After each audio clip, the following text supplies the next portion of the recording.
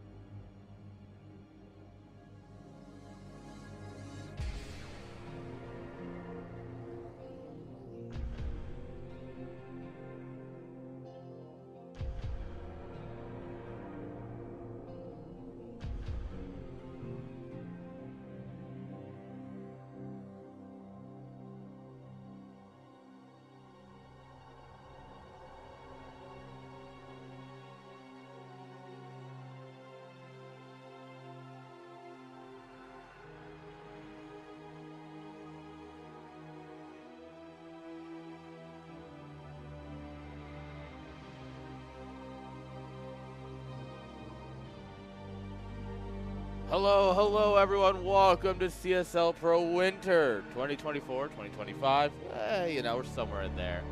How are we all doing? I'm not alone today. I've got the wonderful Anderson. How are you doing, What friend? up? What's going on, buddy? How you doing? Not too bad. How are you? We got a monster.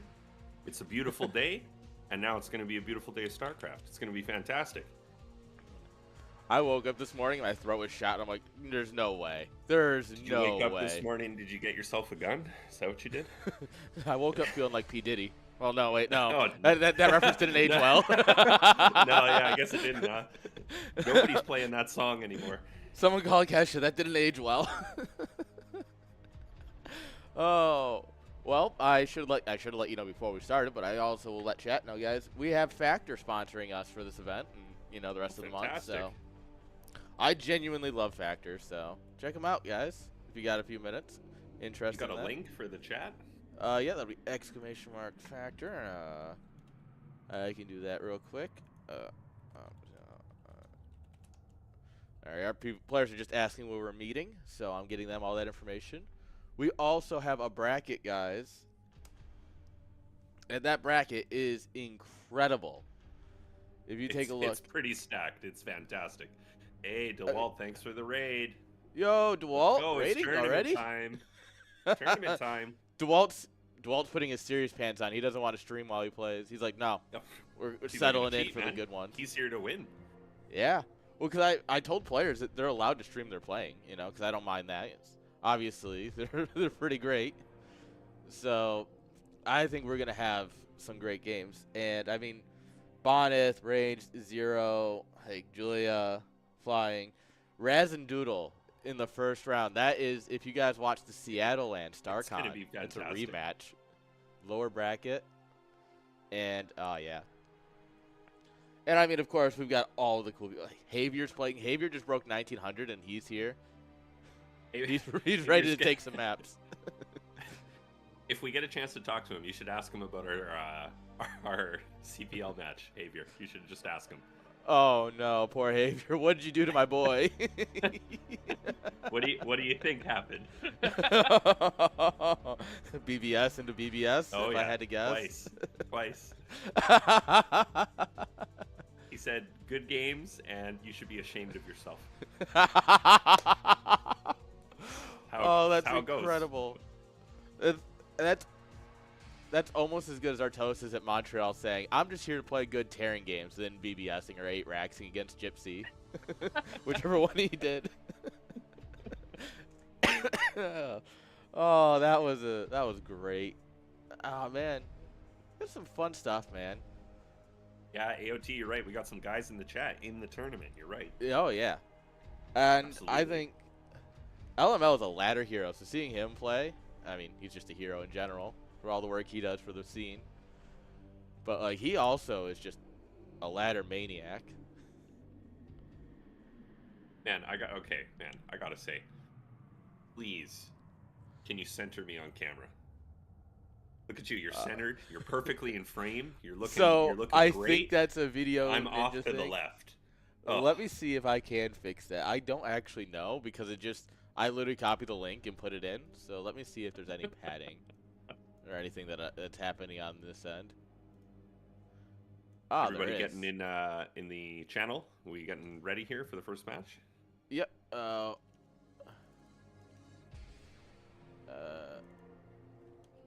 Sorry, I'm just fixing this. There we are. Oh, all good. Okay, you know what? I think I padded it down because someone was like on the left side of their camera because these are just the same ones I use when we do other things. Oh, glorious! So I just had now to, I look proper. Yeah. Hey, look at these shirts. They look great. Hey, who made these? Who made these Yeah. shirts? Oh man, I wonder. I think that one's actually individual made these shirts. I think my CSLN 2 shirt's in the dryer, so I just reached my closet and grabbed the original. I got the Montreal one too. Nice. Got both. Oh man. All right. So we're waiting on players to roll in here. Tournament's starting right about now. I should probably hit the bracket go live. Yeah, probably a good idea. All right. Doesn't hurt.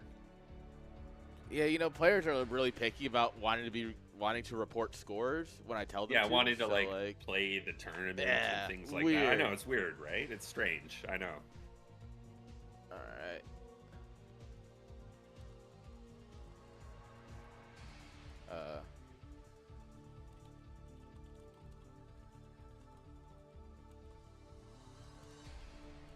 So what are we casting today? I know tomorrow we're every game is getting casted, but what is the kind of cadence today? Kind of just grab them as we go. As they come up? All right. Yeah, so that should lead us to some fun games. Like I said, I want to start with Raz versus Doodle, realistically.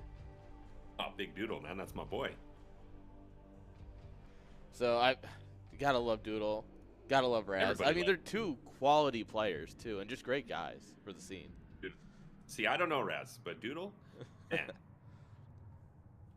You want to die to 2 Zealot, 1 Goon over and over and over and over again? That's your guy right there. Nice. Doodle plays in windowed mode? Yeah, I play windowed mode too. That's how all the Chads play. That's kind of just plays how in it windowed is. mode.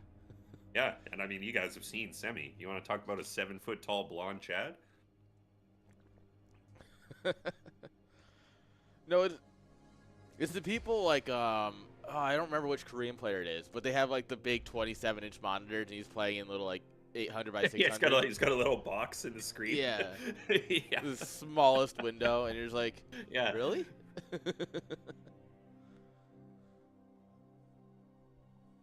All right, so we'll have a minute for players to do vetoes. So, what do you think of? Obviously, we've covered the bracket a little bit. What do you think of CSL going on so far, CSL Pro? I think all the CSL offerings have been fantastic. It's really nice to have a constantly running tournament just all the time. I mean, myself, I hardly ever get to play in them because a lot of the time it doesn't line up with my work schedule. But I got to play in that last one. I lost in the first round in typical fashion. So, but when you get in, harder. It's fun. It's really good. Yeah, I'm glad people are enjoying it. It's fun to put on. It's fun to sit around and talk StarCraft all day. Oh, always. There's worse things to do with my Saturday. Yeah, right. Well, I mean, after this, I have to go to D&D, so that means I get home at midnight, and then I come back and do this all again tomorrow, so. Well, it's going to be a good weekend. That's true. Busy is busy. Alright. Looks like players are still finding their opponents, so. What do we got? Alright, so what do you predict the upper bracket semis will be? So the top 4 to make it through the upper bracket. Ooh. What are your thoughts? That's tough, man. This is a really good bracket. I'm gonna Yeah. say DeWalt, Striker. Okay. Actually, Alright. I don't know. Is Striker gonna beat Dragon? Actually, maybe. I don't know. Yeah, Striker versus Dragon, But- winner into Julia, probably. You know, Oh yeah. that's a rough one. That's a rough run for anyone. Ranged, I think, has a pretty good chance. All right, Ranged, yeah, Range goes against Zero straight into DeWalt. Yeah, I don't know. I really can't call it. Like, Yeah, we'll get It's like a stack. Bonnet versus a JD Conan, probably. Worst versus JD, I would actually be really interested in seeing how that plays out. I mean, I feel okay. So maybe this is just me. Worst. I mean, Worst is my boy. Okay. Yeah, But love I Worst. feel like JD Conan is gonna take that. I mean, the man can micromute his near perfectly from South America. if there's one kind of matchup in here where I'm like, okay, yeah, that's kind of a given. I think it's that one. I would love to be wrong. I'm sure Worst is gonna shit talk me after for saying this. I'd love to be wrong. Damn. Okay. But we'll see.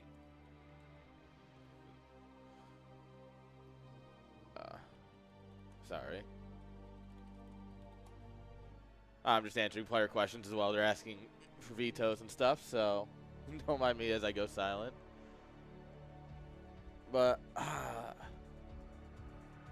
I mean, we get Flying versus IOPQ. And, I mean, I'm a little bit biased. I like Flying quite a bit. I've met both players at different lands, but Flying's kind of my boy. But then he goes against the winner of Raz Doodle. Like, What ID is Julia playing with right now? Ajon? That Julia? Yeah, Ajong is Julia. Yeah. So yeah, it's Julia versus Javier into the winner of Striker Dragon. Yeah, and I feel like, I feel like that one's kind of a given too, but I would love to be wrong, right? It's always interesting Yeah. to see kind of someone that you might think is the underdog come out on top. I mean, that's all my games. I'm always the underdog, right? Because I'm terrible at this game. But I thought you were gonna say because you're Terran, but well, that too. I mean, let's be real here. Only Terrans can say that. That's Everyone why else is like, It's interesting because if you look at my win rate by game time, there's a sharp drop off after 5 minutes. I can't figure out why that is. I don't know. Is that the point where they find your barracks is in the middle of the map? No, that's if I'm not doing that, the game continues. Oh, that's Usually the worst over kind. before then. Yeah. It's like my ZVT where it falls off after 3.5 minutes. If the 6-lings don't make it, then That's rip. it. You're done. Yeah, that's Yeah. it. Oh over. no, they went bunker first because they expected it because I play the same thing in every series. Damn. Well, that happened to me at one point. I was getting just like 9 pooled every game, which BBS just you die instantly. So Yeah. I stopped doing it so much, right? It's just so fun though. It's addicting. It's like drugs. Don't do drugs, kids. Yeah, just BBS, your it's opponents. Yeah, it's Yeah. fine. It's healthy for you. It's all right. Yeah, BBS is like crack, except you don't have the lifelong issues with it. Well, you're playing Terran. That's kind of a lifelong issue. Yeah, eventually you start getting all scabbed over and you look like you live on the street. That's what playing Terran does to you. Yeah, and then all of a sudden you're streaming and you just hear copium, copium, copium.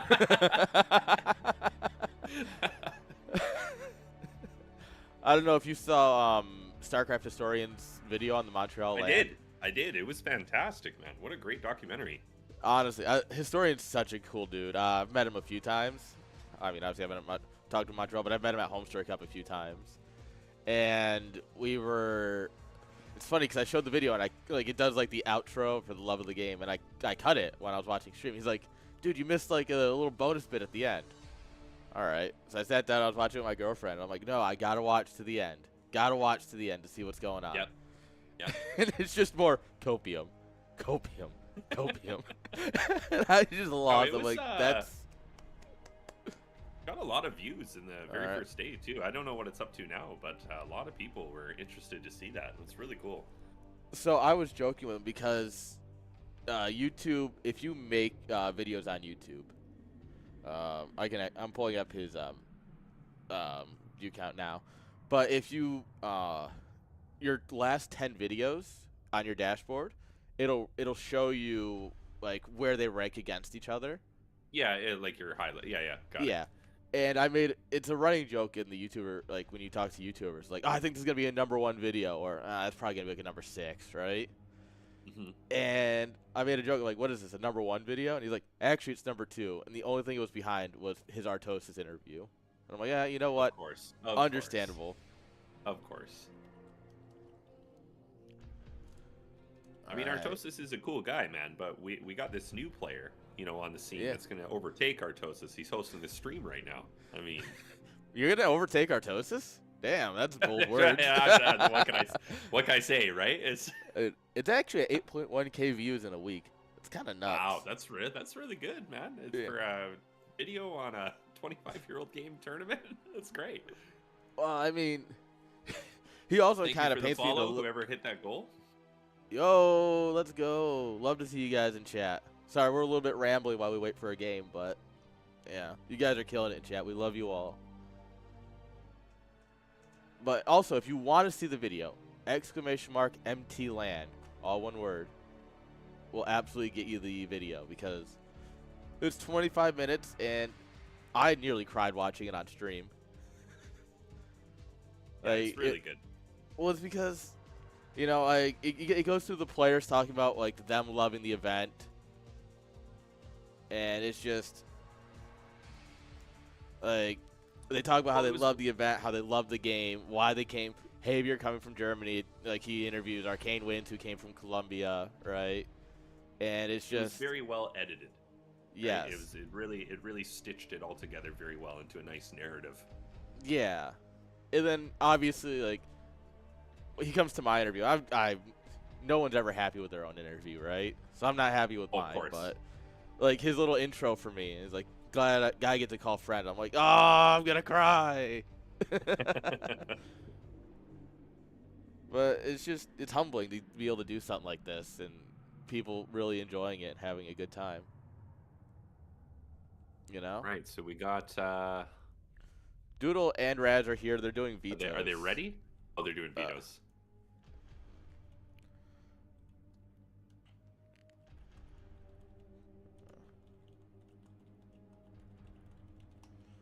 All right. Answering the same question 20 times. Are we doing vetoes? Yes. How do we do vetoes? Yes. Yes, we're doing Doodle versus Raz first. That's what we're hoping to cast first. Because We got to kick it off strong. yeah, and for those of you who have missed the when we said it, I don't know, 10 minutes ago. Time doesn't exist when you're streaming, man. But this is if you watch StarCon, the Seattle LAN, this is a rematch of the lower bracket where, if I pull up the results, because they were sent to me yesterday while we were talking about it, Doodle, it was a best of one. Doodle won against Raz, 1-0. So the question is he going to 2-0, or is Raz going to say, about that? Well, I don't know if you have really considered this, but Doodle has one big advantage. Is it Protoss? He's a dog. Oh. That too. So, I mean, cute dog. What do you do? Oh, JD Conan's not here? Yeah, he probably just running a few minutes late. Where's Goose? Someone call Goose. We need a translator.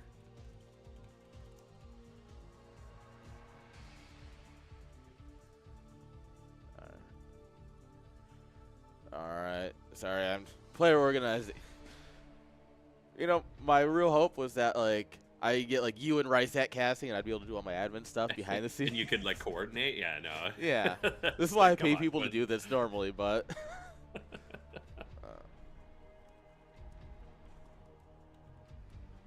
If it isn't knowledge on how to make DTs or run zealots by, it's not important enough to retain for Protoss players. Huh. What about making gateways in the center of the map? What about that? All right, looks like I'm hosting for the players. You're hosting? Okay.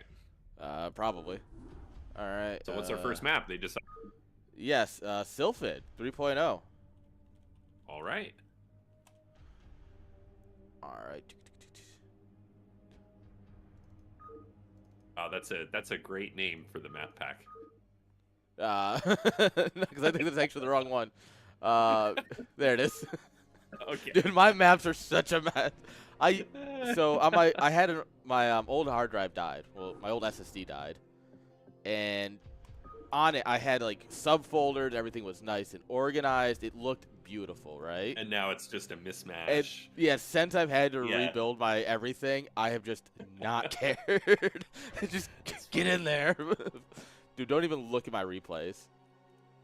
Man, Neo Sylphid. Been a while since I've seen a game on Sylphid. This is gonna be good.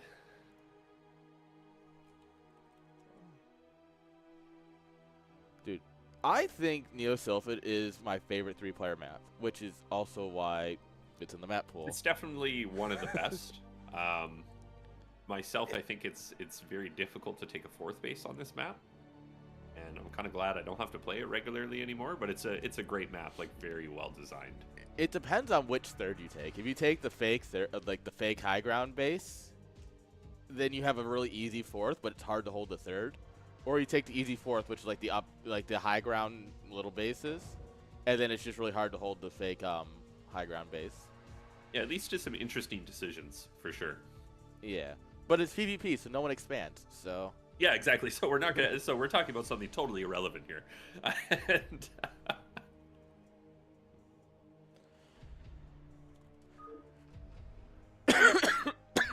all right.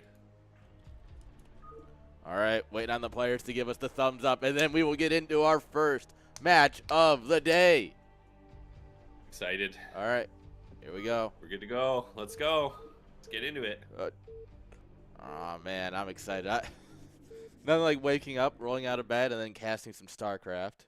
Yeah, that was me too, man. All right, here we go. Come on, OBS. There it is. OBS hates capturing full screen applications, so like it's just black at first. You're like, come on, don't be like that. Wake up. All right. Do you want to do the first intro? In the 12 o'clock position, we have our blue Protoss, Raz. And in the lower right position, with the red probes, give it up for Doodle.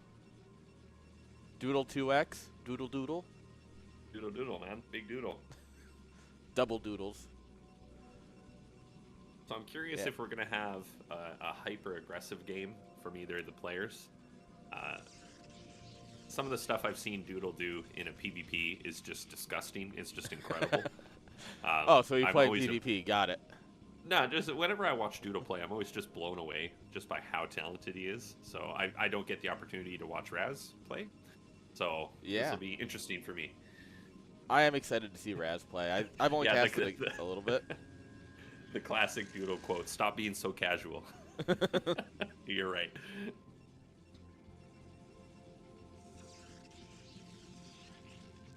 Sorry, I'm just answering one question.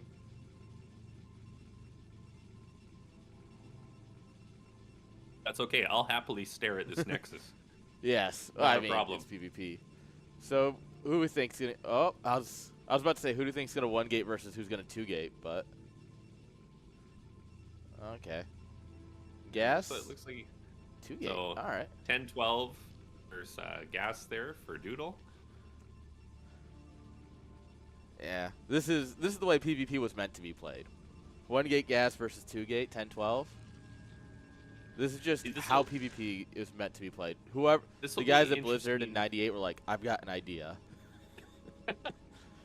This will be interesting for me. I was somebody mentioned this in our CPL team Discord the other day, talking about 10-12 and that they were trying to put pressure on with the initial 3 zealots, and it just was not working for them. And in my opinion, in my new Protoss opinion, 10-12 is very much like a anti. It's a ladder build. It's a don't proxy 2-gate me build, right? I feel like against anyone good, you're not going to get anything done with those initial 3 zealots, but if you still build them, and they're really strong in the mid game, right? You have that goon versus goon engagement, but if you have an extra 3 zealots there soaking shots, you can micro your goons a lot more and get the advantage. Yeah. So I like the 10-12 a lot, but you're definitely right that once you hit higher levels, realistically anything above B, the only way you're getting damage out of it is if they mess up their micro, basically. Yeah, exactly, right? So, oh, Champ says he taught Raz everything he knows. Oh, fantastic. Okay, well, I think Raz is going to win then. Yeah. Oh, 2 different takes on that. So here come those zealots, and we got the shield battery going down. Yeah. So, the shield battery is definitely he's unsure of what's going on. Well, look at this though, right? So Doodle, he knows. Oh, he moved I out need with to get the out goon? here and try to take. Well, he's trying to take pot shots before they get here, right? He knows Yeah. it's coming, but he The went problem around, is so... what happens when the goon gets caught by these zealots. Well, you just run away. There's no getting caught. So he gets a little bit of early damage on. He's trying to block the entrance here. Another goon pops. It's really good. Yeah. And this is why it Keeps kind of us doesn't alive. hold up. This is why the build doesn't hold up. It's because one zealot with a goon behind it is usually enough to stall this. Well, we're taking a lot of hull damage on this goon out here, though. And one zealot got in. One zealot got in. One He's zealot not got in. reacting It's in the to it. mineral line. Come on! Stab! There we go. Oh, one. Oh, Okay, he one takes a probe Good with him. Kill. Good kill. Did Oh, that he goon got go the down? goon. He got the goon. Wow. Oh, no, where? Oh, it went down. None of these have a kill, though. Oh. Is the goon Oh, up I made it No, back it's in. not. Oh, there we go. Okay. Sorry. Yeah. Doodle is what we call Oh. magic. So what's I the don't get it. follow-up going to be now? From 2-gate, you have to go. I think you have to go quick robo or DTs, realistically, because your tech's gonna be so delayed. Doodle here he's is the gonna go robo from Doodle. robo. He's gonna probably go observer first because he's, a macro player. But I think this matchup. I think Raz actually he's just producing good. Is he gonna try and expand? He's building the pylon at his natural like he wants to hold the gap here. I think the unit counts in his favor right now. Like, I don't know if Doodle can really be pressuring here.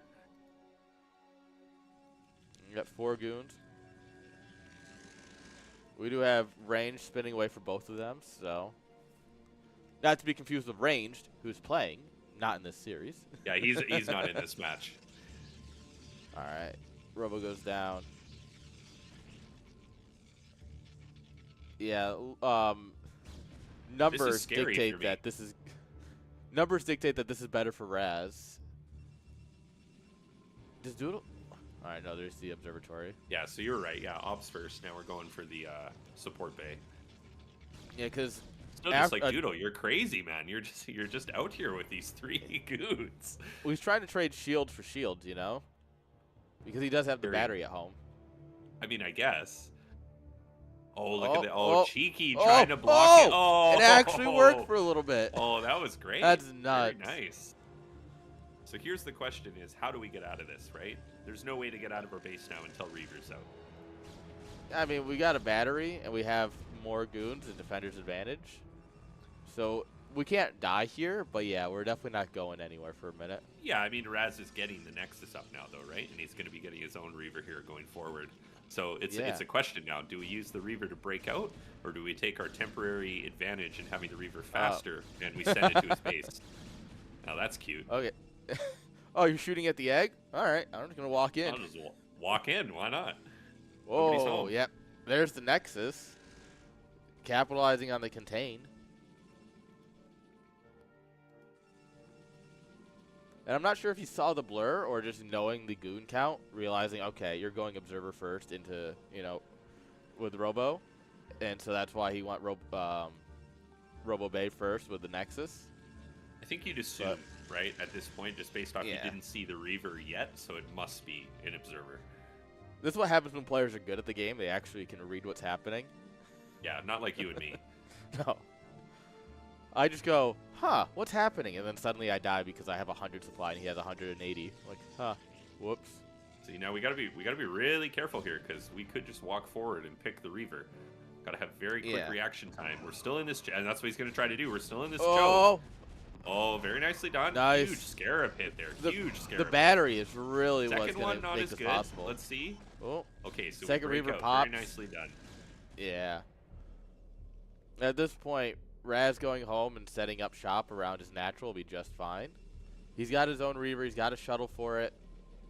We've got a He's got a very Nexus small to protect. window here. We've got a very small window where we have 2 Reavers, our opponent doesn't. But I don't think we can get them there. There's no shuttle.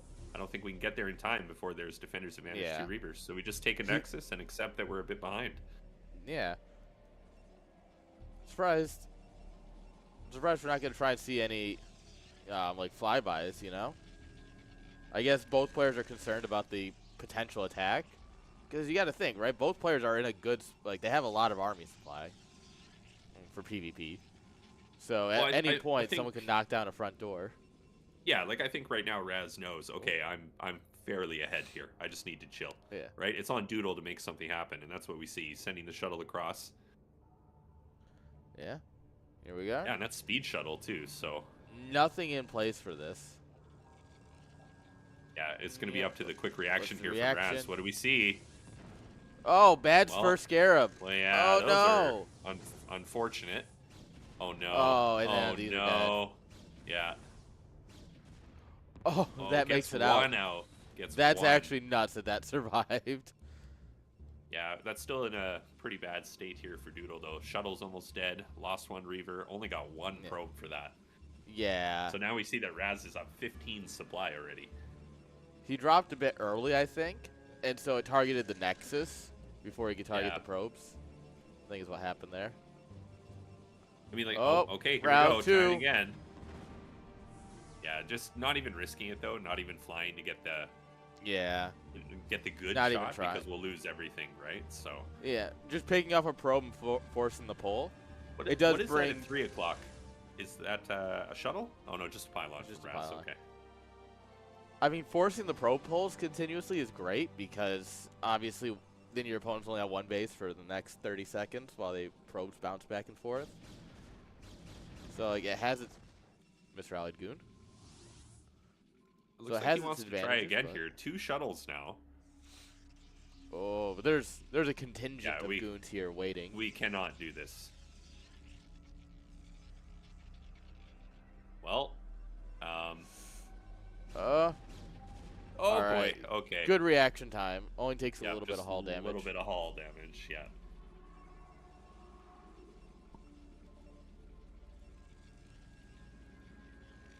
All right. Is this what they call a macro PvP? I don't think I've ever seen. I don't know. I've never before. seen one of these before. This is strange and foreign to me. I don't know what this is. I thought the Protoss banned these years ago. Well, you know how some gamers do like a no rush 15 minutes, right? It's kind of the opposite for Protoss. It's no second base. Yeah, only rush, 15-minute max game timer. That's right. That's right. Oh man, I remember. So, does that? Oh, I guess it doesn't. It's kind of close to blocking that Nexus, but I remember one time I was playing in a tournament for a streamer. It was a StarCraft 2 thing. It was just one of those fun things. It was Loco. That was one of his Patreon. Oh no! Patreon tournament. Oh no! That's big. That's a sick pickoff for Raz.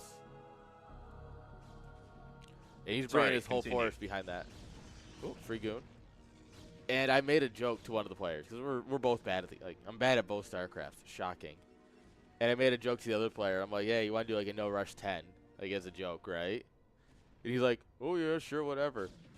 And so, we get the Reaver out. Gets the Reaver out, but I think this might actually just be the end. This might be it. A great engagement from Raz. Yeah, look at the supply. He's got, after picking off the shuttles and the Reavers, yeah. This where you just send it in. To hold this. No. There's yeah, especially not when your goons are doing that. No. No, they're inside each other but still firing. Oh, never mind. Big Scarab. Oh, but the other. Okay, all right. All right, we save it. GG is called. GG is called. Let's go. GG's. Champion, just like we practice. Ouch. So I made the joke like no rush 10, and at 9 minutes my Phoenixes start showing up. He's like, "Brother, I thought you said NR 10." I was like, I thought we agreed that was a joke. Like we were just playing a regular game. I mean, you just made Phoenixes, so it's not like you were going to do anything productive. Well, against the Zerg, you know, Overlords go. It's like Corsairs, man. Oh, I thought you were saying it was a PvP. Oh no, sorry, that was a PvZ. But no, I've done that before in PvPs. Phoenixes are great in PvPs. Are you kidding? In StarCraft 2? I haven't played StarCraft 2 in so long. I'm a Brood War gamer. I mean, it is the better game. I don't think anyone will disagree with that, especially on this stream. Right, so I guess we're going to have to see what map 2 is going to be. Oh yeah, I gotta host it. I'm so used to players hosting. Because normally they're always picky about settings and stuff. Because I just do dynamic turn rate and everything. Because I'm lazy. Yeah. And some players are really picky about that. Good old Vermeer. Yes, Vermeer. Oh, that's. When are they going to put this map out to pasture, man? I don't know. When is Fighting Spirit gonna stop being popular? Right. I think we're playing a 26-year-old game. Do you really think we're ever gonna get rid of some of these maps? Fighting Spirit, it needs to go. It needs to go. Vermeer's just a solid 4-player map. I mean, he's got a lot of bases. It's a great map. It's just boring. There's nothing interesting about it. You just hate it because it's hard to cheese on. No, it's easy. What are you talking about? Like 4 different spots you can put your barracks. All right. Neo Dark Origin. That's where we're at, man. Oh, I hate that map. In the top right, we have our blue Protoss hero, Doodle. And finally getting his color in the bottom left. It's Red Raz.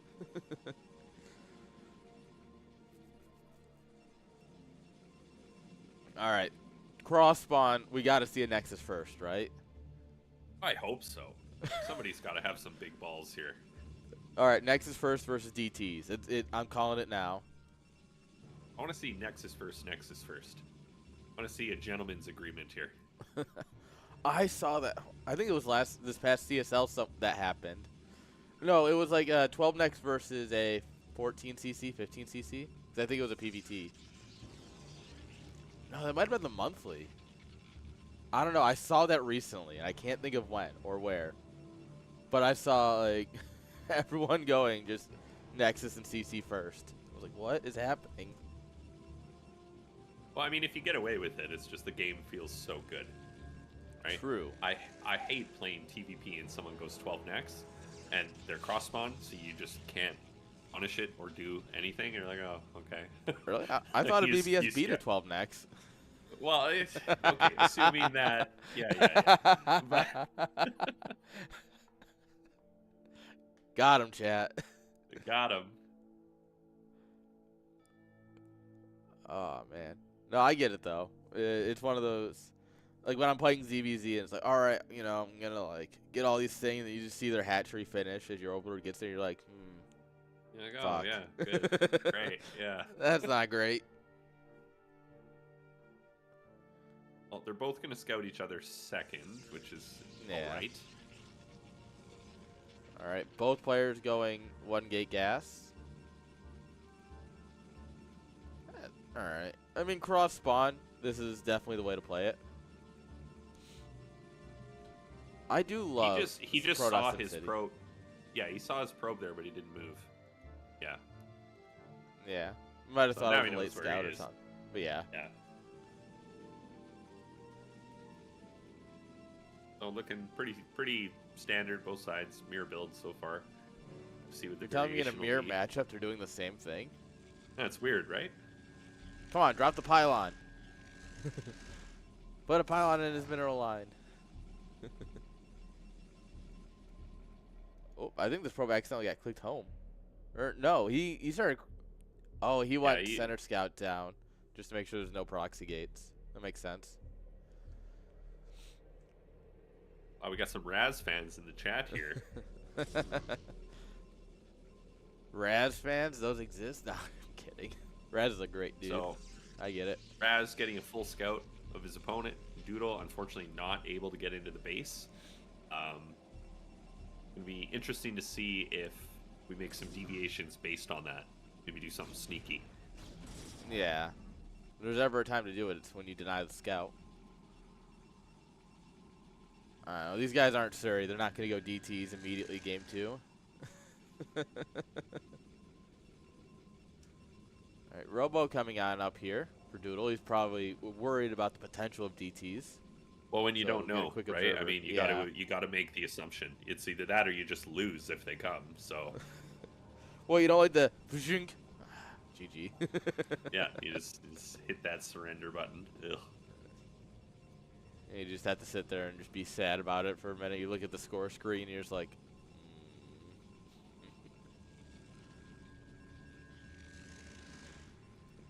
we've all been there. Oh, I think everyone has. If you've played this game more than 3 times, you've lost to DTs.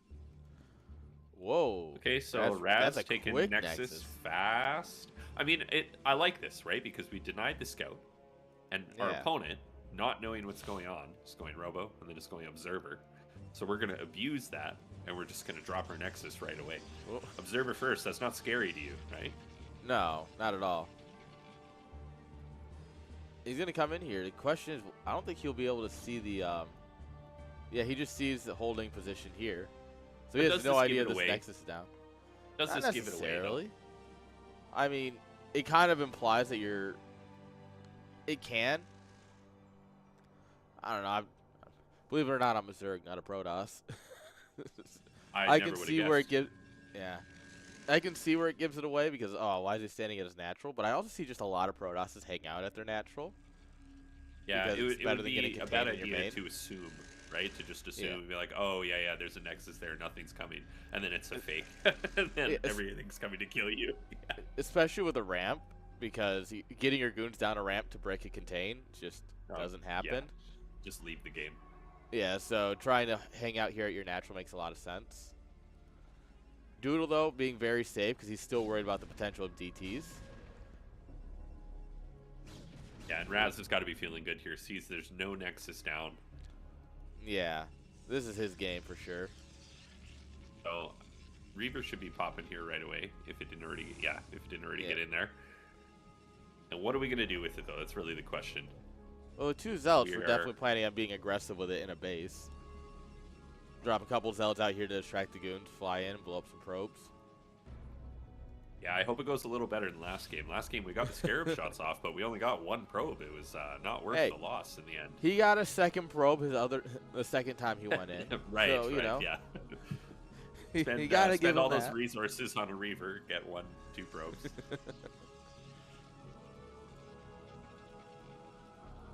All right, we're going up to 3 gates here. This base is now online, so we should start seeing that gateway explosion that follows a natural. Right, here comes the Reaver. Got to be really careful, too, because the shuttle's still slow. Now, everything is poised out front here for Raz.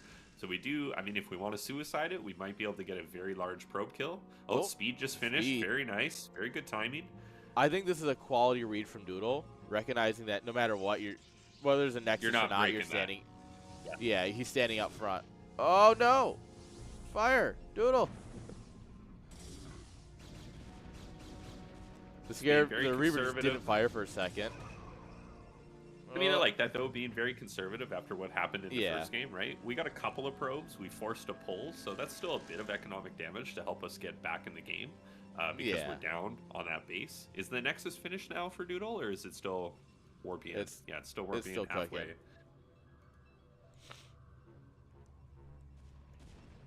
Oh, yeah, he wanted it, but now he knows that the natural's there 100%. You have that visual confirmation that probes are mining. Yeah, and when you see that too, you're probably like, how long has that been going? Yeah. Maybe you get a chance to click on a mineral field and realize, oh, okay, 1300s. Yeah, it's a little bit. Critical micro. You better tell Doodle you need to train him in PvP after this. You better play him some matches. Show him how to do it. Hey, man. You know, say what you will. Doodle earned his spot here. Oh, Doodle's a fantastic Top 8 player. of the region. And you got to remember, this is a large tournament compared to what you normally people play in a $20, $30, $50 tournament, right? And this is a $1,000 tournament. Oh yeah, everyone played really hard to be here. I mean, there's no doubt about that. Well, what I was more going for is the nerves that settle in when you play this, you know? I think someone like Doodle is a very experienced player. I don't know if that would necessarily affect him. Well, I thought so too, and then I played in StarCraft 2 Roddy's Big Brain Bouts last Friday. And oh boy, I made a lot of mistakes. So I was like, and it's like, as someone who like is always on stream. Yeah. This is a really great push here. Like, for how little Doodle has, he's getting so much value out of this. The value is incredible that he's getting here. Yeah, as long as you get the I shuttle. thought those shots were going for the shuttle. Yeah. Oh. Oh, there we go. Okay. Okay. Whoa. Nice. And he's gonna go back. It's in. a little It's greedy. Just one goon. No, it's just one goon. Yeah, but there's more behind. Yeah, that was more what my concern was. Too soon. A little greedy. All right. Well, at the end of the day, though, supplies still even. Yeah, I mean, We honestly, that was at home. losing the shuttle with both Reavers sucks. But with the army trade out he did and the economic damage he did, it's not like, oh, I lost the game because I lost that, right? It's you just sent all crap. of his I gotta to mine behind the mineral line. Oh no. Rip. Yeah, I definitely, if I'm Doodle here, you got to stay on the back foot. You don't have a shuttle. You got a Reaver at home. Battery coming on up. Yeah, this is where you sit back and play. But I mean, shuttle out. he's still looking good. What's Raz? And I'm not just talking about his gameplay.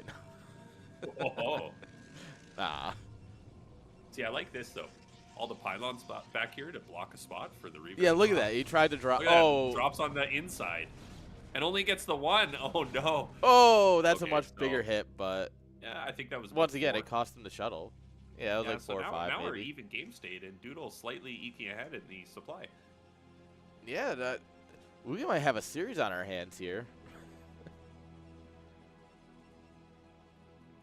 And as we mentioned earlier, yeah, like it was a 1-0 for Doodle, I believe, at StarCon in the lower bracket.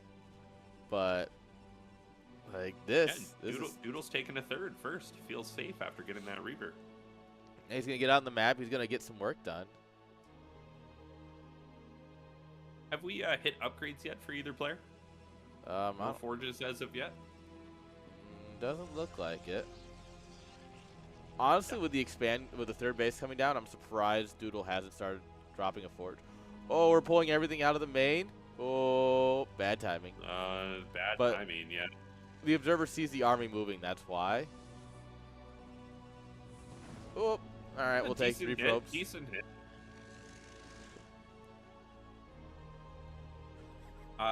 Doodle both punched Artosis and beat him in Brood War simultaneously. That's how we won. Walked up, hit his chair, and just sent some DTs in. Oh, man. All right, so this is a decent amount of army from Raz, but he doesn't know where to go with it, right? Probe's going to come out here and see that it's just kind of meandering around. And I think he's still hunting for Doodle's army. This goon's just like, hey, man, I'm just vibing. All right, third base is up. Not yet mining. There it is. So there's the forge. Yeah, I think if Doodle just sits here on this high ground. Yeah, but he's only got a small bit of his army here. He can get chased down. Yeah, to be fair, there's another control group nearby with the Reaver going in. Here we go. 2 Reavers back in the main base. Oh, here we go. That's what we're looking for. That's a game state changing kind of hit right there. Did Raz get some too though? He tried. Did he kill some of Doodle's probes at the same time? Looks like he. Oh Looks yeah, like he got a definitely decent did. amount. Yeah. So trading there, both players, and now he sees his third is up. Here we go. So Raz in the middle of the map. He's going to catch Doodle's army here. Oh, Doodle well, he not was move responding commanding, as of so yet. actually, these goons start trading out pretty well. He's got to get the rest of his army up here, though. The Reavers are behind, so we can fight this. Here comes the... Oh, nice Alright, so flank that's got here from 9 Raz. kills. What a disjointed fight. Yeah, this is like nobody. This is kind of like you can't flank me. So I flanked two you, Reavers but I versus flanked none, your but flank. the goons are down, and reinforcements are coming up. So I think overall this is going to be a better Yeah. trade for Doodle. He gets one Reaver Doodle's out. got to get out of there.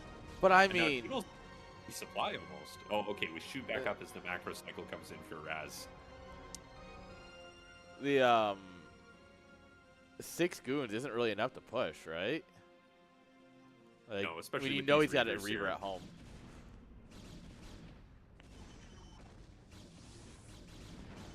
He's Not gonna try and click bringing down him the over, shuttle, though. and it survives with 1 HP. Oh no, never mind. Oh, Oh, big oh, scare. that was an incredible shot from the Scarab. Reaver with 2 12 health. kills and 2 HP. Let's 2 go. HP in a dream, brother. If it ain't dead, it can still fight. Man, I remember when I was playing Brood War, like when I was a kid, right? Oh yeah, I've been playing since I was 5, because I'm not as old as everyone else. You're old, But when man. my units got to like this low, I would just kill them and rebuild them. So Because I was like, oh, I don't want him to be injured going into like when I'm playing the campaign, right? I don't understand the fact that like 5 gateways is better than 1. Why would I need 5 gateways? I've got one already. Dictatorship kind of mentality there. Cannon coming on up here along with the goons. I'm gonna assume that's +1 cooking away here. Yeah. All right, so another little push in here, but still, we have 3 Reavers here, and a shield battery, and a cannon.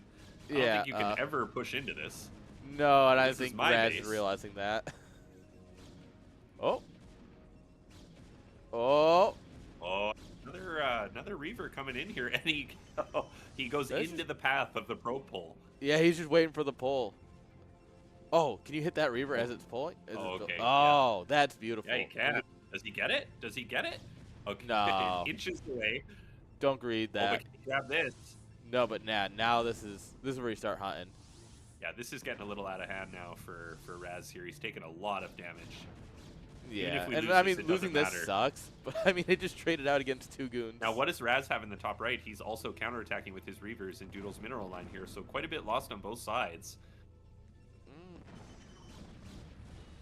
So I think this one that had 12 kills was the one that had like 9 earlier. So he definitely got like How many probably got 8 to 10 pulled to kills. the third? How many got pulled to Doodle's third there? Yeah, we're still somewhat healthy, and we have 3 Nexus to replenish. He's got. Overall, maintaining that supply lead, though, I mean, for Doodle. let's be honest here. Raz has 12 work, 12, 13. All right, there's another control group there. They must have been stacked. But I mean, the probe count is still in Doodle's favor. On 3 Nexus, you're gonna rebuild them like that, you know. It's been a pretty So- action-packed game so far here. This is what you want to see in a PvP, or just in any game of StarCraft, to be honest. I'm curious who is going to start going for Storm first, if we're going to get there. Honestly, yeah, I'm kind of surprised we had. Like, you normally see a Temple Feels a Archive little lot late, sooner. right? Oh, Raz is only mining 1 gas right now. I mean, Doodle also is. He hasn't resaturated his main.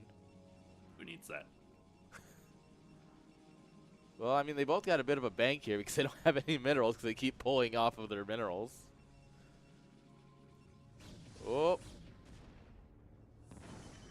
Nice. Yeah, Doodle non-stop with this Wait, harassment. hang on. here Yes, with we the got Reavers. Scarab damage. They both have Scarab damage. Let's go. Hell yeah, let's go. Love to see that. Yeah, so +1, is it now finished for Doodle? Yes.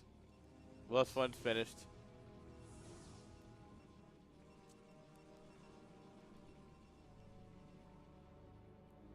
Whoop. Shuttles flying all over the place.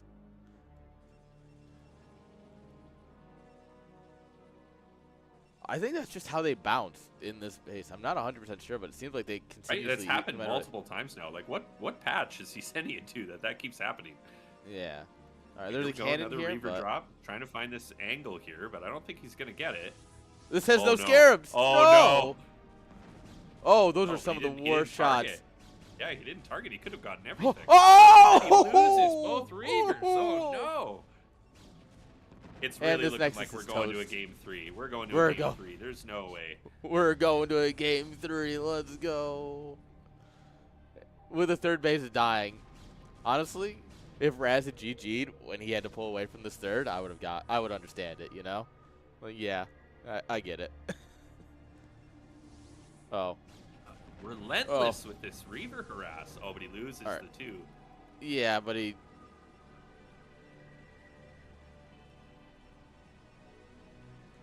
Yeah, you know, at this point, he can afford to throw... Like, you really shouldn't be throwing things like that away.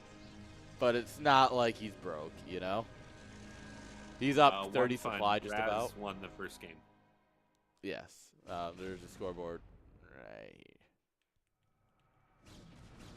Thanks to Dada, actually, who's in chat for making these scoreboards. Hey, For kind pretty of much the kind entire of a bad floor. engagement here for Doodle, but we have the Reavers, so I don't think it Yeah. matters. He picks him up. He More wants to be aggressive. reinforcements. Pushing him Okay, forward. now he's got the high ground. It's over, Raz. I have the high ground. Oh, do it! He's going to fly in here and see, oh, that's cute. You're trying to take this base. Blanc. It'd be a shame if something happened to it. If he baits Raz's army in here, oh, In no. the choke. Yeah, that you would be just good. jump on it with the goons. Absolutely a thing. Yeah, that's images taken moments before disaster. You can just keep doing this too. Yeah. Well, as long as the shuttle gets away. Yeah, I feel like he could jump on this army and just kill it. All right, we're mined out here. We only have Oh. this, which isn't And I think isn't a lot. I think Doodle knows that this base is the key here. If we can just deny this base mining, we win. Yeah. Which is why everything's he's investing sitting everything to right stay there. here. I mean, honestly, at this point, you just kind of go in here and you start taking out production. You know, you run in, try and kill his natural, get into his main. Okay, 2 shuttles now. Oh. Is that 4 Reavers? Got to be very I careful would imagine here. so. Oh, is he just going to target the Nexus with this? That poor Dragoon. Oh, just as the probe transfer comes in. But your goons literally can't stand up against 4 He Reavers. does not care. He's like, just come on, bro, let's go. He's just micro. Oh my god, look at this micro. Yeah, and he's attacking the army at the top. Yeah. Oh, very well GG. played. GG, Doodle. Let's go. 1-1. Game 3, baby. That was sick, man. Love that. Oh man, that was so beautiful. The goon's just running into 4 Reavers and just. Yeah, and he's doing the pickup micro too. Yeah, it looked. Reaver damage. I mean, whew, beauty. Oh man, Doodle he's flexing for us. He's like, you know, game 1, I'd let you have it. Game 2, welcome to my territory. Oh no, game 3's NDO. Hell boy, what's yeah, gonna happen brother. here? Uh-oh.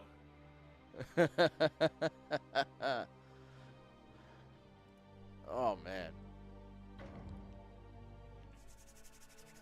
I'm excited. Oh my goodness, we have the legendary Attentat in the chat here, the creator of Oh. the Attentat build. Oh man, not the Attentat build. Yeah, that's when you get 3 Hydralisks on 1 hatchery. Oh yeah, I heard about that. I heard that won by accident. Right, here we go, game 3. All right. Good luck, boys.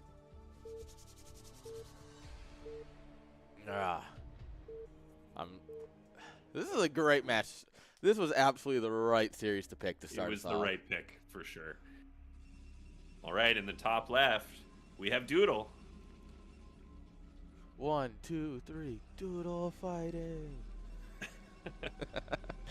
Bottom right, guys, we've got Raz.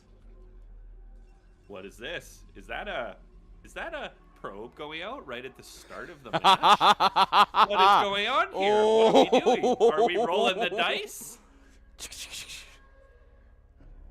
Oh man, roll the dice, roll the dice, roll the dice. Oh my god, this is of course it's on the Shakuris tile set. This is the most Protoss thing I've ever seen.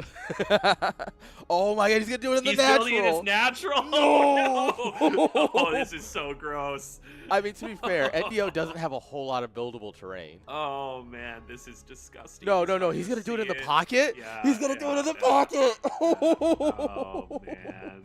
Oh no. Oh, ugh. I feel dirty.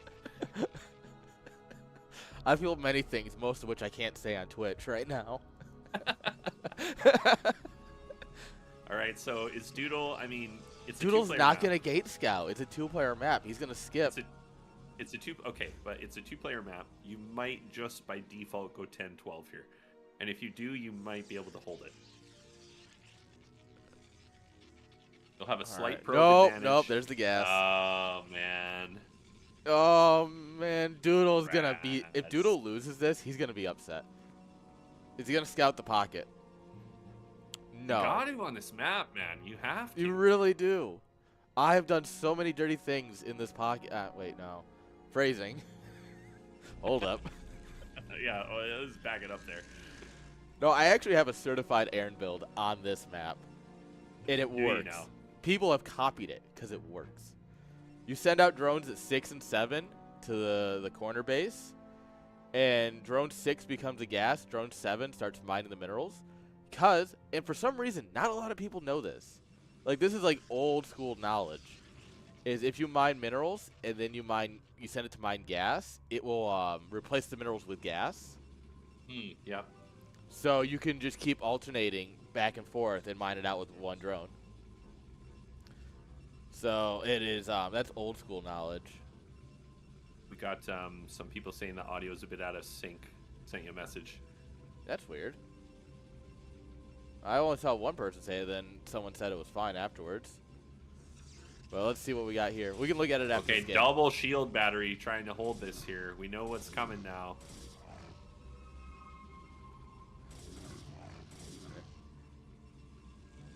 Alright. Alright, so the first one does finish, which is going to be a huge boon for us here. We have to this hold is, on to this is position, Doodle though. for Raz's battery. So now we have Oh battery my god, wars. I didn't even see that. Oh, geez. Yeah. We got battery wars, baby. Oh, Raz is going to go for the goon prison. Oh, no! The goon prison. Oh! puts his own zealot in front, though. Yes. So this isn't as bad as it could be. Yes. Blocking the full prison is so massive. Now you got to get the goon out of there. He Run. gets out. That was beautiful, man. Oh, the probes are blocking it. He No! himself. No, not a Oh! justice moment. Oh, that was almost a justice moment. Aim shit. That's what we hear next from Doodle. Oh. I'm sure most of you are aware of the we've justice held moment. it. I think we've held it. Oh my god, did he? He's done it. I think he's done it. We have 2 goons out. We have battery energy. Not a lot, but we have some. Goons are out of prison. We're still mining with 8 probes. What are they going to do with their life now that they're out of prison? Are they going to get into construction or what? Well, I mean, be employed after. I have a master's degree in engineering. I can get a job. Hello, welcome to Baskin Robbins. That's by far my favorite moment from Ant-Man. Ant-Man is such a good movie because of something like that. Oh man, I like how we just sat there doing the goon shot suite and then just got the shield battery at the nick of time to keep him alive. It was perfect. Really nice. Yeah, this is over. At this point, Doodle can snowball. Yeah, I mean, the batteries are still a problem. Like, Raz's batteries are still a problem because he's got 2 and you have no energy left now. Have we made a cyber core at home for Raz? Or are we just all in on this? No, this is all in. We have nothing at home. Yeah. If we don't win with this, it's over, and I think we're not going to win with this. No, I do believe that this might not be great. Honestly, Iram's right. Holding this with 1 gate's kind of nuts. Oh, it's crazy. Like that. I think really what what cinched it there was keeping that goon out of the prison. That kind of just led Yes. to the right. Being like, able that to was, stop that the was prison. really good. Yeah, if that goon ends up in prison, it just gets killed out, and the next one gets killed out, and it's just, you can't do anything. But now that we've got 3 goons out, 4 goons now. Oh, oh! He's got to be careful. He's here, though. microing He's gotta be really dragoons. careful. Yeah, can't let this goon get trapped here. Oh, Oh, one gets Oh, cut that off. one got- Uh-oh. but that's the good health one, so that can survive. Holy crap! This is nuts. This is not what I predicted for our first series of the day. No, we got a lot of zealots coming in here. Like, we are up to 5 now, and we still have 2 batteries alive. So we lost a goon, and we're Yeah, I mean, this it's is not getting over yet. dicey. It's not over. Yeah. This is actually starting to. He's not killing off the zealots fast enough. He definitely needs some more now gates. he's getting a second gate. Yeah. But did he just block his own dragoon in here though? Oh no! Things are falling apart. It was looking so good. This went from great to oh no. And this is why never give up on your all in. If you're all in, keep all inning. There's no way. Man. Doodle's gonna absolutely rage about this. I can't believe. Oh No! Oh my God! GG. GG! That brings it back. Oh my God! GG's, Raz. Very well played. Hey, Ah. do you know when you make zealots and you don't win, do you know what you do after? You make more zealots. You make more zealots. You just keep making them. Oh. Damn. What a game. What a game indeed. That was crazy. All right.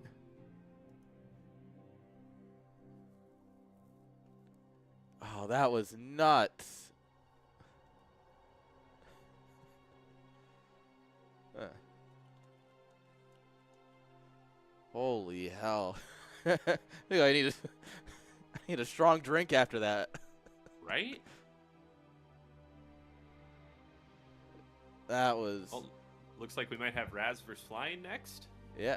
So if you look at the bracket, half of the games are done. So everyone's waiting on an opponent.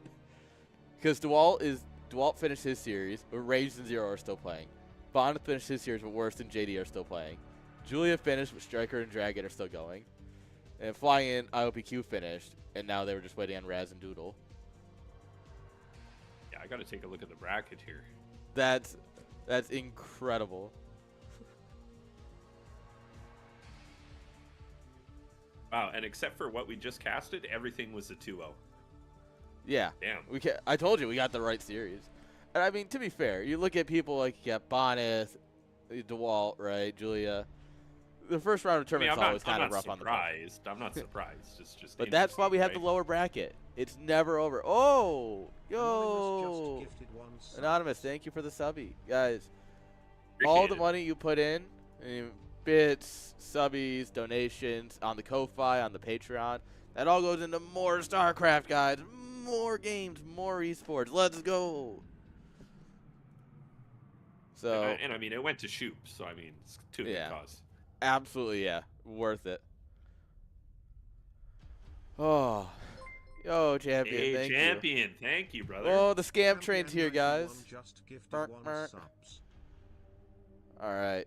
So I guess we'll probably just do Raz versus Flying. We'll just keep following this. I mean, I'm down. I don't have any mods here, so I have to run my own predictions. Best of 3. Oh my goodness, champion, Raz. you're anonymous? You're the notorious hacker?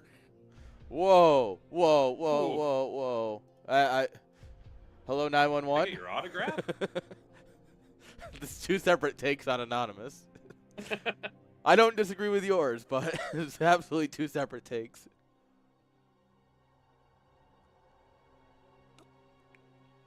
Oh, all right. I can do that. All donations go towards more zealot rushes.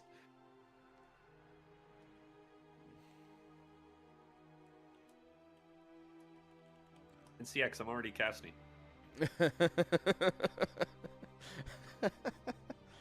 All right, guys. While they do their bans and vetoes, guys, check out Factor. Factor is actually genuinely a good service. I Respond love to being able Raz. to just.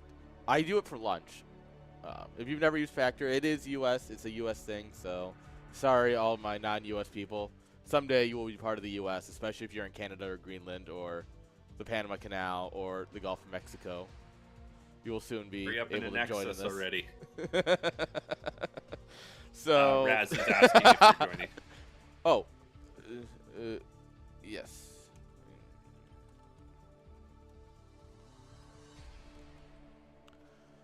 All right, so I will go ahead and I'm gonna grab a drink, let the ads run so they don't run in mid game. Guys, check out Factor. Like I said, genuinely great for if you work in an office and you need lunches. Great option. Other than that, we'll be right back. See you soon.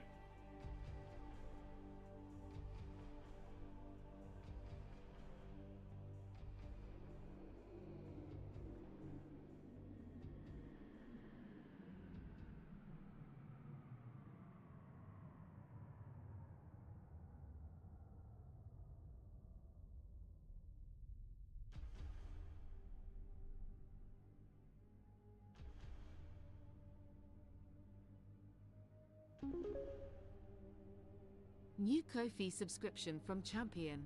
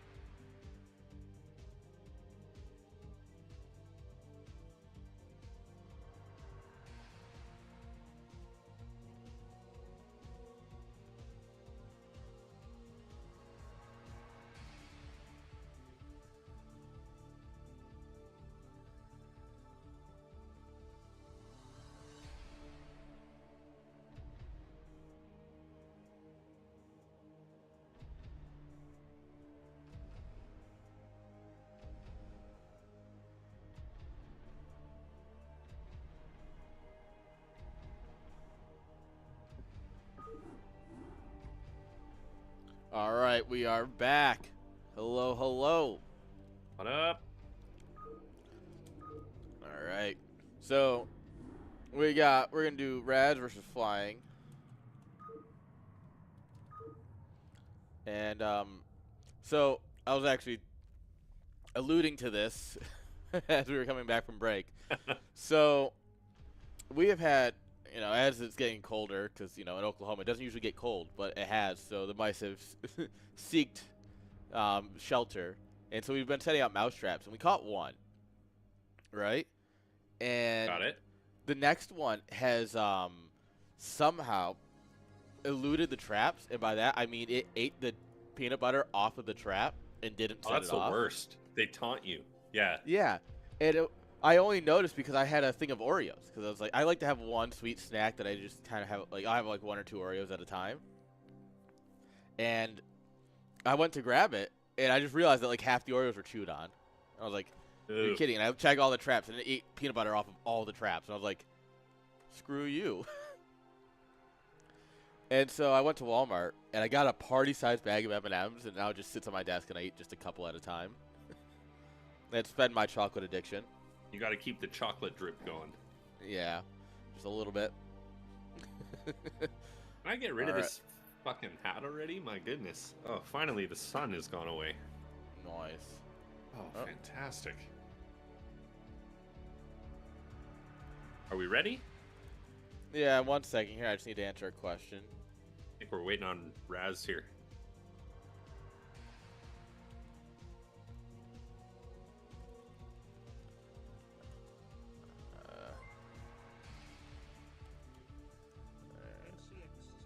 I gotta fix my hair. I don't look handsome enough here. My goodness. Ah, you look plenty handsome. Don't you worry.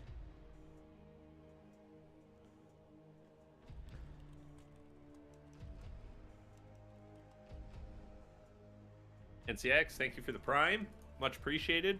Tell your wife thank you. You know this is a nerd stream.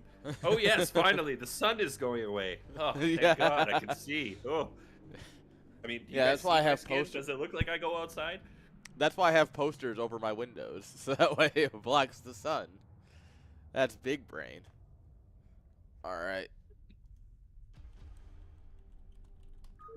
All right. So, waiting on the players to ready up, and we should be good to go. Champ, I don't even play Zerg anymore, man. I play Terran now. You're behind. No, I don't. Playing Terran is I play Terran. I cheese and play Terran. yeah. If you say so. All right. Here we go. Starting in the bottom left, up his first series, 2-1, we have Raz.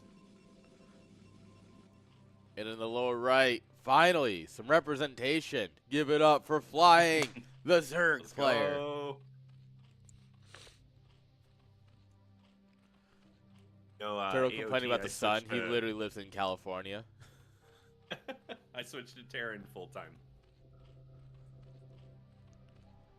Yeah, I just stuck with Zerg full time because it's more fun. Although, for BWCL and such, I've been playing random in the 2v2s. And it's just I fun like doing random. dumb stuff.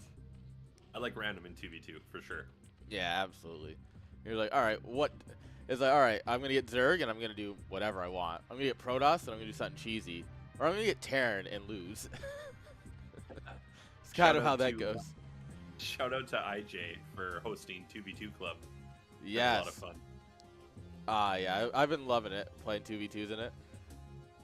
IJ is a hero of the scene. Him and Vint putting together UPL and the 2v2s and everything. Yeah, man, they got something for us Chobo. Well, there's always regular CSL. Mister never shows up on a Saturday. Why do you schedule it when I work? You do it intentionally. Why do you work when I schedule it? Well, if you start paying me to play in CSL, I can stop. If you won, you would get paid.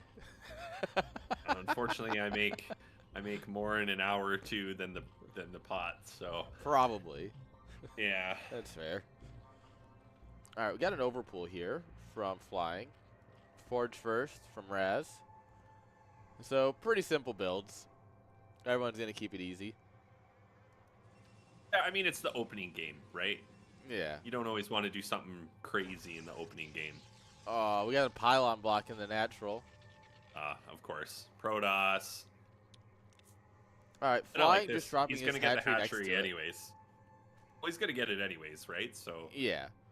So, because what I prefer to do, because I don't know, this is just the way I've always thought about it, is you drop it as part of the wall. Since you're going to put a hatch in your wall anyway at some point, it is a little bit worse for your mining, but I don't know, Well, having 2 hatches here kind of messes up your natural Sim City, in my opinion. he might still make a wall there with just a different building on the right, but you have a Yeah. better path from your natural out by not blocking that kind of arc there, if you know what I mean. Yeah. But also the Zealots have a good arc to get in. It's always about the Zealots. It's always about the Zealots. And where did that drone go that went out? Was it just scouted the base and went back? That was it? Yeah. Okay. Got hit by the cannon and went, never mind. Machine, is this personally painful for you?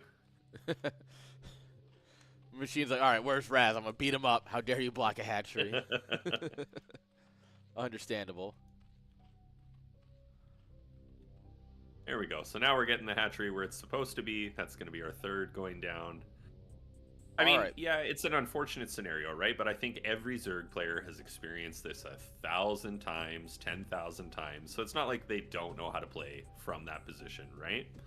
But the question is, do you prefer, this is a personal question, to like do this where you put your hatchery somewhere else in your natural and then you end up just taking your natural afterwards, or taking your third base, you know, sending your drone to take a third base quickly? For me, personally, I take the third, but I'm only like low B with Zerg, right? So Yeah. I'm not good. So don't ask me. Don't ask me my personal It's opinion. amazing how far 4 pooling can get you, right? Come on, man. That's you, not me. So I think it's map dependent. Like on this map, I would never take it. Like taking this would just. I wouldn't suck, take right? that one. No way. It's too wide open for Zealot. Or you harass. take this and it's way too far away. Oh, just do whatever Larva would do, but I'm not that flexible. I can't play with my feet. Yeah. I wear a kilt while playing, so there's a lot of legal reasons I can't do that. You can't show that in a Christian stream. Yeah. Alright, so obviously it's been annoying. He's going lurkers. This is a lurker build. Oh, all right. I like it. Kind of interesting to just have that right as your opening thing, but I'm curious to see what he's going to do with it. We're just going to try to contain, going to do a drop. So, Does he have overlords coming in position on the side of the base? kinda. I mean, it's going for scout, it looks like. This one's going away. I like lurkers because it's... I mean, the early game, especially if they go Zealot High Templar, which I know is a bit out of date in terms of strategies. It's so good.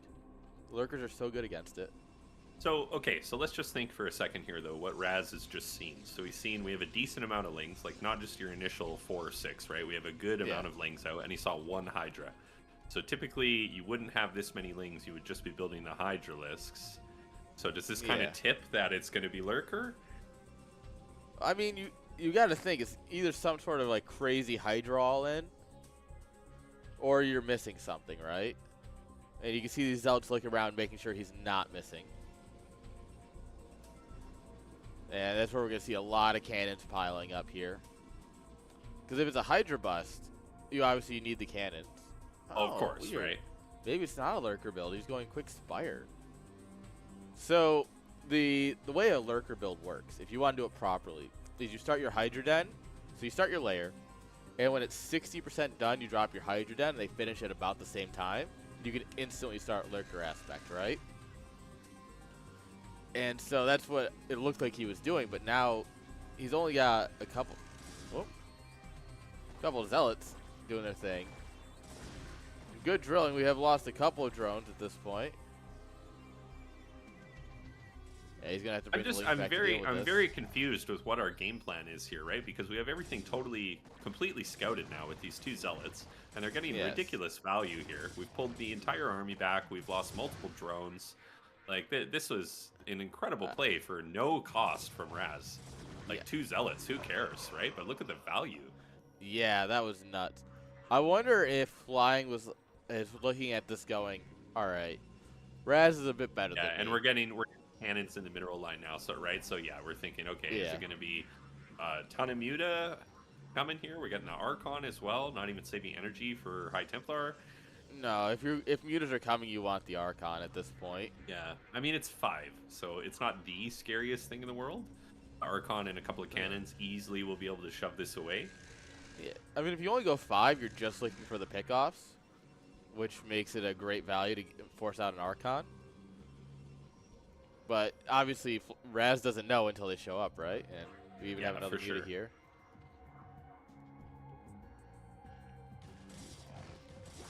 Oh, And the continued pressure here with the zealots. I mean, we he's have building nothing another Hydra left. Den.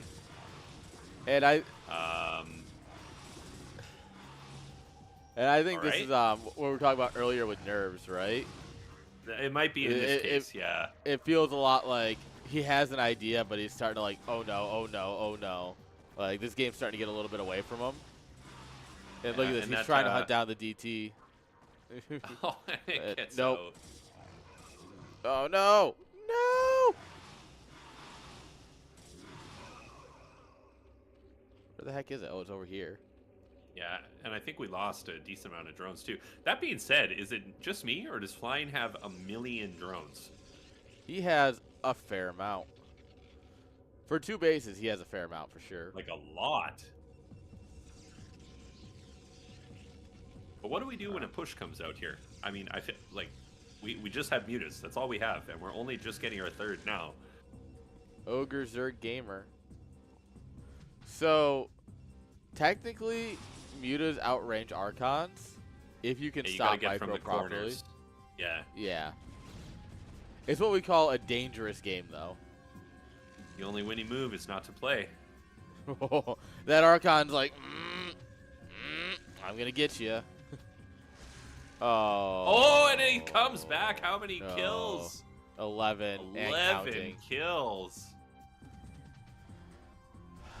That's one of those. That's painful. He thought he moments. got that DT.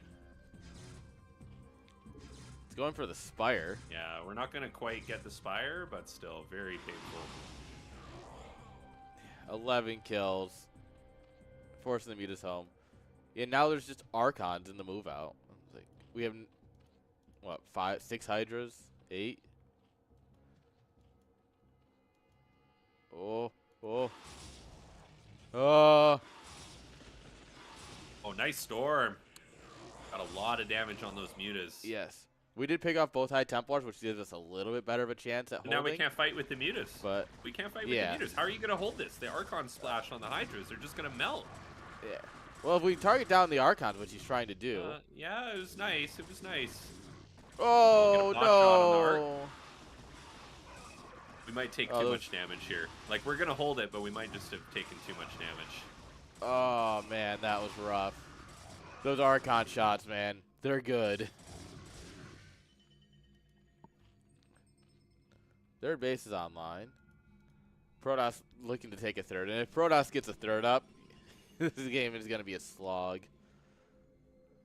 I mean, it would be a slog even if it wasn't so far behind, you know? I mean, yeah, that's what I was going to say. I just don't see how Zerg can get back into this game at this point. He needs to take a good fight with a lot of Hydras. Oh, no. Sadly, this is not a good fight. This is actually what I call a really bad fight where Zealots are killing your drones. But he's got... One thing I've got to say for Flying is that his drilling has been incredible this game. It's been really good. It's been really good. And we've kept up, surprisingly, we've kept up very well on the drone production considering everything that's been going on. Right? Yes. He still has a million drones here. It's incredible to me. We're down 40 supply though. What's our game plan for the follow-up here? How can we come back? Look Only at that 40 Zealot. supply? Oh. That's perfect for as a normal ZVP. Yeah, but we have no lurkers, right? We have nothing to stop this Zealot High Templar push that's going to come here. Yeah. Well, 2 Hydra we should have Lurker aspect twice as quickly, right? I think that's how that works. That's it. Math. I think the math works. We don't have any Sim City here though at the third, so these zealots just kind of, hi, we're here. Nice drill again. Nice drill. Yeah, and I mean these zealots only kill a couple of drones and a couple of Hydras. You can just keep trading this forever, though. I mean, Yeah, like Right. that's still incredibly good for Raz.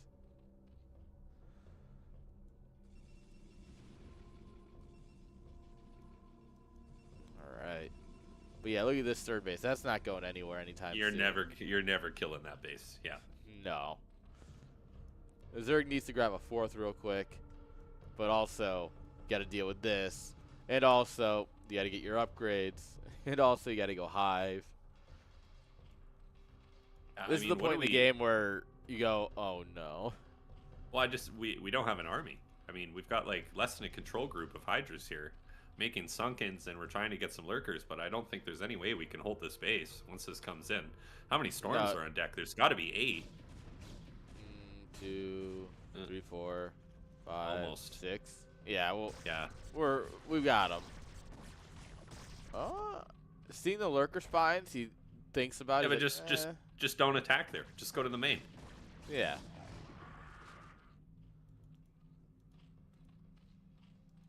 'Cause you can storm that down, no problem.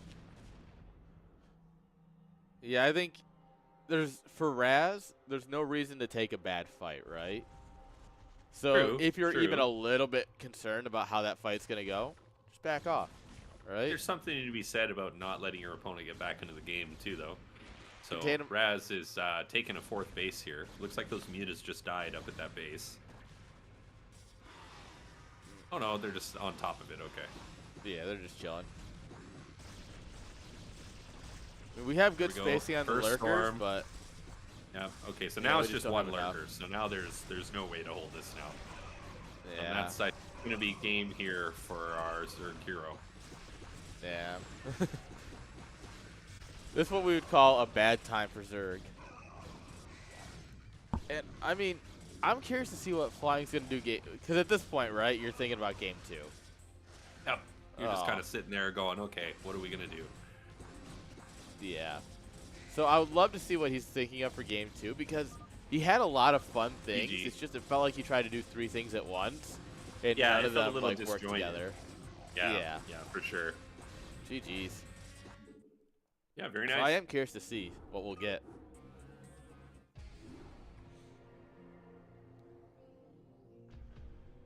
That was a good game, though. I think we actually have some good potential for a series here.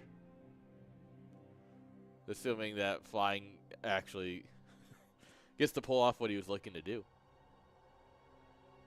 Yeah, I'm curious what it was. I mean, we had the Hydra Den, and then we didn't really do anything with it, and then we just went to Spire. So Yeah. I'm curious what caused the switch. What did we see that we went, oh, okay, that's not going to work. Yeah, Hey, It felt Hazrat, like- thank you for the sub. yo, thank you. Yeah, I feel like it was just a whole lot of like, I have an idea. Oh, I'm not sure. Mhm. I have another idea. I'm not sure. You know? Alright. Thanks for waiting the on them. support, Tentat. Whoa. Tentat, thank you.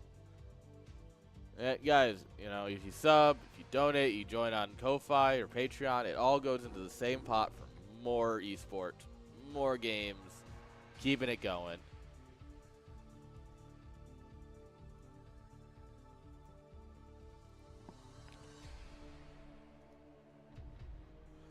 Yeah. Right, That here we go. DT being in the main was also kind of just 11 dead drones. But the thing is, he never had a bad drone count. No, Flying's just drone had to- production was nuts. It's just he had to make drones all the time instead of making army. Instead of units, yeah.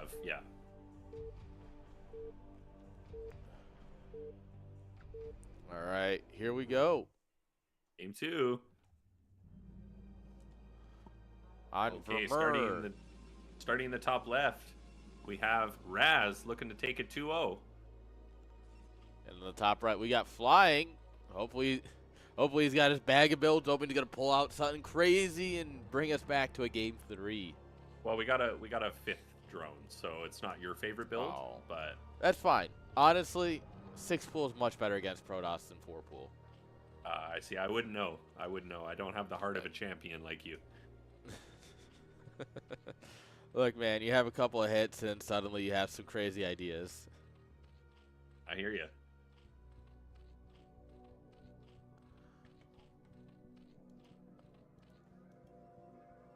Actually, something that might be a little bit interesting this game too is we're top left and top right. So Zerg, if we want to take one of the very far away bases, it now becomes an interesting question of where do we navigate the Protoss army once we break out of any contain. Yeah. A lot more room on this map compared to the last one where we had to take our third in that big open third right next to everything else. Could factor into this game a little bit more. Arcane Wins, thank you for the sub. Yo. Yeah, taking the bottom right, like especially you take like 6 o'clock or something, that's not going to get scouted for a long while. Unless Raz unless Raz goes, you've got a base somewhere and just send something everywhere, right? Well, and sometimes like, you do get that feeling, but it takes real star sense to just sniff that out immediately, right? Yeah. Gateway first. It looks like we're getting a 12 hatch here for flying too. Oh, I'm a gateway first fan. I like gateway openers for PvZ. He just took it at his third without being blocked? Yeah, because he didn't want the same thing to happen as last game. That's fair. It's just one of those, like, he didn't even bother looking. He's like, nah, this is good. Which actually is going to suck because it's gateway first. And holding both these is actually going to be a pain in the ass. This is one of those where he'll look at the replay if he loses, right? Obviously, we're just starting the game. Will he check it, though? Will he check it, though? Because he's going to, right? No. Is Raz actually going to look for it there, though? Because the probe's not going to path there by default. No, but you're right. But also, this is 3 hatch before pool. This is a 12-12. I wonder if we're going to see something like a big Ling Flood or something crazy like that. I mean, honestly, against Gateway first, not the worst. See, I like this too. Sending that probe out, that drone out like this, makes it look like this is the only base, right? We were gonna go take another one, but now your Zealot's here. I got to turn around. Yeah. It's like, I'm just scouting. The creep colony's coming down. I don't think he's dead. But it's gonna be unpleasant. It's gonna be a rough hold. He is actually gonna cancel the natural here just to save some money. Fair. Nice drill. Loses one drone. Gonna get the probe. All right. Good. Second drone. Okay, saves it. Oh, we're just we're headed for the hills. Well, we're buying time, right? We're buying time. Yeah. That's all we can do. Sunken's gonna come up. We got 6 links coming. Now remember, Raz doesn't know about the other base, so he might think he's in a more advantaged position than he is, right?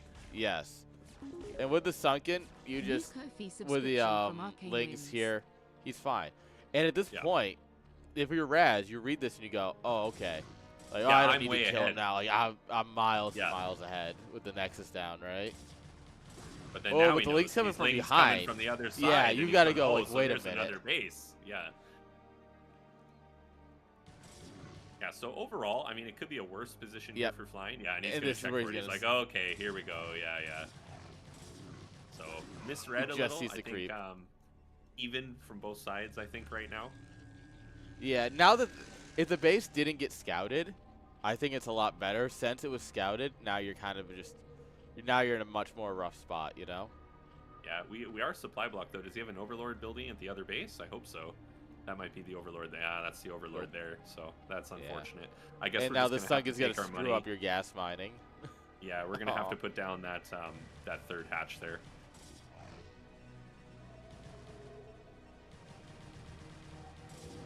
All right, he's going to poke at this gateway, but the cannons are close to finishing, so not actually going to get anything. AOT's mad at flying. Call him up after this game, Turtle, and let him know how you really feel. Give him a ring. He's got 4 on gas. 4 on gas is actually the optimal amount for this. Look at this. Ouch, that's unfortunate.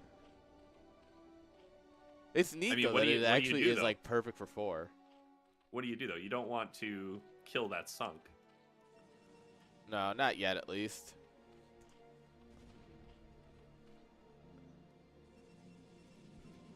Link got a little too adventurous.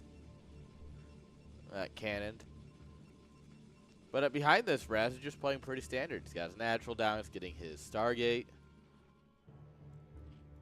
Yeah, I wonder what we're going to do here is flying. I mean, I think we have to throw a Spire down, right? We need Scourge. I don't think there's any other way. Like, we could go Hydras, but I don't know. Everything feels so good for Protoss here right now. I mean, It you always do whatever does. you want. It always does. He throws out another hatchery at the 3rd instead of taking his natural. Interesting.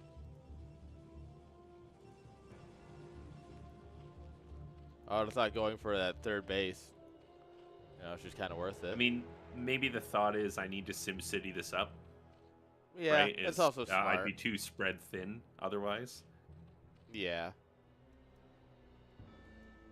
And he's checking for it too. He's like, "Did you make a hatchery?" Oh, All right. gets in Probe too. Scout's gonna get in here. In theory, it should die to the sun. Yeah, it won't. Yeah, It'll didn't see the see it. layer. The layer's a bit of a dead giveaway. Yeah, machine. I don't know if it saw the building in the back though. No, I it think didn't was see. just out of vision. It wouldn't see the spire, but you see the layer. There's You only know, so many yeah, things you can know. see. There's no Hydra Den. You're like, all right. And I mean, the Corsair will come in and confirm everything, anyways. Yeah, exactly. Yeah. He'll know it's Spire. Double hatch going out here. Oh, Escalade's here. All right, guys, we got to turn the stream off.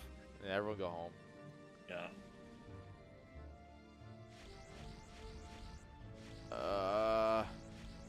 Yeah, Start that This Scourge. is very painful. Yeah, All right, Ben so we're here going done up this. to our 4th and 5th hatchery here. Yeah, dropping the Hydra Den. We'll probably drop a Evo Chamber and a couple Sunkens or something.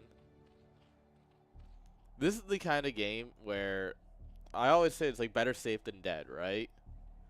For sure. And this is absolutely that kind of game where I would love to see you drop the Sunken before any... What the fuck? Well, that's some pathing. I didn't even know you could go in there. But it was sideways. They just like, whoop, slide to the right. So in the But meantime, what do we got going on for Protoss here? Of course, there's Scourger hunting. They see this. That's +1 cooking away for sure. We got We'll lose the Scourge. got the archives in the back there. Yeah, Yeah. almost done. Yeah, you go up to 5. Realistically, 5. You go up to 7 Corsairs, and you just delete Overlords, and suddenly flying's at 50 out of 4, right? Or 50 out of 5. Yeah, there's so many Zealots already, too. This is going to be a very tough push to hold, I think. Yeah. This is exactly why I say just drop the Sunkens ahead of time. Because, yes, it's lost drones. You know, it's not efficient, right? But better safe than dead sometimes.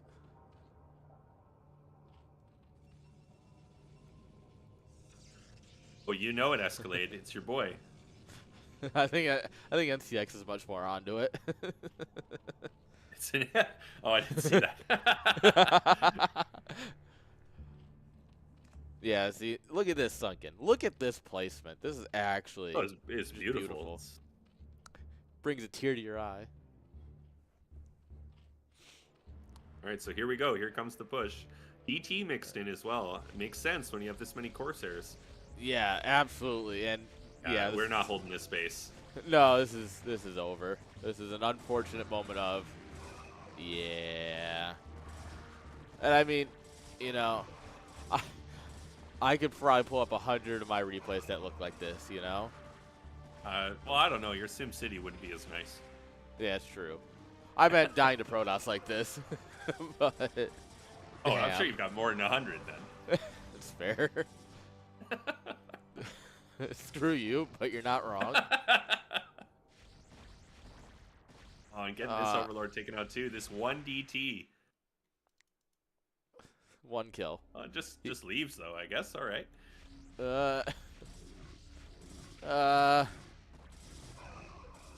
Hey.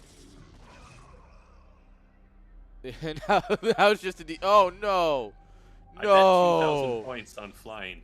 That's how you know that these matches are not rigged. no. They're going to the round. Ah.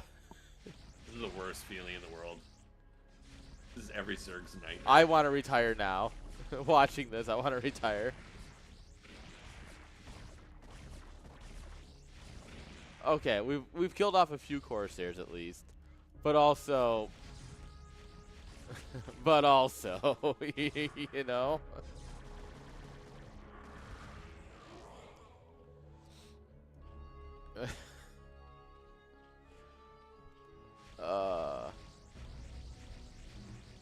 Another DT come. Oh, this is bullying. Yeah, this is unpleasant. This one from the chat Star League to the bullying Star League. Well, it is a tournament. I mean, Flying's not going to give up. He's not going to just tap out like that.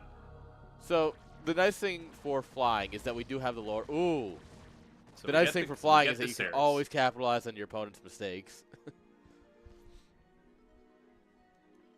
But this is honestly though, we didn't lose any of the tech buildings. We didn't lose any of the hatcheries.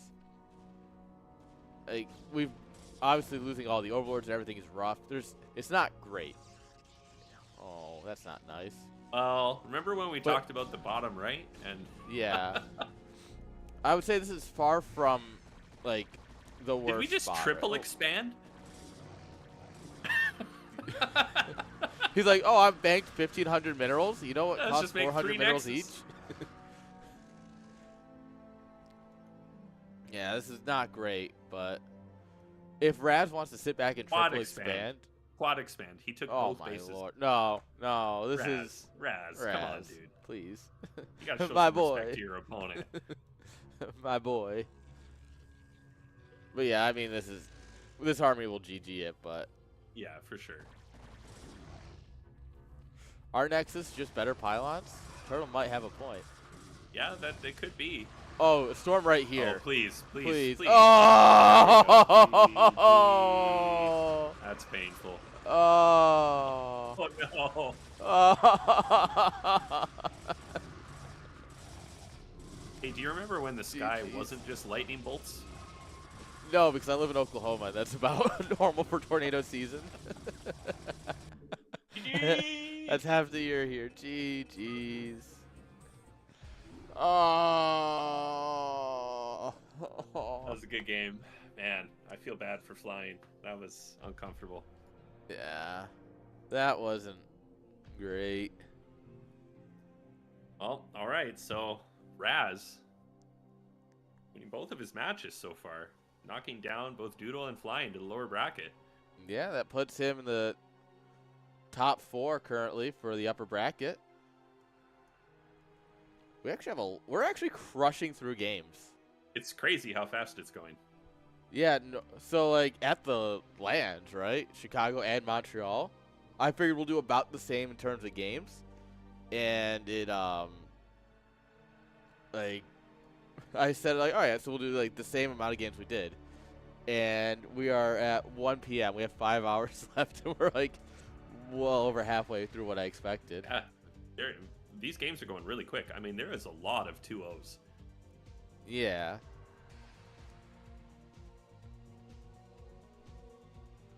Which is fine, because that means we can, we might play the upper bracket semis today if we have time. Which, it's looking like we're good for that. Well, and I see we've got Rice Hat has joined now as well. Whoa, is there a Rice? Mr. Hat? You can unmute now, Mr. Hat. I see you there. Escalade. You also might want to... A very important shirt. You might want to tilt your camera down. Rice Hat.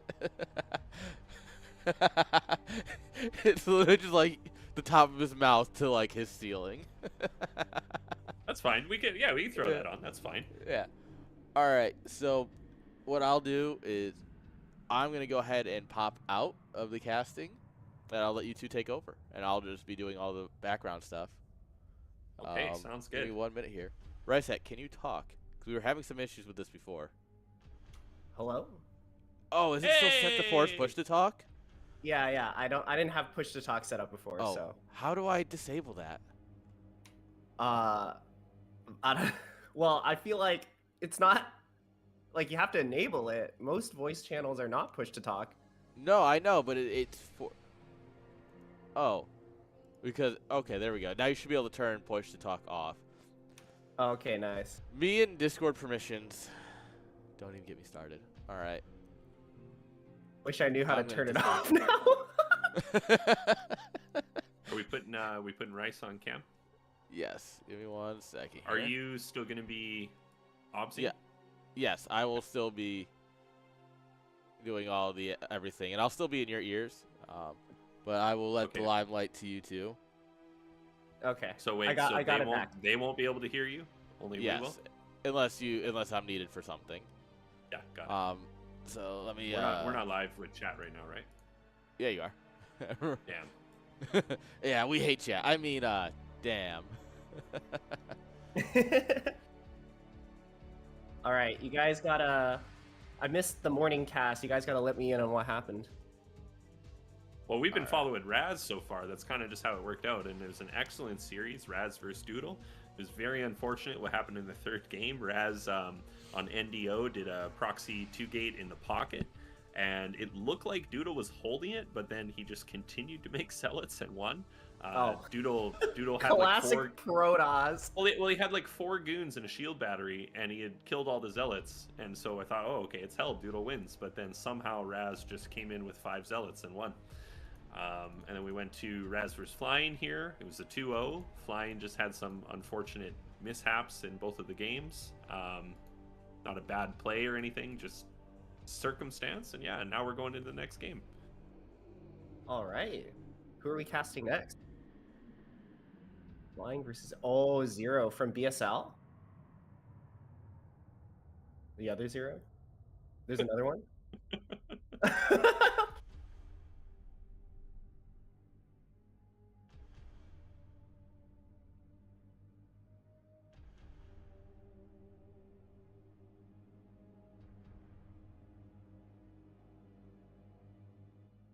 All right. Hey, Sounds good. I need to...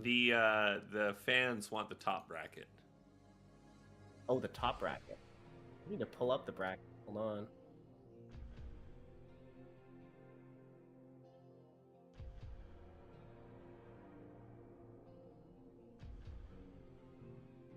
Who do we have in the top bracket?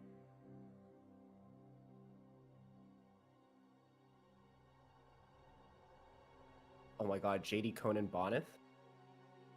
Right?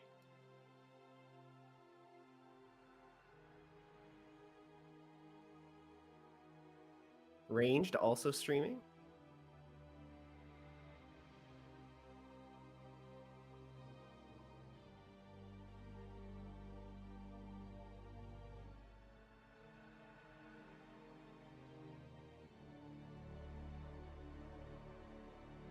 Oh, I see this. Yeah. We're already on 4 bases. And Reaver Tech as well.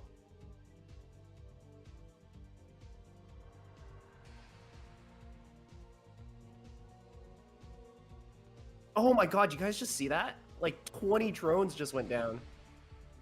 I don't know if the stream is on our stream right now. It's on you guys. Also, I'm back in the chat, so. Yeah, guys, we're looking at it. I'm gonna post JD Conan's stream in the chat because we're probably gonna try and hop into this if we can. It looks like they're still in game 1. Realistically, if we grab an upper bracket game, it is gonna be just whoever comes out of their game first. So that is what we are looking at currently. The upper bracket will stop at the next round unless we have extra time and all the series are played. Because otherwise, the goal is to just do the first 2 rounds of the upper bracket and then 3 rounds of the lower bracket today. But it looks like we're crushing that goal, so thumbs up. Yeah, I guess we'll see where we end Very up. nice.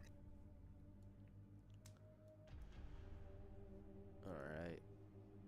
Oh my god, these guys are nuts. What else do we Dude, got? I'm actually quite impressed with JD Conan just watching his stream. He's like holding his own. So, Might Rice, actually win. looking at the bracket, Rice, how do you feel about, like, what do you think going on? Looking at the results, looking at the players, what are your thoughts? Well, I think there are two pretty there are two pretty clear front runners in the bracket. Like, I feel like DeWalt and Bonneth are the known, like, really, really, really good players here. But I've been pretty impressed with JD Conan lately. Like, I've watched him, or actually I've casted a bit of him in BSL, and he was doing really well in that tournament. And in this game that I'm watching right now, like, he seems to be, like, this game, he seems to be, I don't know if he's winning or losing. Like, they both seem to be pretty even. But that's, like, pretty impressive. Actually, if he gets this base, that's kind of... But that, I don't know, like, this is an impressive showing from Conan against Bonneth of all people. So I feel like he's a strong contender for taking this tournament as well. I mean, JD Conan's a beast. There's no sugarcoating it. He's an incredibly good player. Yeah, he definitely is, and he's a bit of an up and comer too. So this is exciting to watch. All right. Well, what do we want to jump into here? Do we want to wait for a match to finish? Do we want to get into something? Do we want to cast off a stream?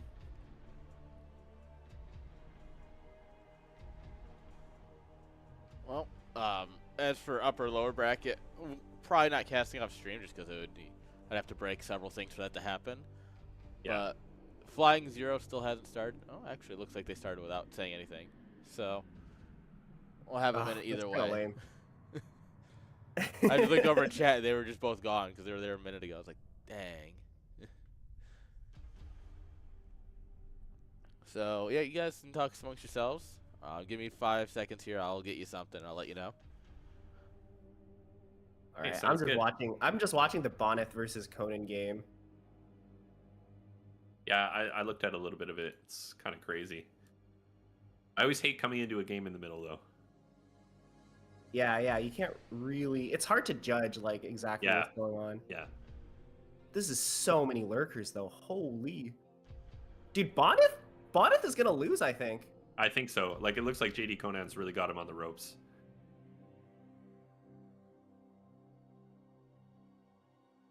We'll go for the next one, I think, yeah. Oh, you want us to cast it like an old-timey radio host? And now Bonneth's moving down on the bottom right side, trying to break the contain. Oh my god. The Reapers come out and the Storms go down.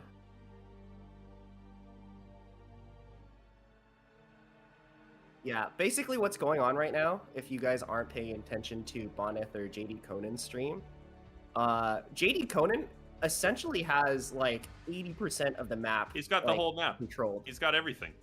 Bonneth is on 4 bases, and Conan is like has expanded to both corners on his side of the map, and he's starting to take over Bonneth's side as well. Well, it's a big push here coming out from Bonneth, though. I mean, he does have a very scary army coming forward. We're trying to very quickly consume so we can get a Swarm or a Plague down. We're consuming Hydras. We're in such a desperate situation. Here comes the Defiler coming forward. Looks like he's... Oh, no, pulls back. Dodges the Storm. Oh, is good not dodge. going for the Plague. Yeah. Got a lot of Lings built. Oh, here comes a Shuttle coming in. Is that a Reaver in that Shuttle there? We got 2 Scourge chasing it. Reaver gets dropped.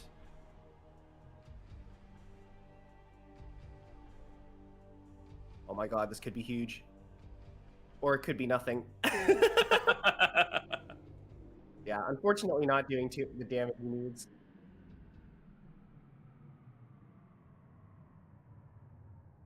Oh, cool.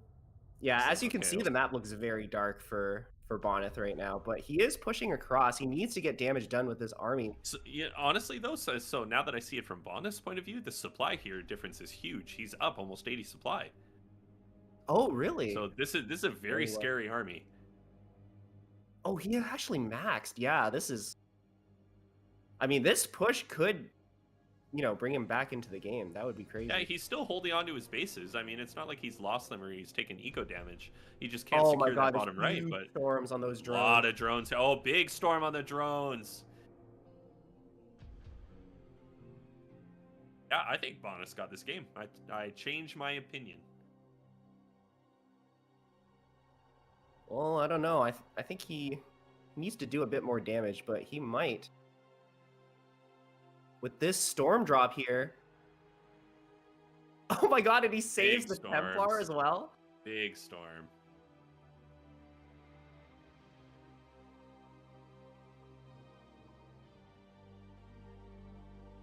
Yeah, I'm assuming that Bonnet here, or sorry, JD Conan started in the top left here, so we probably have no resources left other than these two bases in the bottom. Yeah, Bonnet is running on a bit of a timer here. But if he can like dislodge the Zerg from the bottom left, that easily puts him in a winning position.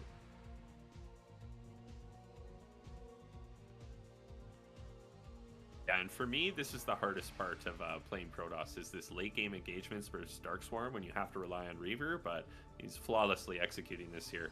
Just inching forward before he brings in the full army. Very nice stuff. His army movement has just been like completely on point this game.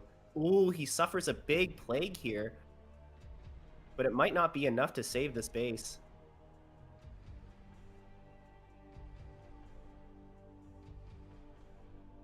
Yeah, he's run out of money, but we do have a bit of a bank. I think if he has to, he can secure that bottom right corner. Yeah, but I don't even think he has to. If he just kills these bases for Zerg, Yeah, Zerg what does just Zerg runs out have, of money right? faster, right? Yeah. Oh my god, get the Nidus. Ooh, the Nidus.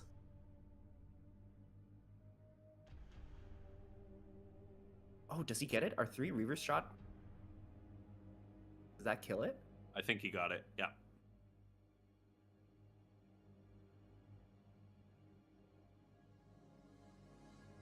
Yeah, he just like massacred 12 of his own Templar, turning them into Archons. Oh, that's fine. Archons are good units. They are very good. Oh, we're out of money actually. Wait, so Yeah, we're he's not got- mining on the bottom. Yeah, he's got to secure a base here.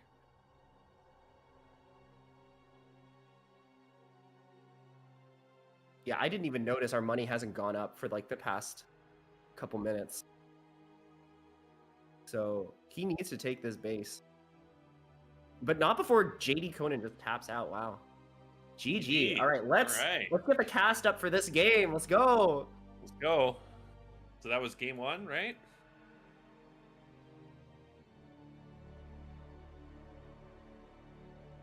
Oh man, look at that. Julia 2-up Dragon. 2-0 Dragon. Damn. It's crazy. Looks like DeWalt That is sent range impressive. down Dragon to is the a lower very good bracket. player. Fish versus Doodle, lower bracket. That's going to be a great match. So then the winner of this series is going to be against DeWalt.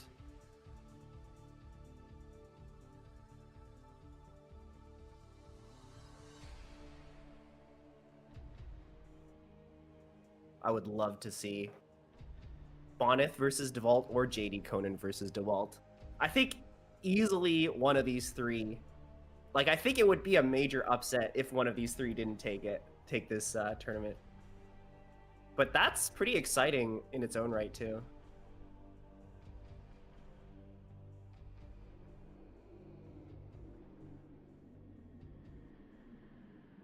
Oh, do you hear this? They're saying you look handsome, and they're saying I look unkempt. Yeah, I combed my hair just for this cast.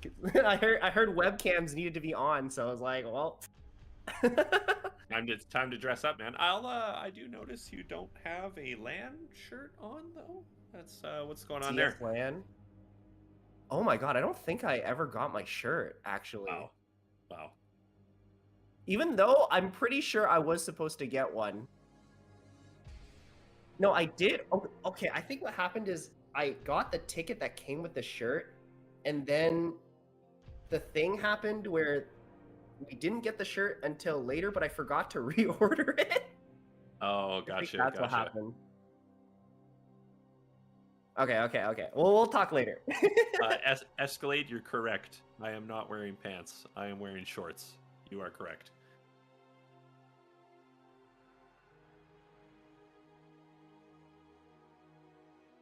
Go shirtless.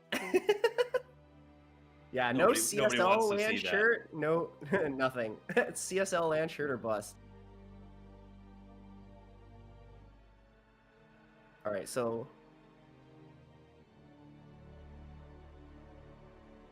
Okay, so it looks like JD, Conan, and Bonnet are just picking the next map. all right. It's either going to be Vermeer or Citadel.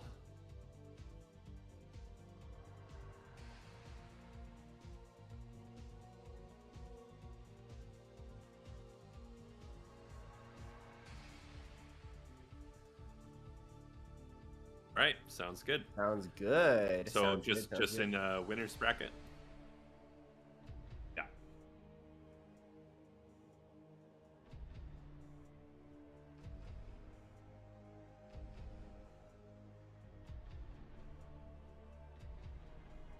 Oh, you're asking a lot here. I'm not that interesting.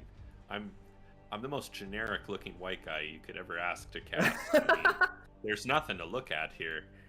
The most generic looking. I'm the most generic looking Asian guy you could ever ask for. I got my glasses and my comb. I think comb we have the haircut. same glasses actually. Like they're very similar. Are yours gold rimmed? Are you... No, mine are silver. Oh, okay. I They're can also see like from... slightly hexagonal. Yeah, I have the people refer to them as the Jeffrey Dahmer glasses. So- No. Oh yeah. The Check this Jeffrey Dahmer glasses. out. Yeah. Oh my god. A lot of other people wear those, but I can kind of see it. Listen, a lot of other people wear those, but do they eat people? That's true. Yeah. It's something special about that guy. Might be the fact that he eats people. All right, predictions are up. Who do we think is going to take this best of... Wait. Why are we making a prediction on that? We haven't finished this other series yet. We don't know who DeWalt is going to be playing. Yeah. I think it might have been a little bit of a mistake with the predictions. I think they meant to say Boneth versus JD Yeah, Conan. I think so. Yeah. Just ignore the DeWalt. Replace DeWalt with Boneth.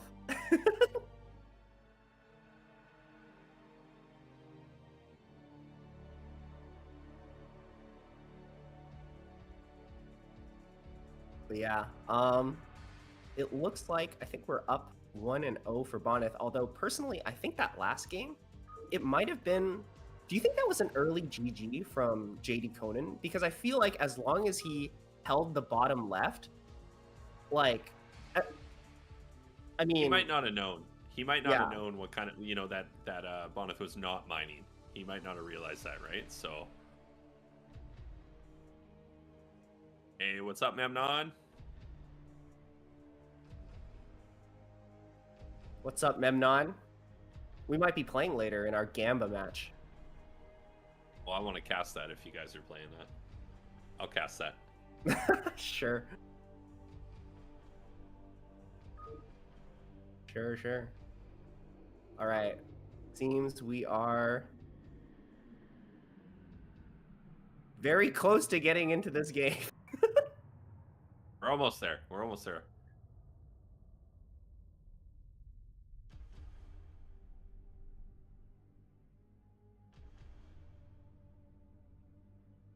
All right, we're just doing some admin stuff right now, I guess. So it'll be up in a second. All right, we're going all in on Boneth. I lost all my points earlier predicting that Doodle would win, so I don't have many left. No, I'm gonna predict JD Conan. I think he played really well that last game. I feel like he just needs to. I don't know. I think if he played like 2% better, like that could have been a very different game, and also realized that the game wasn't over. So specific. I don't only think he did- 2%. Yeah, like he stopped one more drop or something. But anyways, let's get into this game. You want to Spawning on the introduce top, our player? yeah, spawning on the top left-hand side, up 1-0. We have Starcast Boneth. And in the bottom right, looking to bring it back, we have JD Conan, our blue Zerg. All right. So I don't know if you watched. I don't think any of us watched the beginning of the last game, so I'm not entirely sure how either player is going to open. Um, but I'm pretty sure since they're both like fairly strong macro-oriented players, like even if Bonneth has a little bit of an unorthodox, like he likes to play a bit of an unorthodox style sometimes, I feel like they're both still like fairly macro-oriented. Like I would be pretty surprised if either one of them opened with something crazy like center gates or something. I would love to see him open center gates. That would be sick to cast. That'd be amazing, but I think you're right. I don't think that's gonna happen. Let's see here. Forge or gateway? What do we got? Looks Got a like it's gateway gonna be a opener. gateway. Yeah. I personally like Gateway Expand a little bit more than Forge. I know Forge is safer and more recommended for newbie players, but you know, there gets to be a point though where people, it's like, oh, you went Forge opener? Okay, I'm just going to be as abusive as possible and make no units and etc. etc. yeah. Like the common response to Forge first is to just like get 3 hatcheries like ASAP, right? Like, I don't think you should just let the Zerg get away with that, you know? Yeah, I agree. I think it might be a little disappointing for Bonneth when he finds out that it's cross spawn, so the gateway opener is not going to be as effective with more travel distance, but it's not the, end of the world. It's not the biggest thing. Yeah, he definitely still has the opportunity to get, damage and pressure done. It's just not going to be as effective as it would be if they were like close spawn. But we'll see what happens. But we don't see anything super greedy, like you're saying, right? It's not like 3 hatcheries before pool or anything like that. We did have that in the game from Flying versus Raz that we casted last. But here, it's just hatchery, pool, nothing crazy. We have the first Zealot about midway through the map right now, and the Nexus has just gone down. Yeah, both players playing it pretty standard. Third base about to go down for JD Conan. It looks like he's a little bit, the pool has just finished, so I don't know if the Lings are going to come out, like, by the time the Zealot gets here. So he has some opportunity to get some drone damage. But we'll see just how well either player micros this. Oh my god, both workers No way, using no way, one no range way. There to we hit go. each Okay, other? he does save it. Yeah, that would be crazy if we already Or do get you like, see a that? drone That kill. Zealot couldn't get through there. He tried, he couldn't get through. That is... That's unfortunate. Oh my god, he's gonna park the probe here and try to like, he's gonna try to continue to hit the hurt drone. So annoying. All right, but we have enough wings to deal with this. The Zealot kind of being scrunched up against this corner here is very good from Bonneth, but yeah, I mean, it was a very ultimately- nice trade, right? Like, it's 1 Zealot and a probe. We got decent amount of Lings, annoying, disrupting the mining time, and we're just macroing at home. So, nice opener overall. he actually saves the probe, so the probe gets to scout for just a little bit longer. He sees Wow, more how did things he coming out. save that? Yeah, that's actually crazy that he saved that. That's pretty insane micro. But we have a layer at the natural, so I don't think Bonneth has seen this. Is this an early layer? Are we going to see something a little bit unorthodox come out of JD Conan? I don't think it's like early, but yeah, it's definitely hidden. I guess we'll have to see. Give the tech choices. There's only really 2 possible options, so. Yeah, I guess it kind of is only like Hydras or Mutas. But it will be interesting to see what exactly JD Conan is going to go for this game. As of right now, he's really just droning up. I think everything's looking fairly standard to begin with. Yeah, and he is coming back in here with the secondary scout, trying to find out what's going on. I mean, he sees this base here. You have to assume at this point that there's a lair somewhere. Even if you don't see it, you know there will be. He's being very diligent, trying to block this probe. Yep, and he does get it. So still doesn't get visual confirmation of the lair, but you got to know that it's there. Have we put down the text structure yet? Looks like not. Oh, there it is. Yeah, so it's going to be Spire. All right. Now, is it going to be the variation where we get Spire just for Scourge and then we go Hydra? Or is he actually going to commit to something like Muta? That's what we'll really have to see. I hear the meta nowadays is you go like 5 Mutas as Zerg before going into Hydras, and those 5 Mutas are just there to like pressure and take pot shots on zealots and that kind of stuff. For sure. I mean, I think we saw that in the last series as well with flying. That's kind of how he opened. It is very effective, very scary actually if you're Protoss, because I think at least in the lower levels, I know a lot of Protosses Vint like to go completely Sairless. But Who would that's do not going to that? be Bonneth this game. His first Corsair is already out. Generally, you can get like a free Overlord kill with the first Corsair, but I'm not so sure if you go fast Spire, if that's the case. Yeah, and these Zerglings here, they're just kind of seeing if they can bait anything out with those two cannons placed perfectly there. Can't do any real damage at all. We're going to have the Corsair scouting to see exactly what's going on. Yeah, the Spire not quite done. So Scourge aren't going to be out before the Corsair gets a full scout of everything. So Bonneth at this point should be fully aware of exactly what's going on, and it looks like he's not really in danger of anything. So he's just going to go into his regular build. Yeah, it's a standard macro from both sides here. Always like the addition of a cannon there right next to the Stargate to fend off any Scourge that are trying to camp. The Sarah's coming out. It's very common, typical thing to see, but nice to have. Yeah, also gives the Corsairs a nice place to retreat to if they're being chased by Scourge. Overall, just like solid play from Bonneth. He knows what he's doing. Is that the 6th hatchery coming It down? looks like it for is. I Conan? believe it is the 6th hatchery. Yep. And we have the Hydra Den at the natural there. Looks like in the wall. Yep. Yeah, nice So little. it was SimCity just a going couple on. of Scourge and then right into Hydra. Pretty standard. The Scourge coming in, taking a peek. He's going to get chased off by the cannon. I think in terms of the information war, Bonneth is a little bit. He has a bit of an edge in that regard. But it does seem like JD Conan has a pretty good idea of what's going on the map. He has Lings parked outside of the main, so he is going to see the Zealots moving out. Good micro there, pulling back before the Zealots can really kill anything. I It's think pretty Bonneth, important that he keeps those Lings alive. yeah, for sure. I think Bonneth, though, he really cannot push out at all until he has a couple of storms on deck. There's too much risk getting your High Templar picked off or something like that, but also just with the amount of Hydras that can be produced the second that he moves out, if you don't have storms available, even with this amount of Zealots, I think he'll get overwhelmed. But here he comes. He Zealots has are out. finished, though. So it looks like he's going to start pulling the trigger. These Zealots are sprinting across the map. He is going to be spotted by JD Conan. He's going to get a lot of Ling kills. I think the Sim City's too good, though. Yeah. JD Conan is more than prepared Prep for this He's attack. ready. Yeah. We'll see. That's a lot of speed Zealots.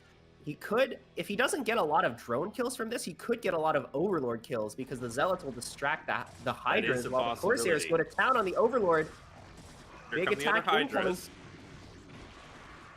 Oh Yeah, my now god. he has to retreat. Very good SimCity. At the same time, diving in with the Mutas here. Is he going to get these stormed? He's taking out this cannon. We have 2 High Templar, but it looks like no storm on deck yet. So we're taking some probe damage while we repel this Zealot attack.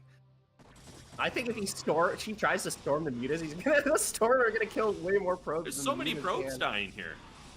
Yeah, this is really bad for Bonneth. The Corsairs finally come home and chase away these Mutas. It's too late. I think he's gonna get all of Damage is them. done. Yeah, but damage is done. It doesn't matter. Yeah, those 5 Mutas, like they've done their job, right? Like this is actually a very, very strong start for JD Conan. Yeah, taking his 4th base now. That's going to be his 7th hatchery. Oh my god, my prediction is gonna go through. I'm gonna get all the channel points from from the screen. I have a feeling that Bonneth was probably overwhelmingly the favorite there for the predictions. Yeah. It was something like 80%? Let me check. Oh, coming back in, actually getting a couple of those Overlords there. Loses 1 Corsair, but he does supply block JD Conan. Oh, but he flies into some Scourge. Oh. Oh, very unfortunate.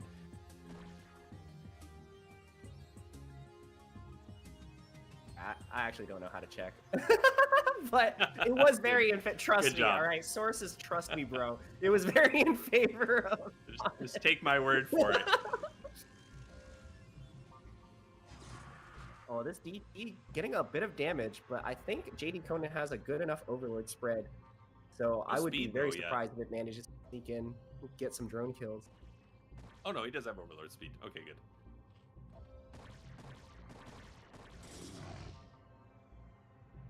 These Hydras won't get caught out. Good micro from JD Conan here. Oh, the DT sneaks into the fourth, but there aren't any drones there, so unfortunately he's not going to actually do anything. Yeah, and I mean, it's a bit of a lull in the game now, right? The early game pressure with the Zealots was fended very nicely. Now it looks like we're going to have Bonneth looking to take a third base. He's not under any pressure himself, so the game's going to expand from here. I don't really see one side killing the other anytime soon.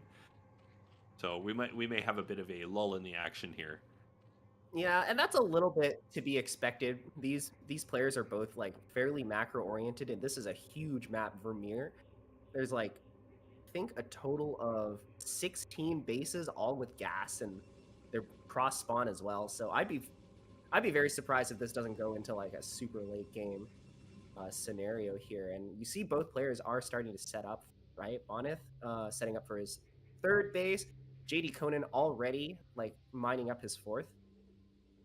Yeah, it really feels to me like JD Conan's kind of pulling away with this.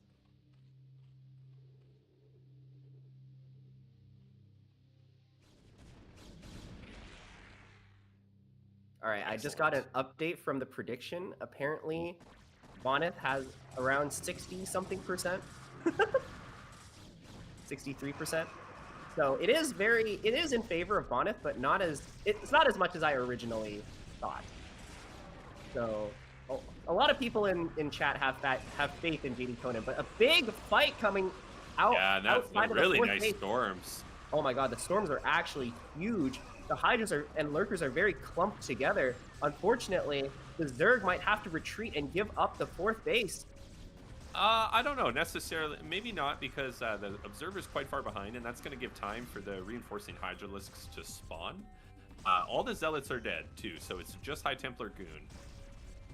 There aren't that many Lurkers, though. If Bonneth gets the Observer in position and starts hammering away at these Lurkers, like, Yeah, I for think sure. that fourth base is toast. It all depends on how quickly he executes this push.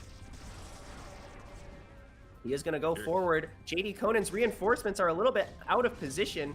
I think his reaction was a little bit too slowly. I think you're right. He did have the chance to sort of defend this, but unfortunately, Bonneth is just a little bit too fast and has a little bit too many units. Yeah, now we're in a choke position, so this could go one of two ways, right? We could lose everything here, or Bonneth could get himself trapped. I mean, these Lurkers are kind of just running all over the place and then get stormed anyways, so that's unfortunate. But all right, so the base does go down. JD Conan knocked back down to 3 base. Meanwhile, we have Bonneth establishing that third. This is a Huge swing and victory for supply, and Bonneth. he just taps out. GG, Yeah. 2-0. All right, a little bit of an unfortunate loss for JD Conan. I think that fight, if it was played a little bit better, JD It Conan could would have have been gone a in an bit better, unbelievably yeah. good position. But yeah, I don't know. StarCraft's a hard game. It's very difficult game for sure. Okay, so it looks like then we're going to be going into either DeWalt versus Bonneth or Julia versus Raz. Either of those are going to be incredible. Okay, it's going to be Julia versus Raz.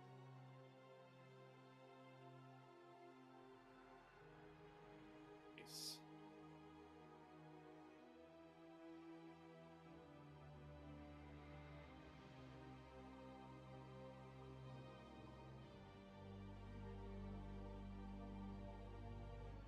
Sounds good.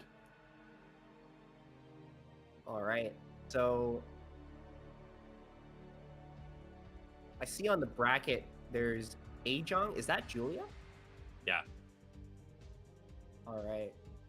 I've never personally seen Julia play, so you guys got to help me a little bit on what their play style is like. For sure, for sure.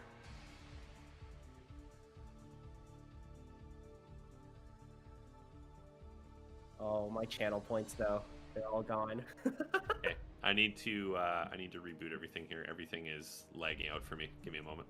Oh, okay. All right.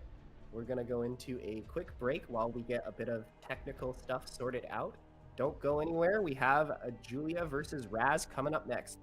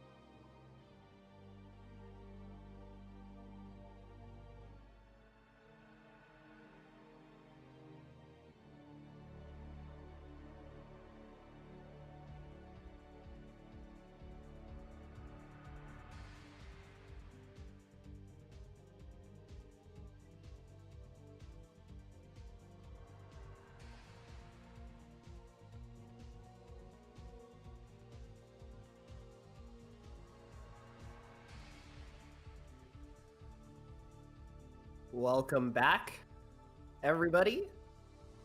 We are not quite ready to get started, but the players are back, so we're just going to set up the game. Until then, I see we already started up the predictions, and it does seem like everybody thinks that Raz is going to win. And that's why they're wrong. They're wrong. Yeah, they are. Okay. I'm getting all those points. Me and Anderson, we both put a bunch of points on Julia. Personally, I don't think I've watched enough of either player to know who's better, but I want the points, man. Give me the points. If you're not, gambling irresponsibly, what are you doing with your life? Exactly. What are points for if not to be gambled with? That's right. Heart is with Raz, money on Julia. Okay. Okay. I mean, Julia, Julie CSL, Memnon over here CSL thinks champion, champion before, so we'll see. Oh, okay. Okay.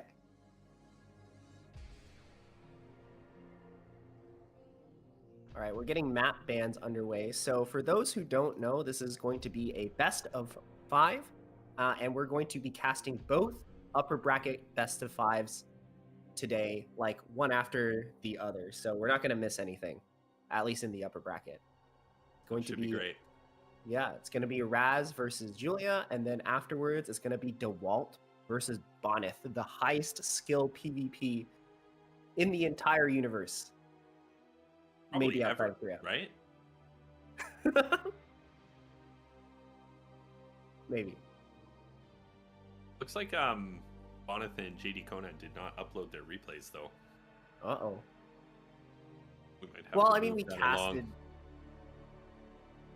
They should probably do that, but we have seen one of them. Hey, shout out Moon. What up, bro?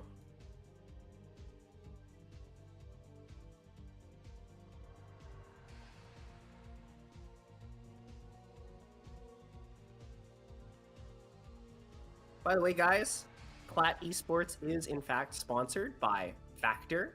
They are a pre-made meal plan, meal creating and delivery service. You can order from their website, and they'll deliver like little boxes to you. You just microwave it and eat it. And really, I mean, when you're a gamer, when you're grinding out on the ladder, you have time to cook real food. Who You has want something time to cook? delivered right to you that you Just can throw in the microwave, bro. gives That's you your the real nutritional gamer. needs. I mean, Are we doing good? let's be Factor? real here. But yeah, CSL Pro, of course, very thankful to have Factor sponsoring and supporting the StarCraft scene. We're all very thankful for them. So please go ahead and check them out.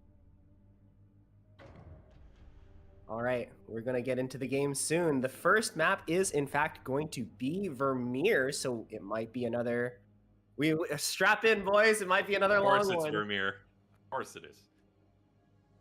Yeah, Vermeer, just an overall solid map. I'm a little bit upset that it's not in the current ladder pool. Instead, we have maps like Monty Python, and what is Monty it? Python's Kickback? Flying Circ. Oh my! Oh no! The drone gets caught. Oh, rough. What a rough, terrible rough. start. Oh. All right. Well, in the top left, we have Ajong, aka Julia, aka Julian. Yes. Apparently, any of those names work. And on the top right, our blue Protoss. It is Raz.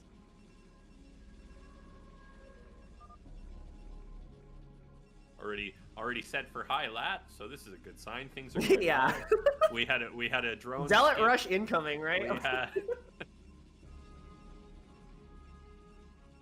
Nobody expects the Dark Templar Inquisition. That's right. Honestly, I think high latency is not the worst to play on. I think I play high lat all the time. yeah. You can Yeah, still it's fine. okay. I'm not the highest level player. I think you can still micro with high latency. It's fine. What's weirder for me is when you finally get a game with a good connection and you're so used to compensating for lag that you're you're playing all out of whack, right? Oh, that's true. Yeah, it's, you go in a LAN, you actually have to like get yourself used to. You're like, what's going on? Things are responsive? Huh? Whoa, my guy like started moving way too quickly. Like, wasn't expecting that. Microing Marines with no lag though. Oh man, so good. Finally, I'm pretty used to playing on extra high lane. Like, I don't know if so. Back when I was a kid, every time I went on BattleNet, every single time, people would just like immediately at the start of the game set network to extra high latency. Like, I swear to God, it didn't even matter like if the game actually lagged or not. It's just what people I'm did. sorry to interrupt you here, but did you see the size of balls that Raz has here? Oh, going Nexus first. Nexus on 11. Oh, Nexus on 11. That's even greedier. All right, I think I'm starting to learn the type of player that Raz is a little bit. I mean, he hasn't done something like that yet from the games we casted earlier. Okay, what is going on? He's What is gonna go happening? he's gonna go try to do something against this. Looks like I'm not sure what this is, but What? Okay, so Raz does in fact scout this. It is going to be Nexus into Forge, so it's not. It could be greedier, yeah, and he's trying to get the cannon. He's trying to get the cannon before it's up. Yeah, no, this is actually quite good. All right, we're going to see just how with the Raz probes coming defends this. down. Yeah, he's got to turn around. Oh, and he Even gets that kills drone. one. All right, very rough start for Julia. I think this is Yeah, ooh. the reaction from Raz was perfect, right? If we didn't do this, we might have been able to end the game, but as it is now, Raz is way ahead. Yeah, that was crazy. So 11 Nexus is pretty greedy, but unfortunately for Julia, the cannons did finish on time, and the probe drill was good enough to sort of delay the drone attack. And unfortunately, that was sort of all for nothing. Raz is going to pull out like hugely ahead in this game.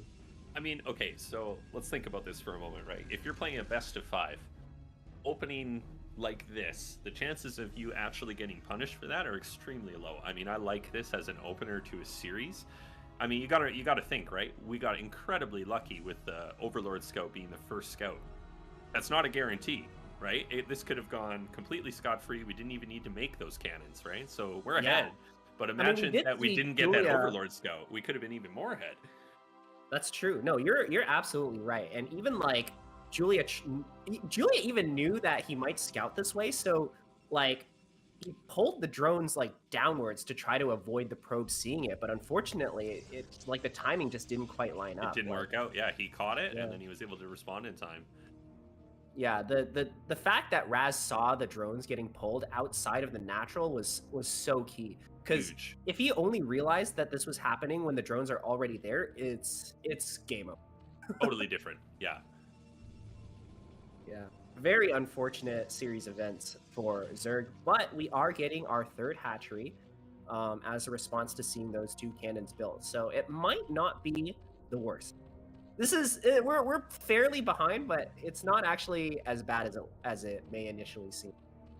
Well, we're gonna have to see how our response to the Zealot is here, though. We're blocking the ramp, but that's not gonna hold for long.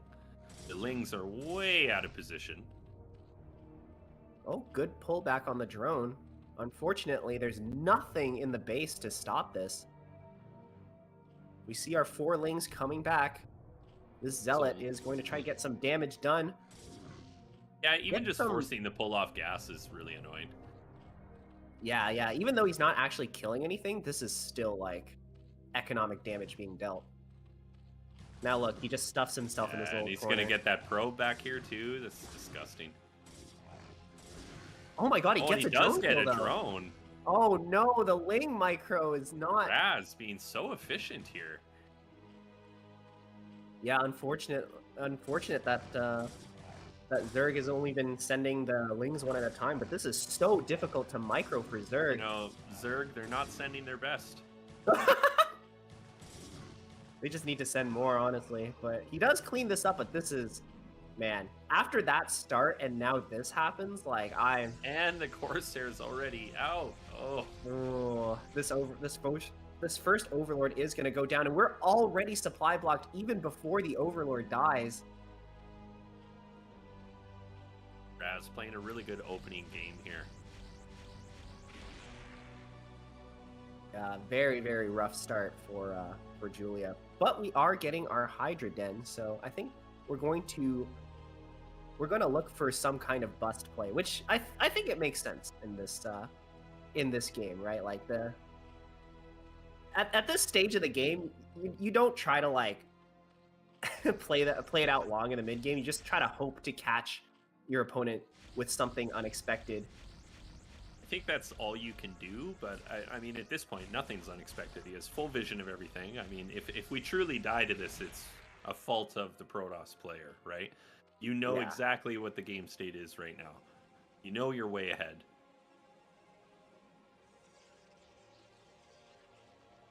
Yeah, the Corsairs do in fact spot the Hydra Den. They might even see the Hydras come out as well. And there's nothing. Zerg doesn't really have anything to defend them. Every single time they see an Overlord, they just kill it. Yeah, we can't build anything. I'm surprised he's not killing that one right there that he flew by.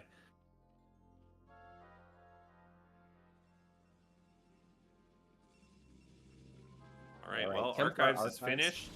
Done right on 7:30. Very nice timing. Storm, of course, will be started. The Overlords are all like huddled around the spore. Well, that can be bad too, though. There's only one spore. If we get enough Saras, we just fly in and we kill everything instantly. Yeah, the spores, the singular spore doesn't do enough damage if you have enough Corsairs. So that's like an immediate like minus 30 supply. That would Or be more. devastating. I think he's got actually 5 or 6 there. Yeah. Thank you, Bonnet, for the raid. Yeah, big shout out, 120 Bonnet. Thank you very much. Yeah, good job on your win, by the way. GG. All right, DT is out. I think this is a very good choice from Raz. We do see, like, you know, the Overlords huddled next to the score, and our Corsairs have, like, basically complete air dominance. So I think just having the Dark Templar. Well, this has kind of been a good theme we've choice. seen all day today, right? Is we've seen Corsairs pushing back just 1 or 2 Overlords, and then DT's getting massive damage done. That's been happening in multiple games in CSL today. So if it's broken, don't fix it, right? Yeah, of course. Oh my god, Shuttle does in fact get spotted by the Ling. So we'll see how Zerg responds to this, but this is a very strong move coming out of Raz here to drop the DTs into the main. And there's nothing here. There's no Overlord here. All right, let's go, let's go, let's go! Well, we gotta move though. Oh, so doing an attack over there at the same time, that does get cleaned up. 2 DTs in the main though, no Overlord. Oh my god. How long until he notices? So he does see it right away and pull, so that's good. We're down to taking 3 drone kills so far. Looks like he's gonna go for the Evo chamber here, trying to deny an upgrade. Hey, he's gonna get it too. Oh, just barely gets it. Last swipe. All right, those DTs are... Dude, things are going from bad to worse for Julia. This has not been a good opening game. Yeah. It definitely feels frustrating. I mean, we've all been here, right? You have a game that just every little thing goes wrong. Yeah. Everything that could possibly goes wrong does in fact go wrong. Yeah. And Raz now getting his 3rd base, setting up for the late game. Everything is coming up Raz. It's all coming up Millhouse. Exactly. Okay, so Hive being morphed in here. Still, I mean, I really feel that we're in a disadvantaged state here. Again, Overlord's caught out. Not enough to fend this away. We do have speed, though, and 2 Hydras here spitting at the Corsairs, so it's not going to be quite that easy, but I would be surprised if we don't get at least a few kills here. There we go. Oh! Can we even save that Corsair? Dude, Gross. kill the Corsair. Type in chat, kill your Corsair. Yeah, just, you got to give him something. Just, come on, donate 1. Oh my god, cheeky little lurker burrowed here, trying to catch something. But again, Unfortunately- I mean, there's no... What does this do for us, right? I think you kind of have to, like, try to come back with little moves like that. Like, if he you gotta catches try one something. Templar, Look at then this. that would just have made that move boxing worth the it. shuttle in. I almost want to see him put Hydra's just on the right-hand side of that terrain there, so there's actually nowhere for it to go. Yeah, right there. Yeah. Oh, looks like looks like he heard you, or not. He's just coming back to defend this overlord, dude. The amount of overlords that died this game. Okay, that of course they're finally died, but the amount of overlords that died this game is so painful. Yeah, where does this shuttle go? It can't get out. At this point, though, I don't think Rez is super concerned. Even taking a 4th base, feels extremely confident that nothing is going to happen to him. Yeah, that shuttle being there is like, it's still a threat to Zerg, right? Like, it's not like the shuttle's useless at this point just because it's trapped. You need to keep the Hydras there. Yeah, you got it. In Does case it keep tries some to units drop. back for sure. And that Raz is 4th there. What is that unit from Julia? Is that a lurker there? Oh, just a stray Hydra just Yeah. scouting the base. Unfortunately, a dead Hydra. So, if you were Julia, like, what can you possibly do to come back in this game? It doesn't seem like... It seems like our options are very quickly drying up. I mean, I don't know what I would do if I was Julia, but if it was me, I'd say GG, go next. Yeah, because, I mean, I personally can't think of how you could possibly come back from this situation. We are taking a 4th, so I think if Julia has a much, much, much better late game compared to Raz, if you just turtled and just drawn out the game until you get, like, Defilers, then maybe you could slowly inch your way back into this game. I mean, maybe, but Raz has a good late game. It's not like he's just a timey attack kind of player here, so... Yeah, unfortunately, if Raz's We've got late so game many is as good storms. as his early game, then But here we go, like you were saying, Defiler's out, so that's good. But we have a Yeah, lot of and- storms available. We haven't really used anything yet. I think we've got 6 or 7 at least. we are moving out on the map at this point. This, of course, this is a good timing, but it's not That's a lot of all in by cannons. any measure. Yeah, that's a lot of cannons. I think that's a good idea. I mean, you have such a huge economic advantage. You might why as well not? use some of it to maintain your lead. Secure your base. Okay, so at least we did get a bit of advance notice that this army is coming out and taking this high ground, so we can try to position. But Oh, it's good right on sniper our with the doorstep. Defiler. Might get a second Another one as well. one down. Ugh. So we still have 3 remaining. I mean, it's not the end of the world, but that was very nice to get those 2. Do we have Plague finished? Are we going to get a decent Plague here? It seems like, at least for now, we're content to just use Darkstorm, and I mean, I think it makes sense. Our opponent's army is a lot of Dragoons, but we also have a lot of Storm, and of course, Storm goes through Darkstorm, so I don't know how the Zerg is going to defend this. We have a lot of Lings, and there's no Archons on this side, and we might even get a couple Templar here. Yeah, that's really nice. Really good engagement, and we got another big Darkstorm here. So what is Raz going to do? Are we going to back out of this, or are we going to just pull the trigger and fight anyways? We do have a lot of Zealots and a lot of Storm, but we are going to move out of that Darkstorm, and unfortunately, I don't think Zerg has enough units to really push this back. There's not much of a follow-up. Yeah, I'm afraid those Lings might have been like our entire army. That's it. Yeah. I mean, we do have the Lurkers defending the base itself, so it's a very slow push to get through, and we did have a Plague come out, so it looks like that's now on deck. But we'll see if Julia could really hold on here. We just don't have that many units. We have to play like hyper efficiently at this point. And to Julia's credit, like we are sort of doing that right now. I mean, If there's any way to do it, it's Defiler. yeah. Oh, here we go. We might catch out this small group of units before the army can link back up together. We do get a couple minor pickoffs. I think trading goons for Lings is definitely good for Zerg. But unfortunately, I feel like Raz's economy is just too big at this point. Like, if we trade anything for anything, it's bad. It might still be He's bad. maxed, and he's got a 4K bank. It's not looking so hot.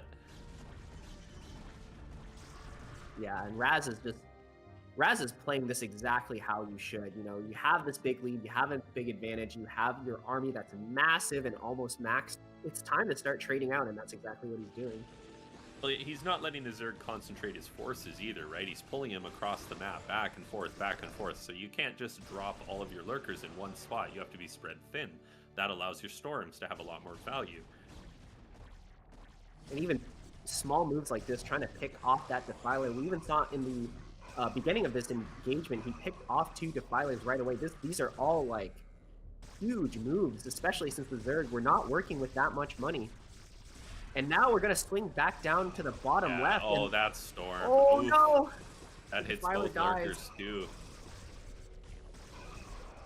If we lose this base, it's actually just... Yeah, I I don't think even if we see can't us hold winning this the late base, the game is definitely over. The unit count is thinning out, but with the Archons added into the mix, just running speed Zerglings at our opponent isn't going to really work anymore. Yeah, now that the Archons are out, the Lings are going to start dying in droves. I mean, not unless the goons go in first.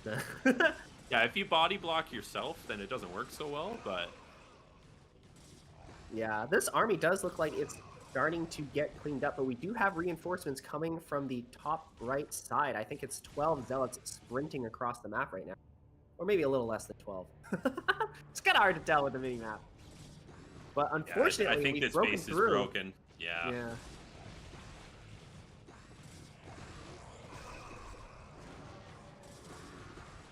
Well, we have some lurkers reinforcing. There is an obs here, though, so that's not going to do a ton for us. Yeah, and I think at this point we just go next. Save your It's strength kind of the for beginning next and the game. end. Yeah, maybe just take a second, think about what we can do differently to start the next game, and go from there. Honestly, Julia, considering the circumstances, did not play this poorly. I think if we have a better start the next game, then it would be much GG. closer.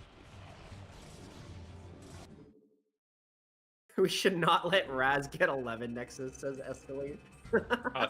Thanks for that tip, Escalade. I mean, I feel like he didn't know we're that. trying. We tried not to let Raz get away with the 11 Nexus, but the scouting was just too good, right? Like You can't keep getting away with it. Yeah, unfortunate.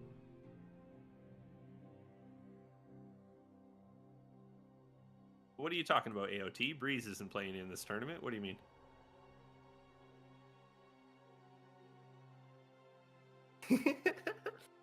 Razstruction? Oh, yeah.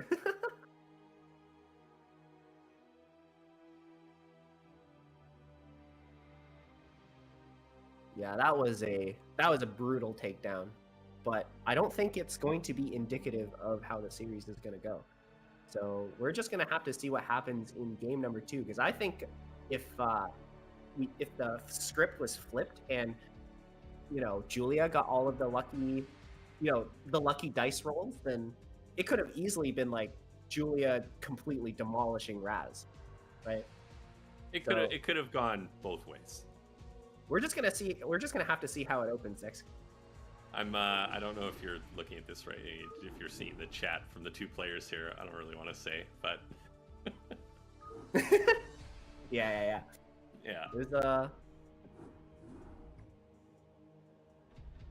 yeah, it's okay. We're just gonna go straight into the next game though. Next game is going to be played on Radeon. So another quite large map, but this one has not as many bases as Vermeer. I think the main feature though of Radeon that sort of sets it apart is the giant wide open space in the middle. And that's the main reason why I personally don't like playing on that map, because it's just giant flat ground in the middle. Like, how do you ever push? It can be difficult for sure, but I mean, for me, I love maps like this where the middle is wide open. You don't have to worry about all this terrain getting in your way, etc. But I'm Terran. That's what I like to play. Oh, you like that? Don't Yeah, you want I enjoy terrain that. as Terran? I like being able to move freely. Just place mines everywhere. It's good. That's probably why I'm not such a good player, but I enjoy it. I mean, neither All of us right. are particularly that good. So I'm not sure if either of our opinions really reflect what is truly good and truly bad. Probably not. In the bottom right, down one game, we have our blue Zerg, Julia. And spawning on the bottom left, the red Protoss is Raz. All right, so we're going to have a game centered on the bottom of the map. So we'll see if Zerg actually takes a very far away base in the top right or something like that. Immediate set network to high latency.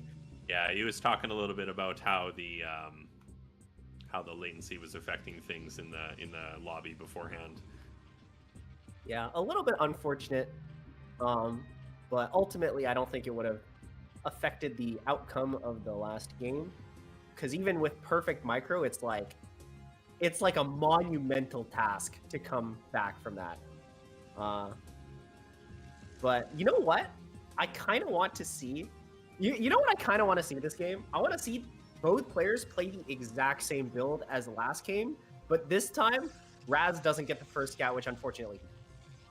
that would be interesting, wouldn't it? Yeah, I don't think we're gonna get that, unfortunately, but that would be definitely interesting to see. Yeah, dude, these Protosses and their lucky first scouts, man. Look at him. He's just like This is immediately like every in the base. ladder game I play. We see that there is no hatch. It's gonna be pool first from Julia. So well, wouldn't you after that last game? Wouldn't you? I would be so upset over that last game. Yeah, I would too, honestly.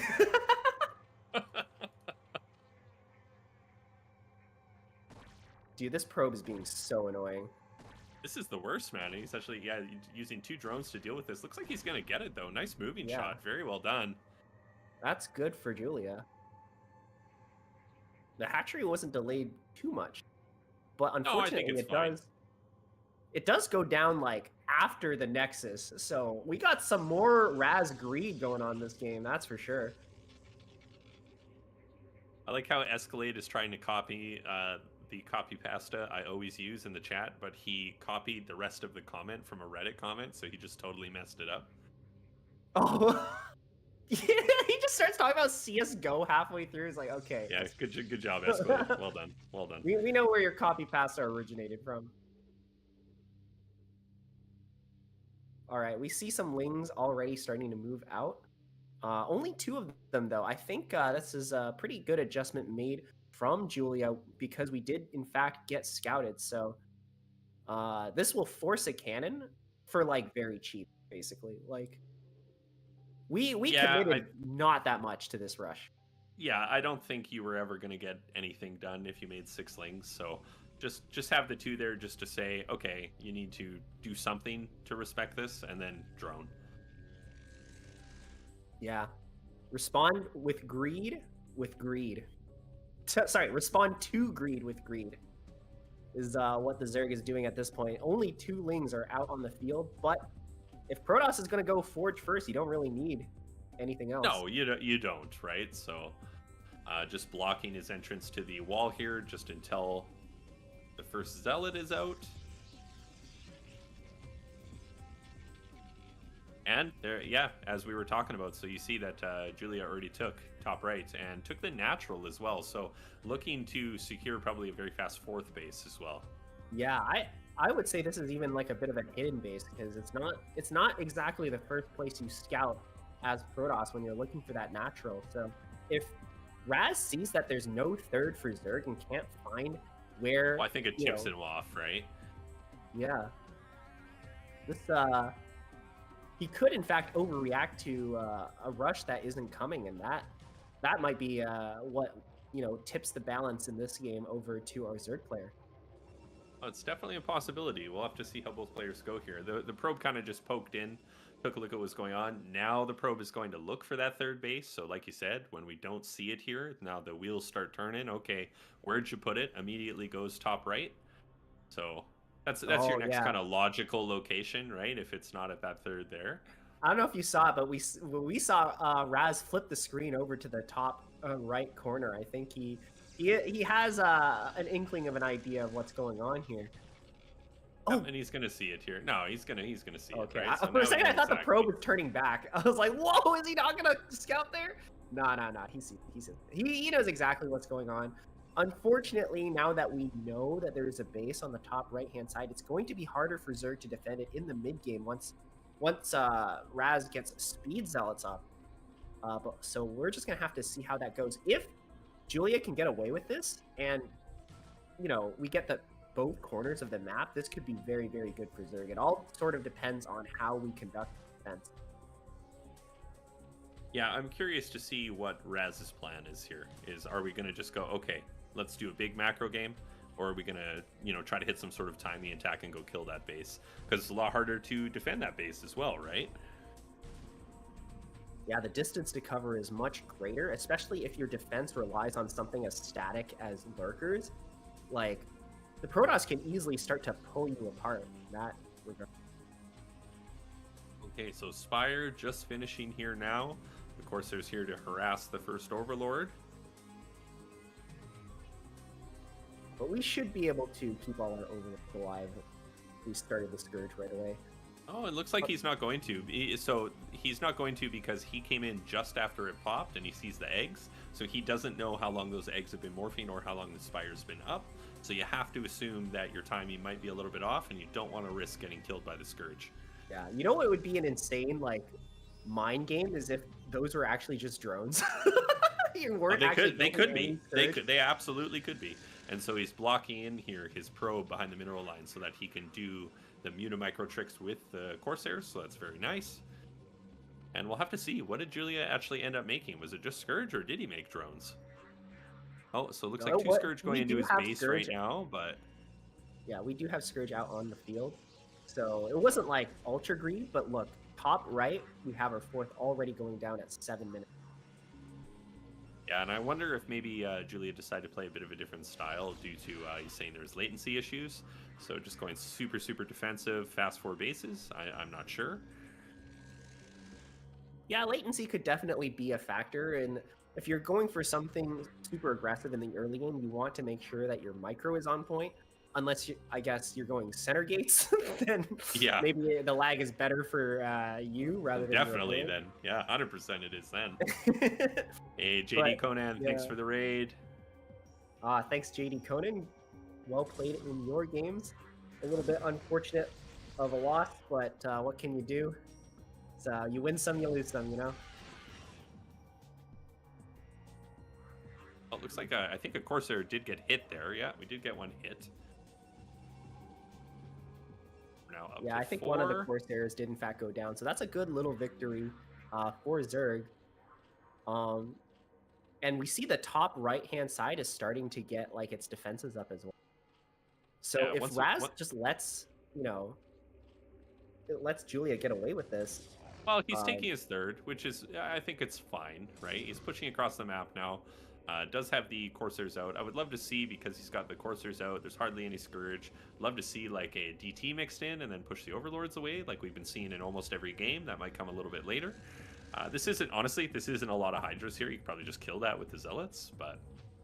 Oh, we have, adding mutas has materialized pretty late into the game. I think we're banking on the idea that our opponents scouted our Spire, but they didn't see any mutas being built. So they must assume we're going Hydras, and now, surprise, we got some mutas out on the field. That could actually be devastating. He could just be using them, too, to try to pick High Templar as they come out. I mean, it's a very common tactic as well. We'll have to see how he tries to actually utilize this here. Looks like the Flock's going up towards that third base, and there's that High Templar. Chooses just to go for these structures, though. Cannons morphing in, so he can continue to harass this. Here come the Sairs. Good split on the Scourge, but the Corsair do in fact get micro back. Oh my god, we stormed the Scourge. I love it. I love it. That might actually be good enough to drive away. We have enough remaining. We can kill these mutas now, I think. Yeah. Very nice plays here from Raz. Does get the High Templar, but defends this base. Honestly, for 5 mutas and a bunch of Scourge, this is not bad. Yeah, it was a good trade, 100%. It doesn't delay the base, but we do kill 450 minerals worth of cannons, and now we're forced to remake them as well. I think anything we can do right now to keep Protoss on the back foot and not coming out to pressure our bases is good. I'm fine with it personally. Yeah. Good move from Zerg. Always good to keep up the pressure. And now we're going to rocket straight into the late game where the Zerg just has I would say the Zerg is advantaged at this point because we already have our fourth base up. Well, by we're in the a time the situation Protoss where has started. supplies are even, and that's never good for Protoss here, right? So Yeah, but it is still going to come down into who plays the late game better. Because even though the Zerg is advantaged at this point, if it gets late enough, it's just going to matter. The main thing that's going to matter is who plays it better, right? exactly. So we have some harassment going on here while the Corsairs are coming back. We're going to get a few probes. We need to run though. Yeah, good harassment from our Zerg. We got Yeah, a few pulls the probes whole and the mineral line. cannon as well. Yeah, and there's only 3 here. He can fight this. Yeah, there's not enough Corsairs to really, drive away the entire Mutaflock, but Julia does, in fact, Chooses to wisely save pull them. back. Yeah, it chooses Yeah, to yeah. save those 3 really injured ones. Yeah, I think in a fight, the Corsairs might lose, but we don't even really want to sacrifice those mutas, right? Like, once we have that kind of critical mass, we can, like, there's so... They just provide so much utility that I think it's wise not to sacrifice for a trade. Yeah, this game's shaping up to be a very good macro game here. I'm interested to see if Julia's going to take a 5th base right away, possibly even another corner, or we're just going to mass army for a mid-game engagement. Dude, these Scourge are getting so much value here. We already, like, dwindled the number down to 3, and now these mutas can just start to go to town on this natural. Yeah, we're getting a lot of value. I really feel like, I mean, look at this. Julia's pulled ahead in supply. This is getting scary. Yeah, some very impressive play from Julia. We're just, like, giving ourselves little advantages, like, eking out edges here and there, getting a probe here, getting some, damage on the cannons and the Corsairs there. Like, this is the kind of play that, really, like, that we really need to do in order to win, like, the late game. And oh my god, we're gonna pick And here off we go. 3 Yeah, more free Hyper Wall. Templar, free. Just give me those Templar. Those are mine. Yeah, Protoss is going to try to move out and posture with its big army, threaten the top right. Unfortunately, this army just isn't that big. Yeah, without the Templar there, you can't do anything. And at Sim City, at these bases, you're not breaking that. I think our objective here has to be, how do we prevent a 5th? But now, we've got Defiler out, so things get different now. We need to start adding Reaver in. Oh my god, And and again, the mutas relentless return. with these mutas. Relentless.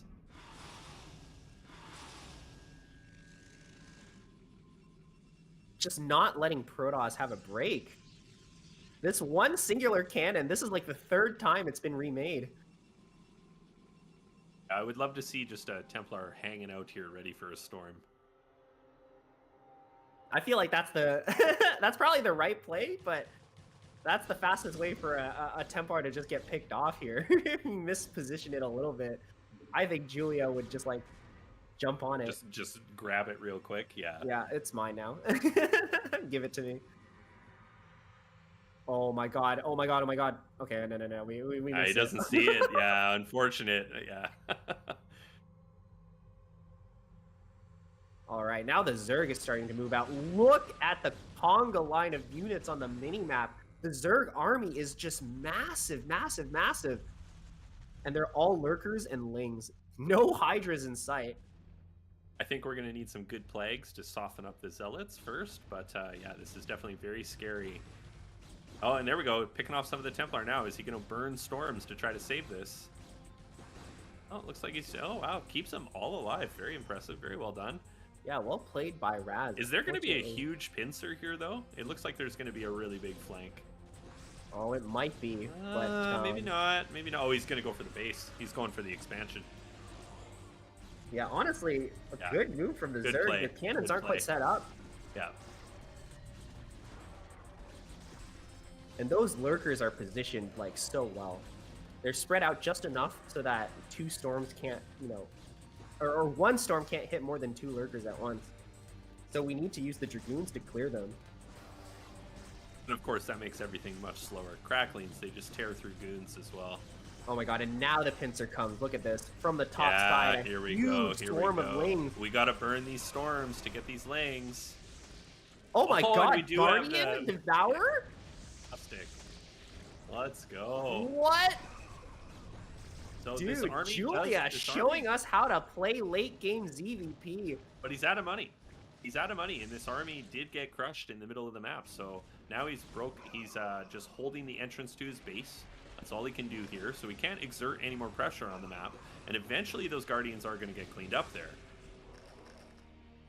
Yeah, but the Sim City here, you know, the Oh, it's defense here is fantastic. still very strong. It's The super. Filers are out on the field, and even though those Guardians are going to eventually get cleaned up, the damage they've done, like, where's the mineral line, you know?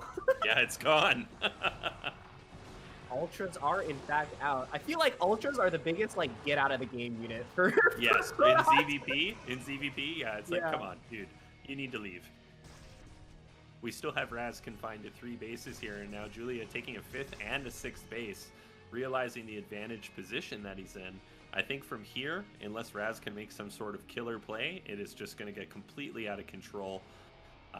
You know, I'm not the kind of person to say get out, but it's not looking good. Yeah, it's okay. Julia already said it with the Ultras, you know? Yeah, exactly. What I think. Here we go. Here we go. We're all converging outside of Raz's little corner here. I think if the Zerg really doesn't actually need to attack here, but honestly, like, I still think that if we just like took all of our units and attacked at once, we might actually just win. I mean, we're quite ahead in supply. We're keeping Protoss on 3 base. His only hope is to get a 4th base, so we don't even necessarily need to attack into him. Just sit at all the expansions, right? He's got to come honestly, out. the smarter decision would be to just, yeah, we have the Ling there, so we know when he's going to try and take it. Yeah, so And now, now that we engage. spot it, just launch an attack on the 4th before the Protoss gets set up. Oh no, some of our units getting caught out here. Yeah, and This anything happens too being many bled times. off right now is huge for Raz, right? We're running Yeah. out of resources. I think the main is almost mined out now. The natural is probably also almost mined out. Yeah, main has almost nothing left. Natural's getting very low, so we're on a timer here. We need to establish this base. Oh my god, gets more High Templar picked off here. Julia is so on point with these, like, He's on late fire. game moves. Like, what a scary Zerg. Holy.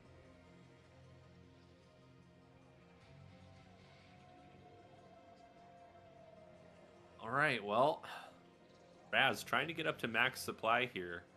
I would really love to see something like some Reavers added in. I mean, just pure Storm here is not cutting it at this point. Yeah, these Zealots, or these Lings here aren't quite going to make the difference. But they do kill a cannon, surprisingly, before it finishes. Softening up the defense just a little bit. But I'm expecting a huge attack to come soon from our Zerg player. Oh, he's prepping it. I mean, this is Yeah, all we you have see to them do is massing deny units in this the center. base. The Defilers are wiggling into position right now. Honestly, this position, like, on its own, is a strong position for Zerg. Like, if he burrows the Lurkers here... Oh, no, but I don't think Nice he's paying storm. attention. Nice Storm. Big Plague. Well, not that big, actually. Just hits a couple of Archons and a few Zealots. Yeah, unfortunately, I think the Protoss, well, Raz here has caught the Zerg a little bit with their pants down. This small group of units here do in fact get, like, picked off and cleaned up. So this is exactly how Protoss gets let back into the game, right? Like, But if we've you don't got pay the attention- corners. We've got 3 corners now, and keep in mind too, at Julia's original base, we still haven't taken that 3rd. That's just a fresh base there for us to take later, and it's super defendable. yeah, Zerg definitely still advantaged at this point, but if Protoss concentrates their armies and Zerg is just spread out like this, then We did hit a that's big definitely a plague. chance to come back. We hit a big plague on that army, though. Here comes the Yeah, Lurkers. big fight gonna happen out on the middle of the map. Zerg are coming in from every angle. The Protoss army might just get completely disintegrated here. Yeah, we've got to retreat, but there's no getting away from this. What are we left with? Five Archons, couple of Zealots, couple of Templar. Archons are in fact quite scary. But unfortunately, this army is not long for this world. Well, that's interesting. Obviously, he does not know about that base. Yeah. Oh my god. One wing. Is it stuck there? What's going on? I'm not sure. Yeah, that's weird. But you know, things are not looking too bad for Raz. Like, we're starting to secure our side of the map. Is Oh that my a god, he's Nidus? gonna come in here. Is that a Nidus? That is a Nidus. Can he get something out here in time? Yeah, I mean, No, it's too No, much. no, out here. that's It's gonna too late. Yeah, he's got to let it go. How hype would that have been, though? Okay, my so God, here the we go, Zerg though. is now Protoss starting a army is music out of unit. position, so now he's going to wedge himself in between this army and the base. oh my god. Quickly, contain, contain! The Zerg with a fast response to contain now the what? army in the top left corner. We're going to drop a swarm on this base, and it's gone. There we go. Yeah, nice cannons, nerd. And the Lurker goes to the back and decides to kill Probes. Crazy. Protoss might be able to break through here. I feel like the Zerg reinforcements are just a little bit too slow, but I don't know if this is going to come fast enough to save this base. I think the bigger issue is we're not going to have an economy. We have no minerals left. Oh yeah, if all the probes here die, like, how are we mining anything? Yeah, we're completely mined out, so Julia has every other base on the map. We technically have one base that could be mined, but how are we going to And get all more those probes? Guardians. Relentless. Just please leave my game. We need to go to the third game.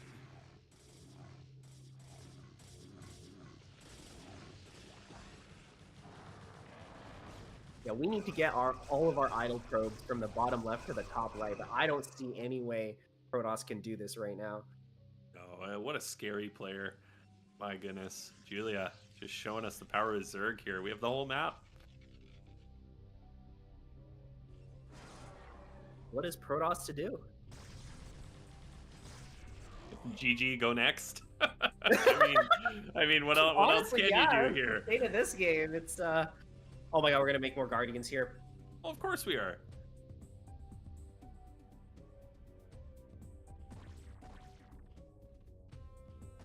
Oh my god. Crash Scourge into Observer? No. Dude, I think as soon as we see the Guardians, it's the Protoss is just gonna GG. Oh my god, he can't even take this base because there's He's gonna already mine half from this base. It's so over for Protoss. We don't even have enough money for X's, actually. Oh, it's over. I think and this is we our see last. this and we just GG. Yeah, this is it. Long distance mining.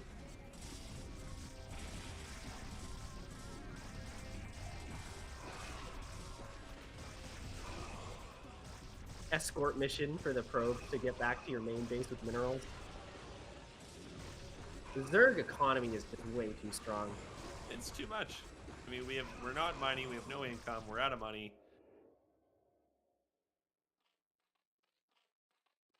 Looks like the Guardians got stormed, but that's okay. It doesn't really matter at this point. We're down to 12 minerals. It was a noble effort, but GG is called. Wow. All right, 1-1. That late game was Pretty incredible. crazy. Alrighty, That guys. was Well, I just want incredible. to say thank you very much for allowing me to cast CSL Pro Winter here. I do have to leave for the rest of the matches. Aaron is going to be jumping back in. Appreciate you all. I hope you have a wonderful day of StarCraft, and we will see you some tomorrow. All right. Thank you, Thank Anderson. you, Anderson, for joining hanging us. out. Appreciate it. Peace. Peace out. There we are. All right, Aaron. Hello. How are you Hello, doing? friend. Oh, man. It's nice to have a little bit of a break, admittedly. Yeah, so, you know, talking 24/7. Yeah. And I mean, with games like this, just sitting back and being able to watch them, like, I get the chat experience, you know? Like, you get to see all these hype moments, hear the casters yelling. And sometimes it's like, you know, as much as I love casting StarCraft, sometimes I really love watching StarCraft, you know? Yeah. I mean, it comes with. I feel like they both go together anyway, right? You like casting, you like watching. You love the game. True.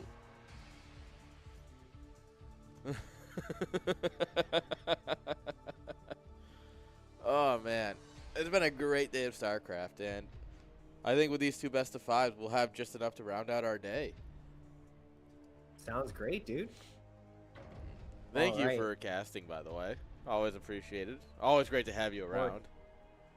Always honored to be here, to be casting these great games and these great players. Yeah. This is, in fact, a best of 5, right? So Yes. we are So currently it's one each. 1-1. It's now, this best of 5 has become a best of 3. The stupid Oh, fucking no. caster thing. Yeah. Oh, God. Oh, okay, here we go. All right. Spawning on the bottom left, we have our Zerg, who showed us just how strong their late game is from the last game. It is, of course, Julia, aka Ajong. And in the bottom right, we've got our Protoss player. He's coming back. Don't count him out yet. He's like, you know what? I'll let you have a map. Give it up for Raz.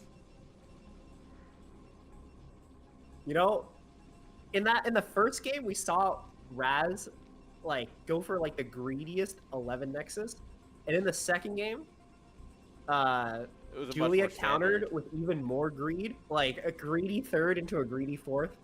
Yeah. I wonder if both players are just gonna try to outgreed each other from now on. Like what? What if we 12 go next for versus another 12 fast hatch. Nexus? Yeah. Like both I would be players just down. like not building any units until 10 minutes. And our 10, we're both at 5 bases. Yeah. Like whoever greeds the best wins. I mean, to be honest, whoever greeds the best and gets away with it usually does tend to win the game. Yeah, that's true, but I guess getting away with it part is the hard part. Oh, yeah. I mean, trust me, if you look at my replays, where all of a sudden I'm at like 20, 30 drones and no units, and then 5 zealots show up, and I'm just like, huh, that's weird. How did that Huh. happen? Guess I lose now. I just don't have anything. Yeah, speaking of greeting, that's 300 Oh. minerals. Oh. I wonder what Raz could possibly be doing right now. Hmm. So game Oh my one, god. the drone pull is the correct call, except it just, the probe ran into him. They're like, hey, where are you guys Yeah, going? that was an incredible stroke of unluck for Zerg. But this time, we do in fact scout it, Yeah. and the Protoss is scouting in the correct direction again. How does Raz do it? How does every single game he just scouts the right way? Dude, Where can I learn I don't this? understand it. It's every Protoss ever does this. Oh, I'm going to do I think it- something immediate first scouted every time. I've given up. It might actually just be the direction the Overlord comes from. honestly. No, Protoss is just bullshit. That's no, you're right. As a you're right, Terran you're player, right, I'm sure you agree with that. No, I fully agree. I don't know what I was saying. This is an Alright, so the interesting wings wall. are Look at out. this. Sorry, yes. But, like, you have Forge, Pylon, Cannon, Gateway. This is a bit of Oh. a funny SimCity. Yes. And I was thinking about it, and Bonnet pointed out, which means, obviously, Bonnet was right, is that the Forge is 1 hex to the right too far. You can't fit the Gateway here. Oh, I see. Yeah, that's rough. That's rough. I feel like if you spot something like this kind of weird SimCity where the gate's not in Use the right Hydra place, Bust. you just go for the immediate Hydra Bust. Hydra Bust? Absolutely. I mean, Julia won't because that's not how Julia plays. It's not quite crazy enough. But I think any other Zerg would go for it. Now, this was StarCraft 2. This is where you felt with like 5 pylons, and Zerg sees it, and then you just lose. Unless you're Yeah, Hero. that's true. I feel like you can't let Protoss get away with this. No. I mean, even a good Ling Flood would probably deal with it. Cybercore fits there nicely, Okay, though, but that's a interesting. gap. I'm pretty sure this is like a, you know, you can fit a small 4-door sedan through here. Yeah. I still think it's good to go for the Hydra attack, because if you kill a Cybercore in a Forge, I think that's better than killing a Gateway in a Forge. Yeah, and cannon coverage, like you put a cannon here, it's still not going to be able to do much. Oh, that's true. The way the cannons are positioned is also disadvantageous for defending a Hydra attack. Yeah. All right. Zealot's going to Yeah, show we'll see up. if that actually happens. Wait, was that a Hydra den in the main? Yes, it is. Oh, So there's a so possibility. we might actually see it. Oh, actually, he might even deny the scout. Did oh, that the Zealot micro's kill good. 4 Lings? Yes, this game is bullshit. Dude, Raz with the impeccable micro, and he does in fact see the sees the Hydra den. Immediate cannons going everywhere. Dude, if I was Julian, I spot that, like, back to droning. Like, This could you be a know? 973. He's a couple drones short, but like it's 954 currently. So a 973-esque bust right now could happen. Yeah, something like that. But we forced a lot of cannons from Protoss, and because the Sim City is so weird, like, they need to build 1,000,000 cannons. There's no other way to defend this. So from the school of Hawk, right? And it's not a 973 because he's dropping another hatch, but the school. Oh my God, cannons have infinite range, and I hate this game. The aggro. So if you see less than 6 cannons, it's bustable with like a 973 or similar Hydra bust. Just like if you can overwhelm it with Hydras if it's less than 6 cannons, and realistically, getting 6 cannons in fighting positions here is just not gonna happen. You have to put them like down here by the Nexus at that point, so you'll just be able to take out the wall. You can take out these cannons. You know what I mean? Yeah, for sure. But it does seem like the hatchery indicates that we're not actually going to commit to any sort of major Yeah. Hydra butt. He wants to macro. Yeah, Julia does. He does seem like a macro-oriented player, especially with the way he played last game. But this is still really good. Like, Julia didn't build like that many Hydras at all. We only have 7, I think, sitting outside of the main. But that, on its own, forced 4 cannons out of Raz. Yeah, and I mean that's the beauty of stuff like this, is that you don't have to commit to anything if your opponent thinks you're gonna commit. That's usually good enough. It's similar to like the early stim move out, right, in TVZ, where you just force out the 2 Sunkens and you go home. Yeah, this is the exact same type of idea. But even though we don't have like as many Hydras as we would, we can still try to get something done, and that's exactly what he's doing right now. We do pick Grab off a one of the cannon. cannons. Yeah.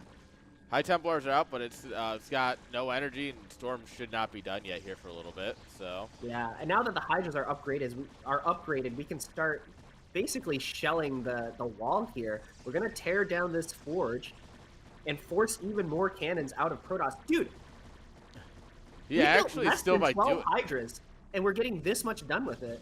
Oh, we're gonna Skype. Oh, he died for the God. Templar. A bit greedy, but totally worth. 100%. Dude, that's mental damage too. This is cyberbullying.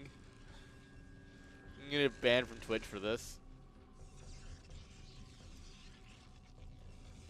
Oh my God. We're doing it, guys. We're doing it. I do love the couch lock ability, aka Maelstrom. The what lock? The couch lock. You know, you smoke some really good stuff and you just kind of sit down on the couch and you just can't get back up. I guess the Yes. Maelstrom does look kind of comfortable to sit in. Well, I don't remember when I started calling it that, but it's one of those, like, you're stuck in place for a little bit and now you have to just sit there and just... That's the couch lock, baby. I think I see what you mean. I mean, it's kind of like after a big holiday meal, right? Same concept if you don't smoke. Yeah, I get what you mean. I get what you mean. We're gonna couch lock the mutas. They're gonna sit in place.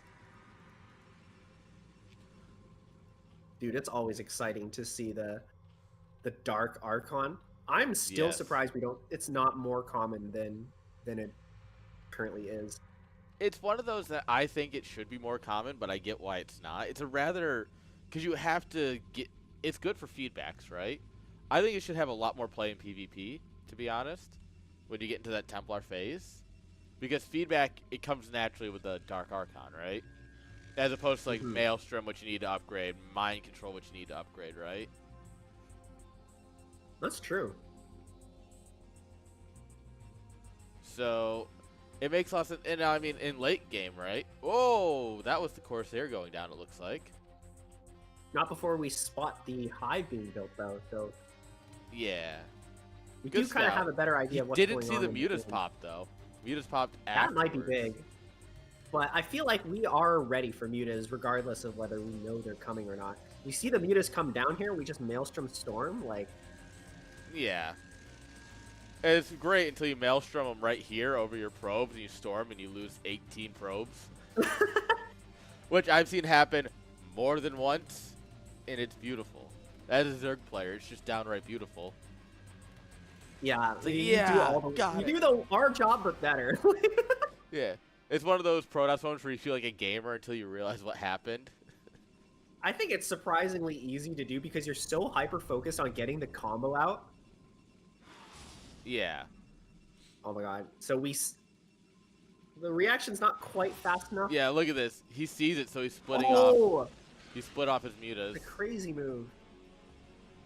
That's a smart move, actually. I never even considered that. He's trying to bait it out. Yeah. He's absolutely trying to bait out the mail. Oh. The Dark Archon just keeps getting shoved into the minerals like a nerd in a locker, aka us.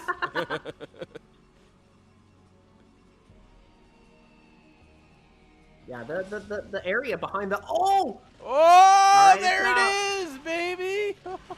The second it took 2 storms. Okay, so nice. that was good for Protoss, but because of the way Julia played that, we didn't lose all of our mutas.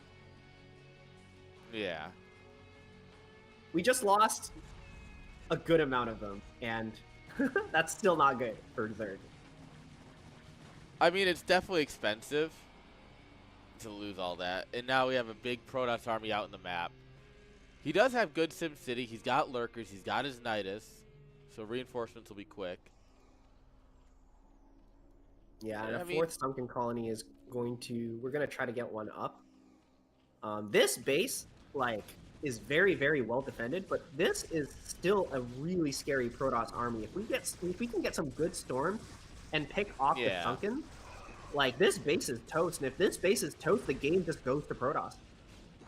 Yes, 100%, because obviously he's taking the main as well behind it, so it's twofer at this point.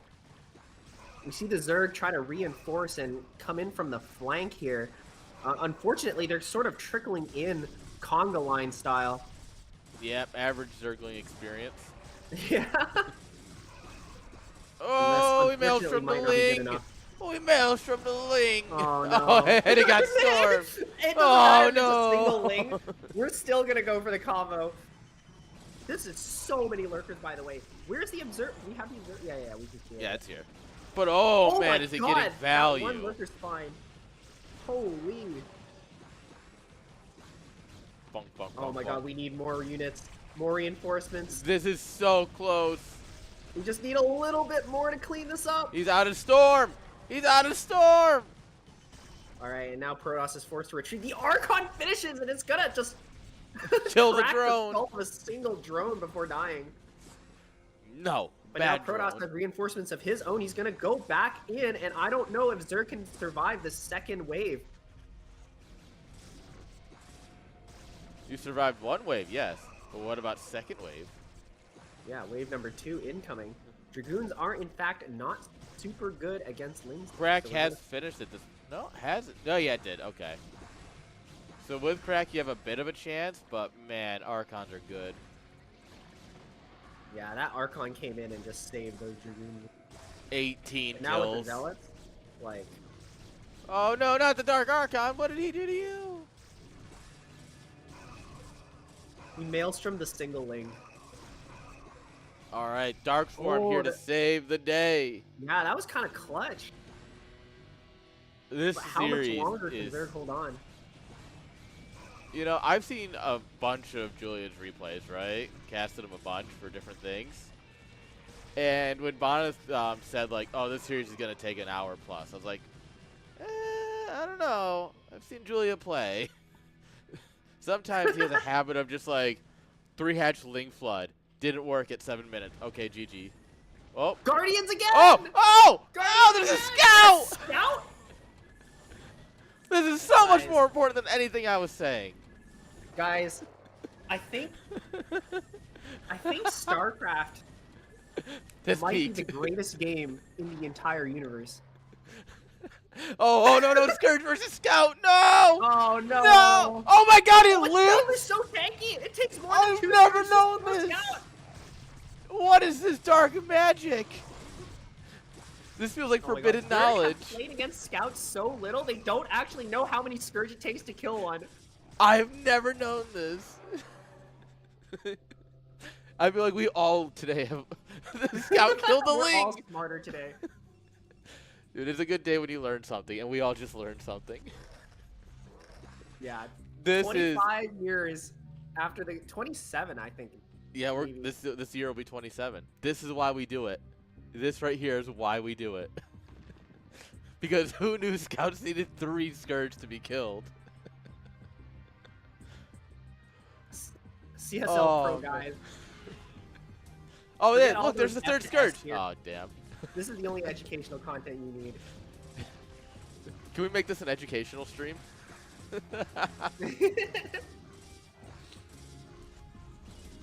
I don't even remember what I was saying before that. That was just incredible. Dude, that was incredible. I forget what either of us were saying before that. Nothing matters. It's all BS before Scout. Yeah. So Zerg loses that hatchery, which is of course extremely painful. But he didn't lose the game's main. not over. And We he still still have got this gas thing? mining. Yeah, no drones here, unfortunately. Yeah, that's not great, but the fact that especially Scout's still just vibing. Especially in like TVZ, but the way Julia plays PVZ it's still yeah, PVZ. Sorry. Brain don't work good after seeing Scout. The way he plays, having that gas is more important than the minerals at this point.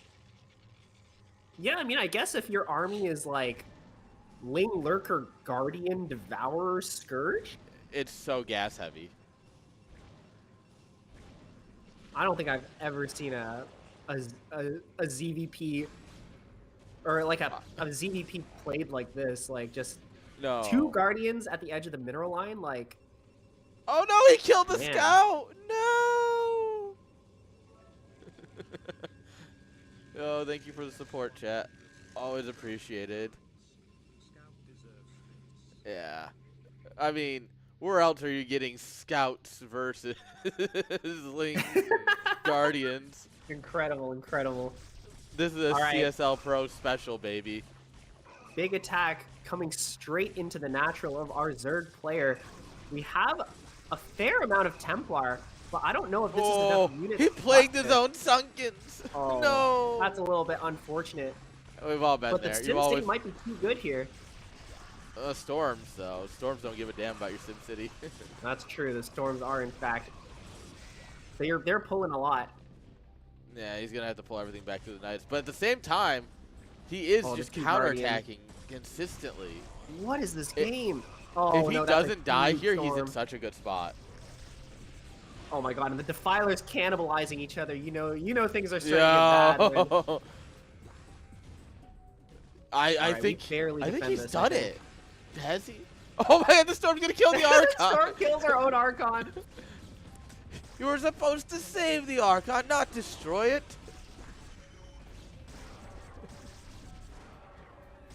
my god, these dragoons. Dude, these fights have been so Oh my close. lord, this is so scrappy. It's like consistently just like 3 units left on either side. Dude, if Protoss brought like, I don't know, like 5 more zealots to that fight, I think Oh we my could have lord. like Look at we this. could have busted through. Raz has 6 probes mining minerals right now. Yeah, dude, I Julia's think Zerg done might- it. Julia's done it. He's yeah, doubled I the think Zerg might have supply. done it. So we don't, obviously since it's a live game, we don't have the exact worker counts like replays do. But it's close enough that I think it's fair to say my age-old adage of if you What? have more if they have more workers than you have total supply, probably gonna lose. Dude, I can't believe those lings just like sniped at the Dude. Nexus there. Dude, cracklings are good. Cracklings are really good for stuff like that. Dude, There's you know still what? a It's Guardian the scout. alive there. The scout's what broke him. He just didn't have enough money after that scout. They're too expensive. No, I think he needed a second scout. So, if he had a second scout, that Guardian might not okay, be you know alive. what? I think you might be onto something.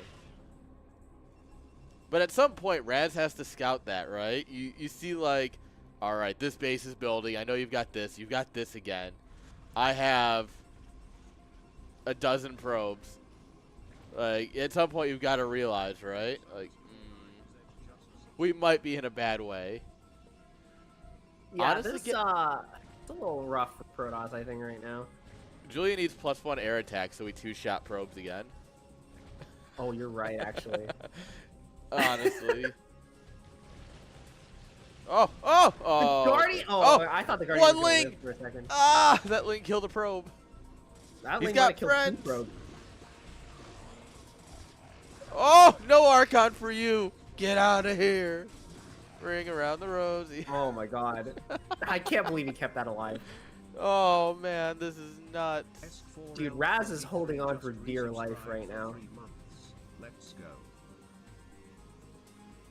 I feel like Dude. Zerg just has to realize This how is where you ahead take they are, all and of then your they can win the game. hatcheries. You take all of your hatcheries in the game, you just rally them like here and here, and just make. Just spend money. Just make. Oh my god, we're gonna This keep is- running into here.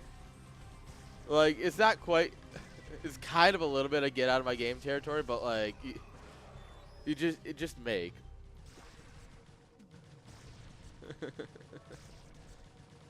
Alright, these Oh cracklings my here are gonna make lord. short work of these structures. Honestly, Unfortunately, we just don't have any units. after we get the GG here, I've got to double check the predictions. I think Julia was the underdog here. In terms of predictions, it was like very, very, very in favor of Raz. Yeah, and I mean, to be honest, I get it. I mean, my On sources paper, still trust me, bro, G. but I remember it was like 80-20.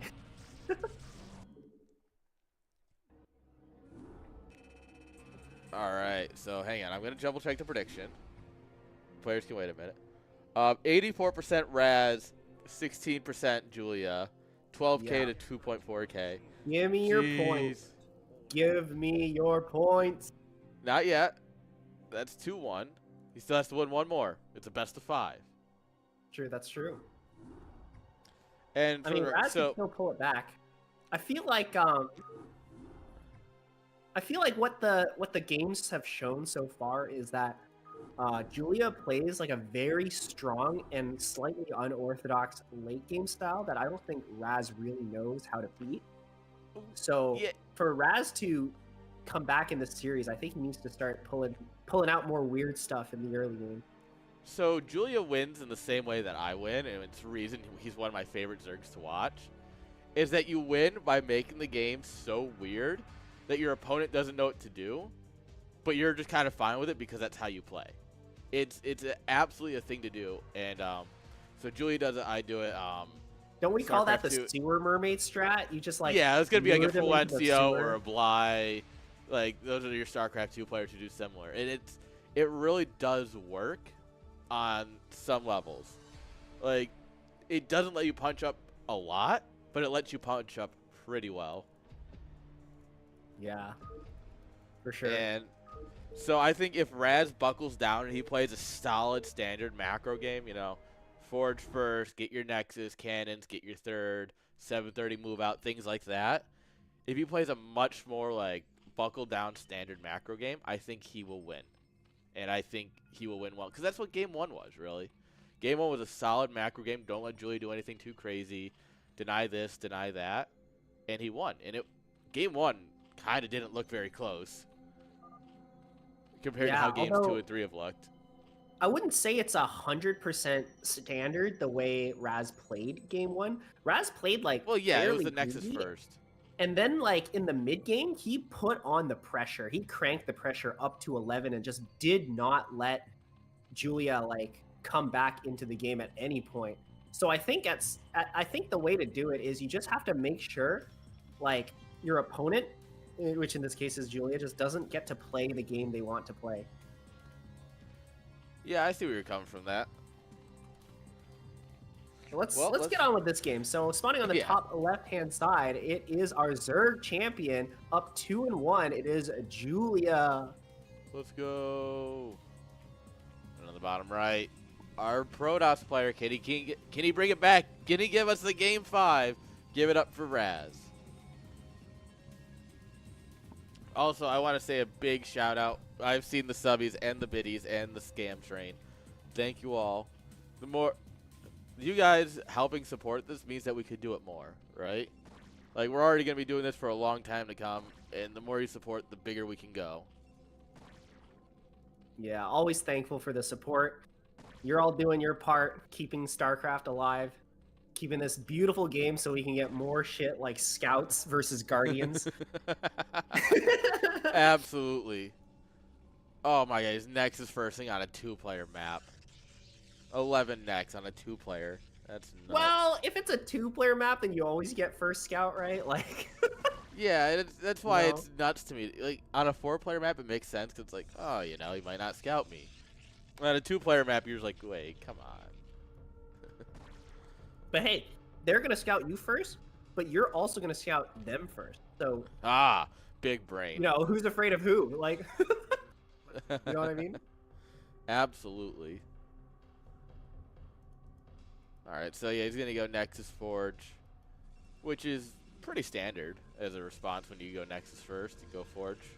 Even against Terran. Forge Gateway is, in my opinion, the best way to play a Nexus first in PvT, because 1 or 2 cannons stops any sort of Marine Vulture push. Yeah. It's definitely the same sort of idea in Protoss versus Zerg. Because once you get the cannon up, like, you've essentially secured your greed at that point.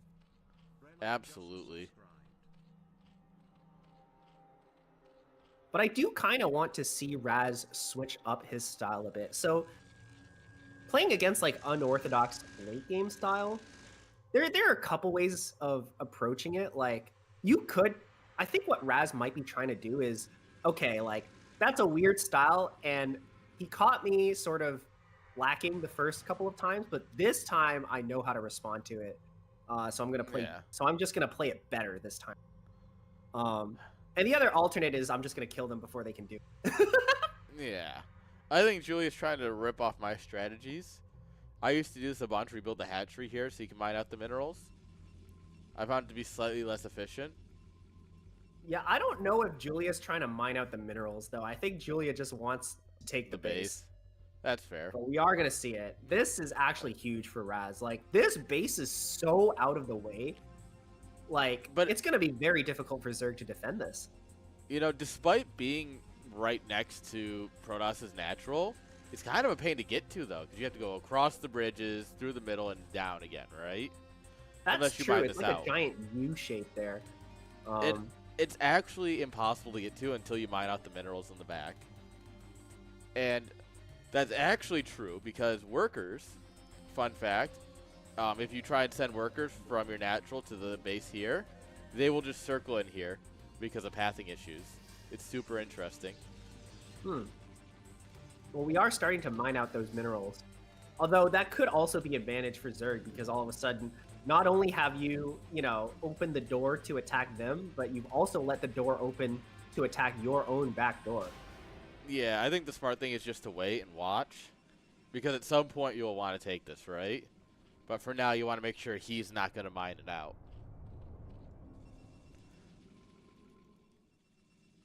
Apart from that, though, everything else looks fairly standard for both players. This almost looks like a Neo Dark Origin style repeat of the last 2 games, where Zerg takes kind of a weird third base that's not like where you would normally expect it to be taken. We're just gonna see if Julia gets away with it a third time. There's no way we're gonna let them get away with it again, right? He can't keep getting away with it. Away with this. 2 Zealots are now out on the field along with a Corsair as well. We're going to try and catch them in the middle of the map. Unfortunately, Zealots are made of butter and hatred, so it's actually impossible to grab them with lings. We do have a safety sunken. Made him like the slipperiest substance. That's also the hardest. Like he's the greased up deaf guy from Family Guy. Yeah. All right, we got Hydras to make sure we don't lose anything to the stairs. Always nice. Hydras is actually an interesting choice. Because I'm pretty sure in that last game we went Hydras to do a sort of like to threaten a bust because of the weird SimCity from the Protoss. And then we just went Lurkers and we never saw them again. Yeah. Well, I've sort of figured that out that Julia's not exactly a mass Hydra player. Yeah. I haven't really seen that from them. His strategy is very unorthodox, we'll go with. Yeah, but going for Hydra in this game feels like a little bit of an odd choice. Because how are you going to defend the base on the bottom left unless your plan is to actually pressure and try to bust the front?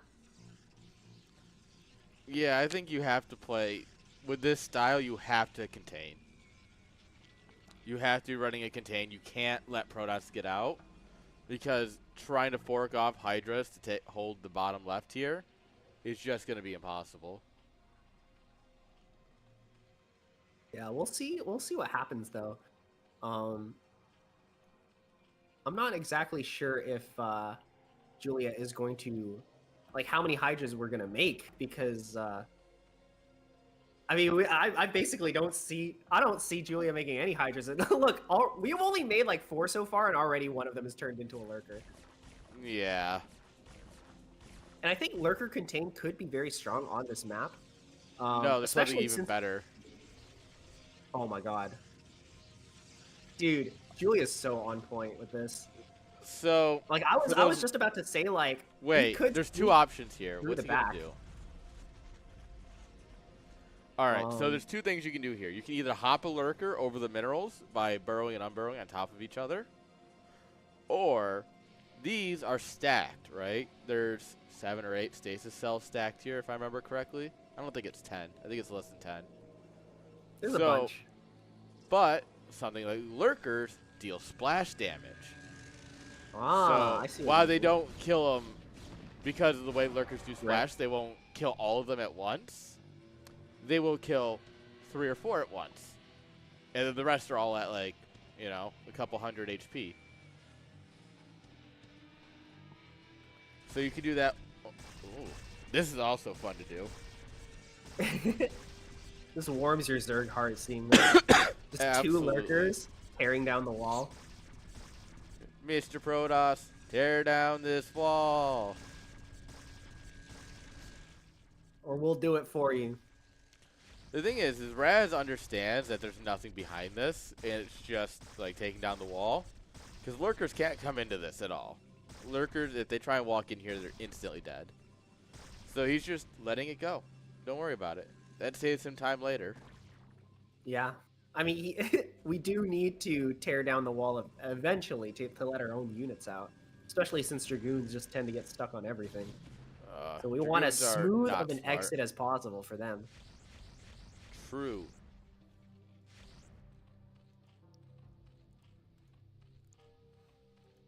All right, we're going up to Hive once here. again going into late game. The difference is on. So you compare this to a 4-player map, right, or even 3-player like NDO, where you take a natural and you have a main, right? You take a third, you get a fourth. Buy one, get one. Julia doesn't have a guaranteed fourth. He has to try and take like this mat base or this base, right? Which they're not guaranteed. They're still open to being attacked. Yeah. So it's a Yeah. much different position. He's not guaranteed 4 gases. He's not guaranteed all the extra income. Yeah, and definitely I think the bottom left base is harder to defend for him as well. That's sort of why we're seeing like so many more sunkens being built. Because if you remember from the previous game, you only built 3. Yeah. Yeah, this game is turning out to be like both players are playing it the same as the last game, but I think this time around it's going to be a lot harder for Zerg to hold on to, or to try to go for their original playstyle. Yeah, so this is what I was kind of talking about, right? Where it's going to damage all of them, but it won't kill all of them at once. Is it not going to kill all of them? No, it'll kill like half of them, I think. Really? Why is that? I don't. It's something to do with lurkers and splash, I think, but I'm not 100%. Oh, like I you don't just do know that I've 100% done it of their before. flash? So I mean, we'll see, right? yeah, I don't know why. I just know that I do. All right. we Protoss see thought Protoss about now. posturing up here. Says, nah, we'll go take this base down. Yeah. Good to see that the Protoss wait. inside the stasis cell is still fully healthy. Did we kill both eggs, like, in the entrance to this base? I don't think there are eggs. Those were both his lurker eggs. Oh. Oh, I see. I had to do Yeah, a double I saw take too eggs on there that. at some point. I was like, whoa. Yeah, This those is are actually a his really lurkers. hard... Yeah. Difficult to attack into entrance, but I don't see the eggs anymore. So maybe they were just lurker eggs. Without I the know at least lurker one of eggs, them though, was. this choke is all of a sudden, like, Not bad. Yeah. Storm on the eggs. Storm egg. Oh my god, there's just so much Protoss here. Yeah, I And don't Zerg- think you can hold this. Zerg just doesn't have the units to come and reinforce, and even if they do, look how long it's going to take for them to get across this map. 2 Defilers are already out. Alright, so Dark they're Form gonna will buy us some some time. Like, goons are already bad up ramps, and you put a Dark Form on top of that ramp, you got a minute, right?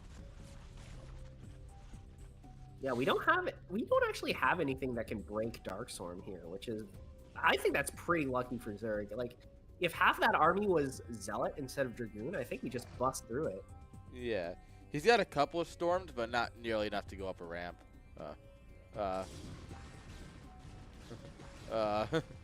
His lurkers are just vibing in the middle of the map. No. This is not where lurkers want to be. And this is what I was meaning, right?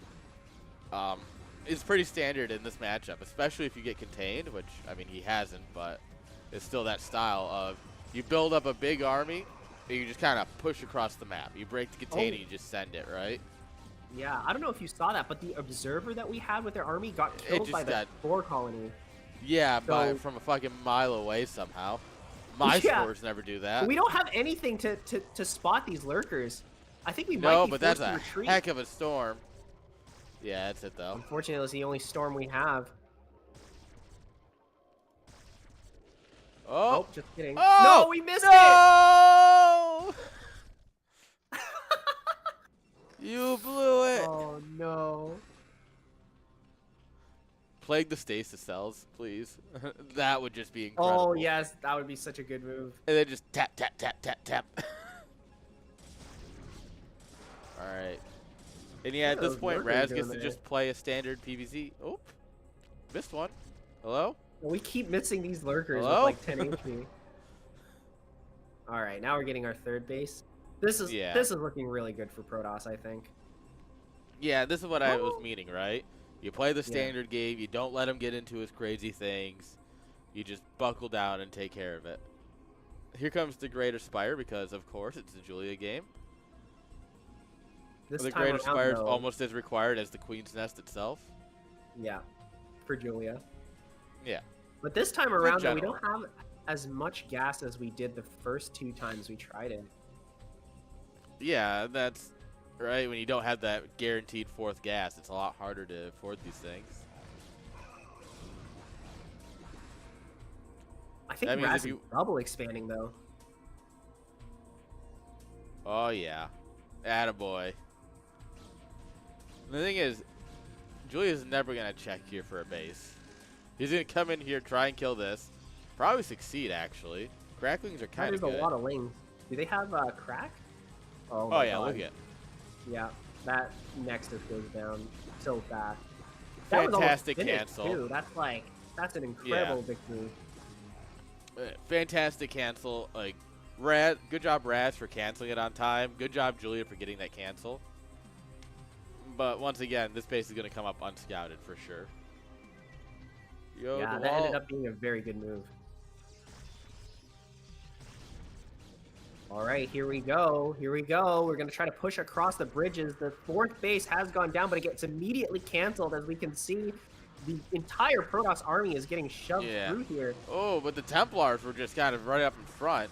Oh, no, the Defiler! It does get its Oh. plague off, so that is good.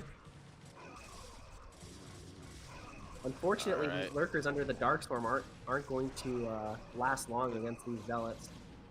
No. I'm getting very worried for Julia here. I feel like if Protoss wanted to, they could just move into the natural and kill everything. Absolutely. This is starting to look like a game 5. I don't know about you. Yeah, I'm feeling it too. Protoss is doing very well this Oh, game. he got him down. What is this? We just need some lings down here to try and finish off these cannons. Whoops. Oh, the Guardians are out! Guardians are attacking the cannons, though. Not efficiently. Oh. Oh, no, he stormed our amazing probe. storm here. Probius.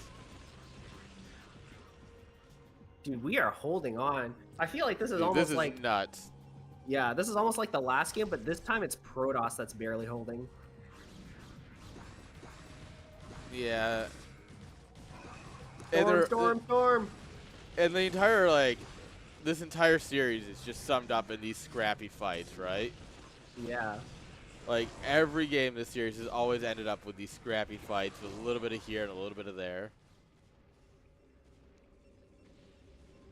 I think this move might end up, like, winning Julia the game here.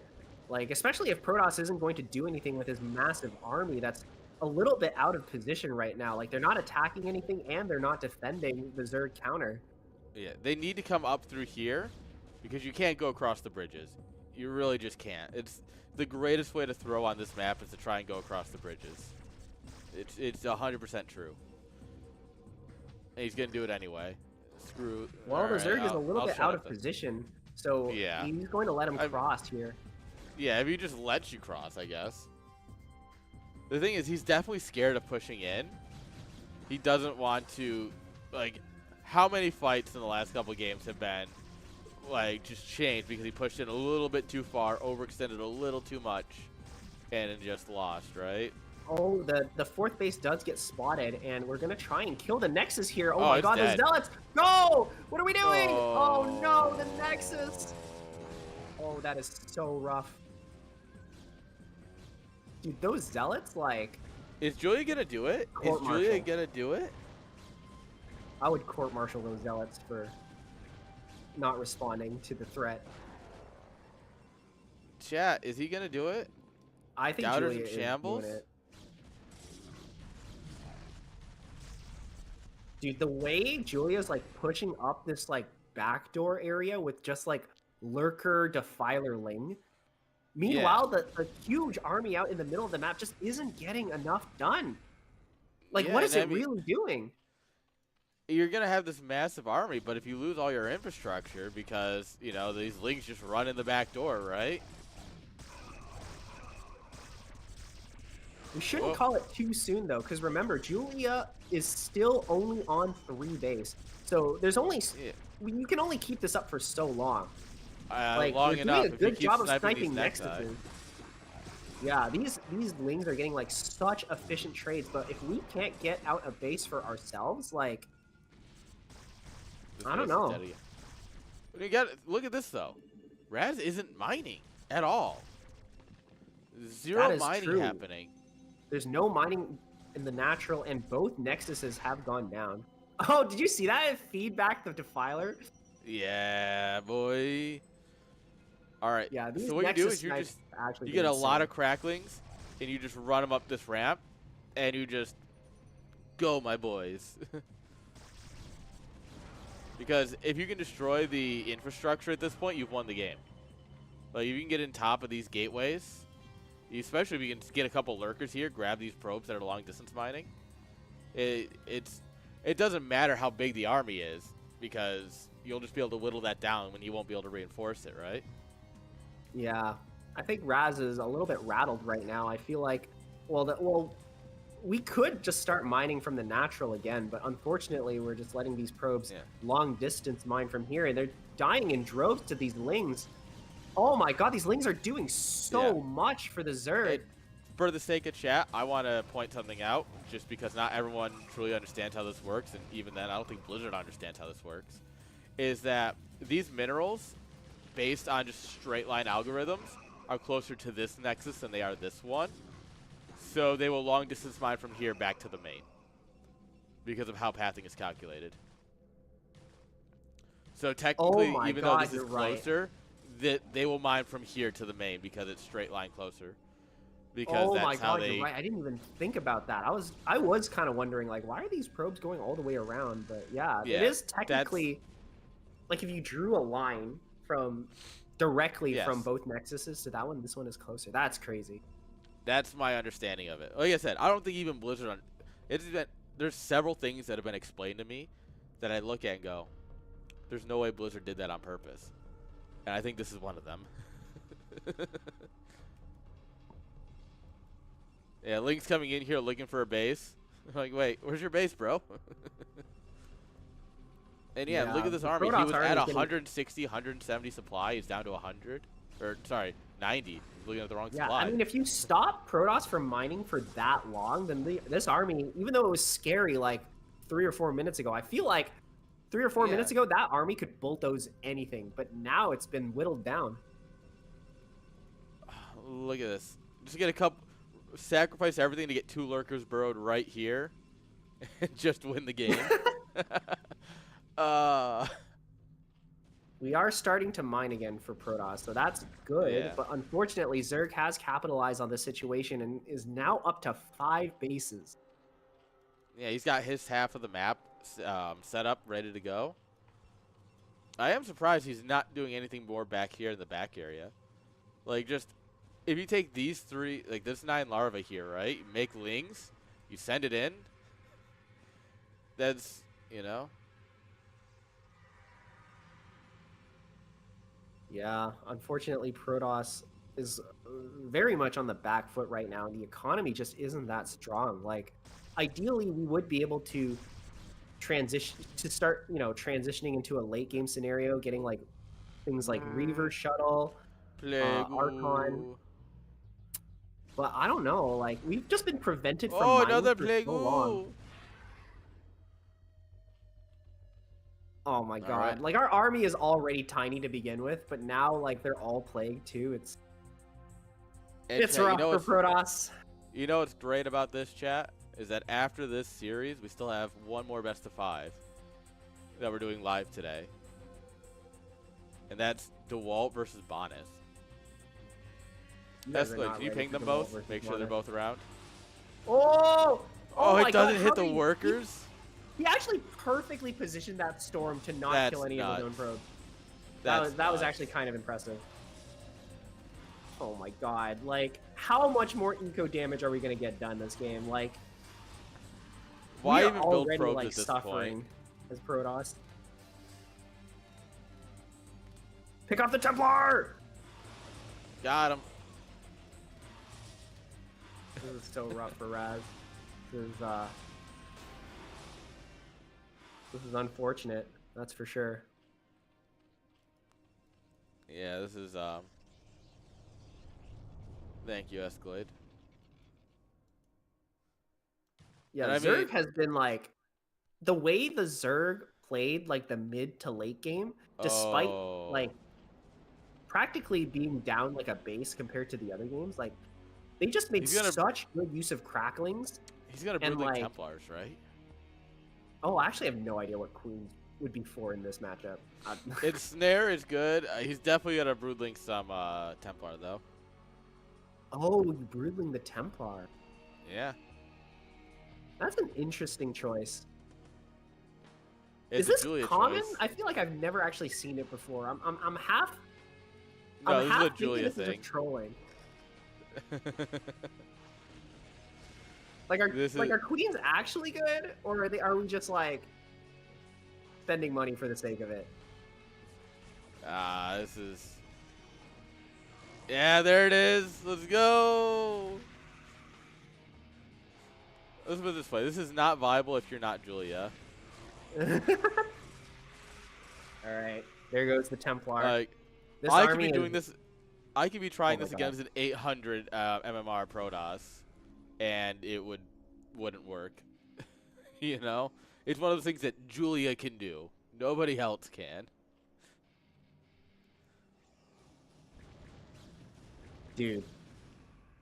Double Guardian and why don't more Zergs play like this? Like I've only ever seen this happen in these games that I've watched today. Here we go. This is what I'm talking about, right? You just kind of run in here, and it's over.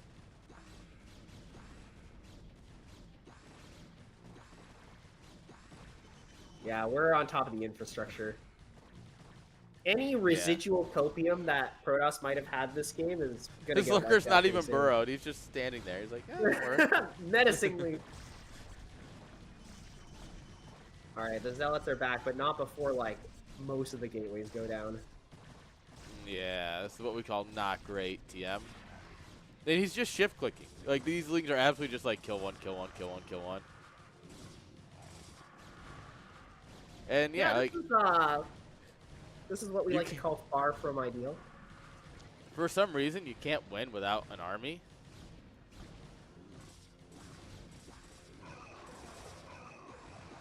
Oh my god, Oh, the this Guardian's gonna kill win. both Oh! Dragoons. Dude, I've never seen Zerg make use of Guardians in this way. Like, I have seen, like, ultra late game, you go Guardian as Zerg, but the way that, I don't know, the way that it's being used by Julia here is kind of cool. Yeah. It's like Guardians for harass, basically.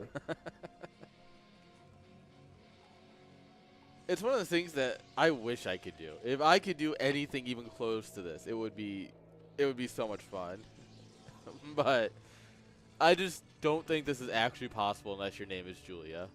Oh my god, the singular lurker that's still alive. I would have burned it next to the So gateways. annoying.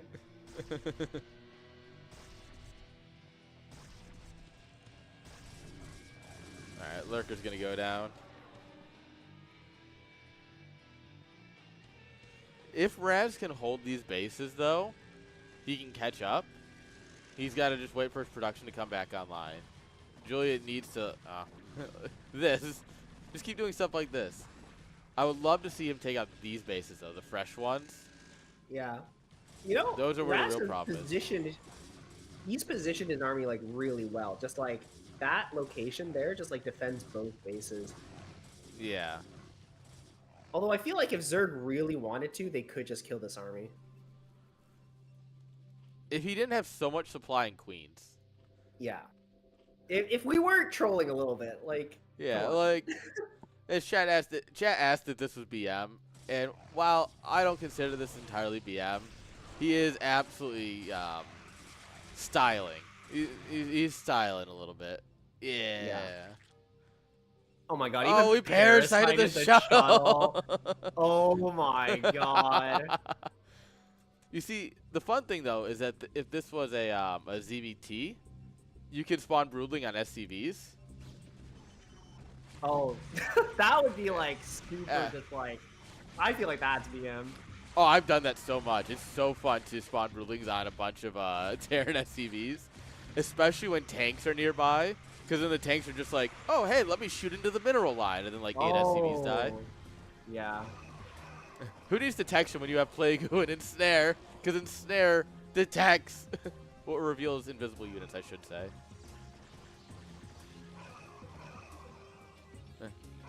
Bonk. Honestly, bonk. if I was the Protoss and I see Zerg spend that much money on queens, I'd also stay in this game. I'd be like, there's no way. Yeah. There's no way I'd let you get away with this arrogance. Like, Yeah. Oh, bye, shuttle. yeah, but we're definitely at the point of the game where Zerg is allowed to do this. There's nothing Protoss can do.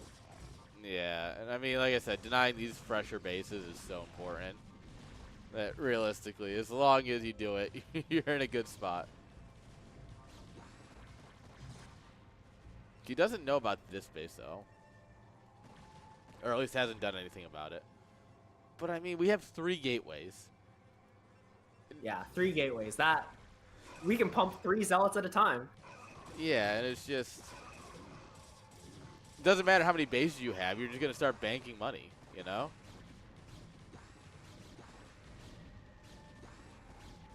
I would say GG go next, but unfortunately this is the... There is no next. Next is DeWalt versus Boneth. Yeah. So it's understandable that you would want to stay in this game, but it's so over right now. It's... I think Raz is sitting here going, how the hell did this happen, you know? You ever just have a loss where you just kind of sit there, you take your hands off the keyboard for a minute, and you're just like, what happened here? Yeah, I was you know? like, how did I lose this? This doesn't make any sense. Like, yeah, you just kind of have to just take a minute, take a deep breath, and go. Yeah, just process it a little bit. How did this? I mean, I would also be confused. I'd be like, I feel like I should have won this game, but I'm not entirely sure what happened. We're just gonna Guardian it up here. Oh, all right. The Hydra and Lings were just gonna let the probes pass. Like, yeah, you guys are cool. Too bad you can't broodling the cannons. Or ensnare them. Well, I think you can. And wait, can you? No, ensnares only units. Oh, okay. Oh my god. Yo, go, go! Oh my god, he's broodling! He's broodling, so he has more broodlings. Remember, when you support CSL Pro, you're supporting shit like this. This is what your money goes to. GG! GG! Oh, no.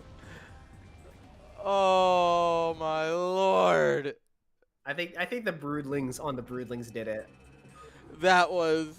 I think that did it. That broke the mental. You see, it's a good thing that wasn't Gypsy, because he would have thrown his chair through his cinder block wall of his house. I can imagine that. His entire computer out the window, gone. No, through the wall. He throws it at the wall. Yeah, he throws it so hard. Goes straight through. Oh my lord.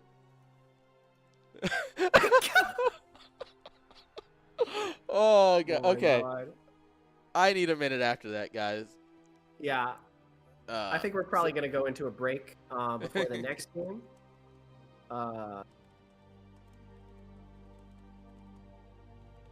Yeah. I mean, yeah. I also need a break after that. Holy.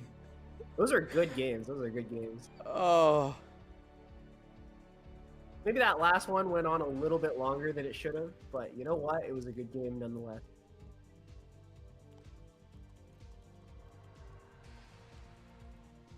Alright, sorry. Organizing players. I need a drink. I don't know if I need an alcoholic drink or a water drink after talking so much, but I mean, if you want, I could get something to drink too. yeah. Alright, guys, we'll be do right the rest back. of the day drunk, you know. I have to drive after we're done today. I have D&D tonight because I needed to talk more after casting for 8 hours. Yes. So guys, Sounds don't like go a great anywhere. day for your vocal cords. Yeah, don't go anywhere. We'll be back with more StarCraft. We're just gonna take a quick break.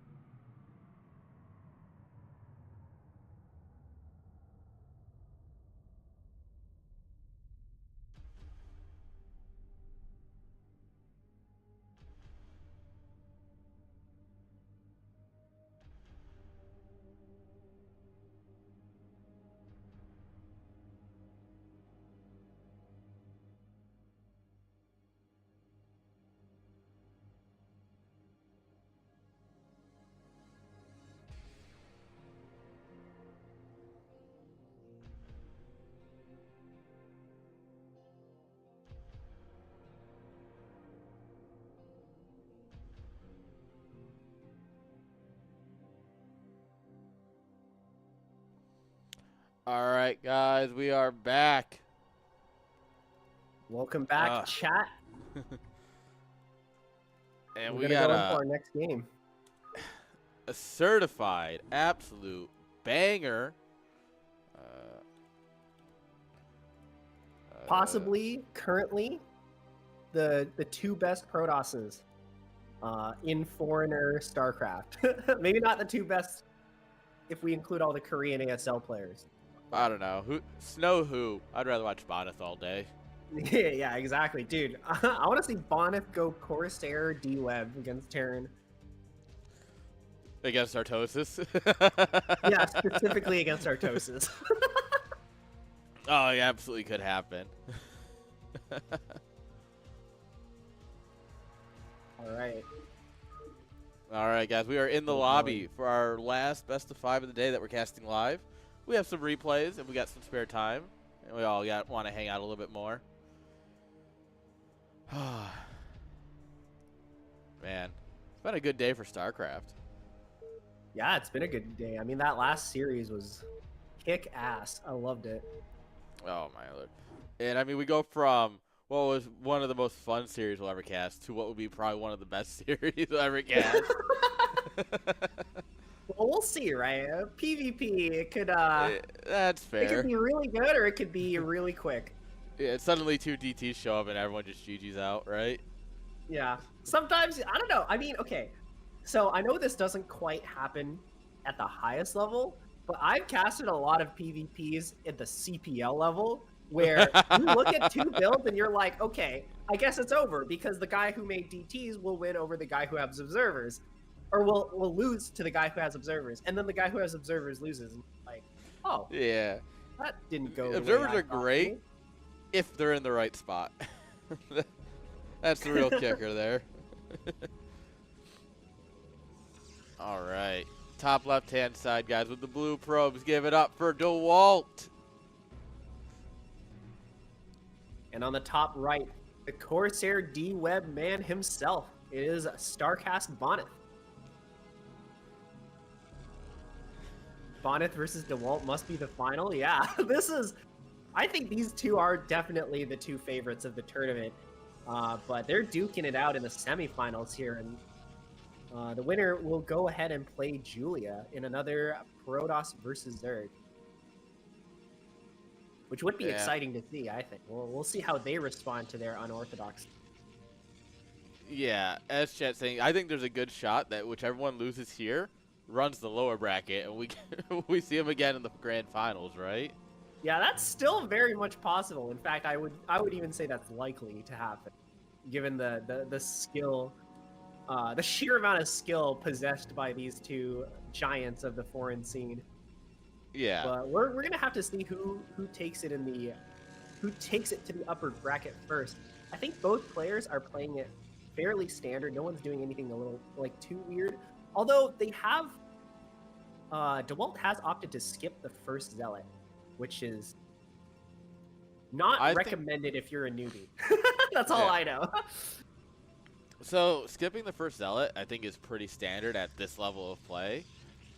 It's only if you're expecting some sort of aggression, where you'll want to hold your ramp a little bit easier or similar.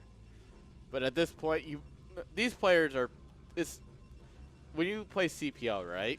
You have like a somewhat shot of knowing your opponent. Sorry, my throat's dying. But at this level, they know each other. You have an idea of what's going to come out from the other guy, right? So yeah, a lot of these players at the high level, they just constantly play each other. So yeah, it's sort of to be expected that you have a fairly good idea of what to expect. Yeah. I mean, it's like UPL, right? For us, not pros. Where it's like, yeah, we all know each other. We all kind of have an idea of how each other are going to play. So you get put up against someone, it's like, all right. Like, yeah, I'm getting put against Escalade. He's going to cannon rush into something stupid. I guess I have to watch out for 4-pool, right? hey. I'll 5-pool you. Don't try me. 5-pool? Okay, that's a completely different response. Macro build. Yeah, 5-pool is more macro. Of course. Alright. Wait, what's that building that we're making for DeWalt here? Oh, gateway. Oh, just another gateway. Okay, so both players kind of mirroring each other. Yeah. With the pylon over here, though, it could be DTs. It could be a scouting pylon. It could be DTs. Trying to hide the tech that's back true. here. I mean, that is a funny place to put it. Like, if you scanned DeWalt's base, you're not going to see that, but Protosses don't have scans, so... I mean, it's good for shuttle spotting later, but you never know. Yeah, I think these pylons are just there to spot drops. But you could still hide tech there. Nothing's stopping you. There's potential for anything, especially... I mean, Protosses can literally do anything. He could just drop a Stargate here and make some scouts, right? Or Stargate Fleet Beacon, get some carriers. Yeah. I mean... I would love sir, to have you see been it. smoking I don't think today? we're gonna see it, but you know what? If it happens, I welcome it with open arms. That would just make my day today, I think. Protoss can literally do anything, right? They can chat? literally do anything, even against each other. Oh my god, there was a bit of a scuffle out in the middle of the map. Yeah, it looked like DeWalt wanted to go over, but Bonus was already on the high ground waiting. Yeah, we're gonna push DeWalt all the way back up the ramp. This is a very no, good you're not. start. Goons can't go up a ramp. I'm pushing back surprised towards he the didn't ramp. keep going. But I guess the reinforcing goons would have made it a bad fight for him. Clearly, these top players know a little bit more than I do how to. Nah, don't let them believe that.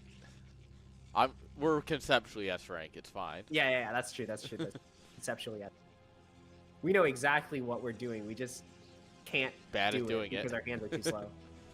True. Actually, me playing though.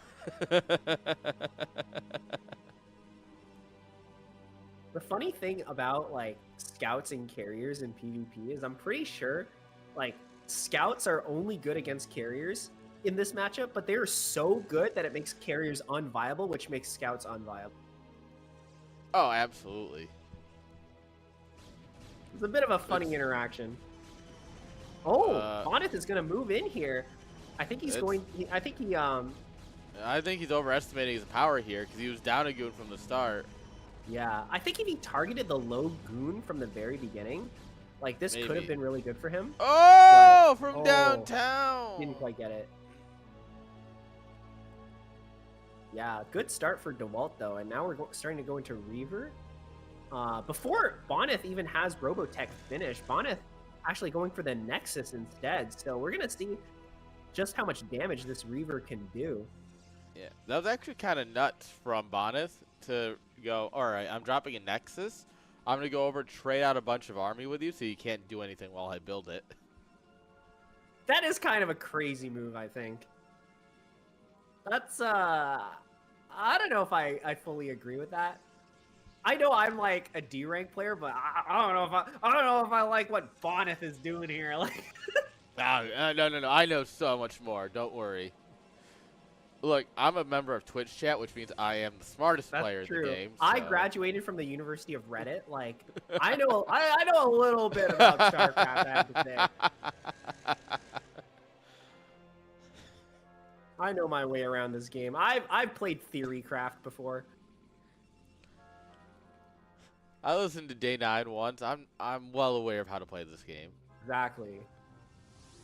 I've watched my fair share of his replay analysis. Not just Fun Day Monday, like you casuals. Yeah. Oh, I've watched every Artosis stream. All right, we will get the Reaver, but we got a lot of goons for that beforehand. Yeah, we traded out a lot to get those Reavers, and unfortunately, I feel like DeWalt is going to just kill this natural here. We do have the Reaver for defense. The high ground is doing a lot for him, but not enough, it seems. Actually, we've evened out the army count here. Yeah. Unfortunately, we're not doing anything to take advantage of that, and we might just let the Nexus go, Reaver, fall. go. Yeah, Nexus goes down, so this is DeWalt's game to throw at this point. Yeah, and I mean, at this level, you're less hoping for your opponent to throw it, hopefully that you do better. Because Dude, at this level, you look don't at this generally throw. arc that DeWalt is making, just like outside of his natural. He's How just is Bonnet standing ever there. supposed to get out? In an arc. Yeah, he's just sitting there in an arc. It's not just Terrans who have to suffer through Protosses sitting in an arc. Protosses also have to suffer through Protosses sitting in an arc. Yeah, it's true. Look, now he's going to Concave take is a pot good shots unit. at the Dragoons. This is so painful for Bonnet. Oh, are we going to see the Reaver dance? Oh, baby. Oh, no, that Oh my God, shuttle's that way too shuttle's low for... slow! Oh, no! Oh my God, that's so painful, but this Oh! Reaver's just going to die too. Doesn't matter, I guess. DeWalt's like, This you is know some- what? That was a this is some little good unfair. gameplay. Have my Reaver. Yeah, they're just doing a fair trade here. Yeah. Incoming trade offer, my Reaver for your Reaver. We don't want no trade deficit anymore. We will trade equally Reaver for Reaver. Unfortunately, trading equally is not what Bonnet wants because DeWalt's second base is already coming online.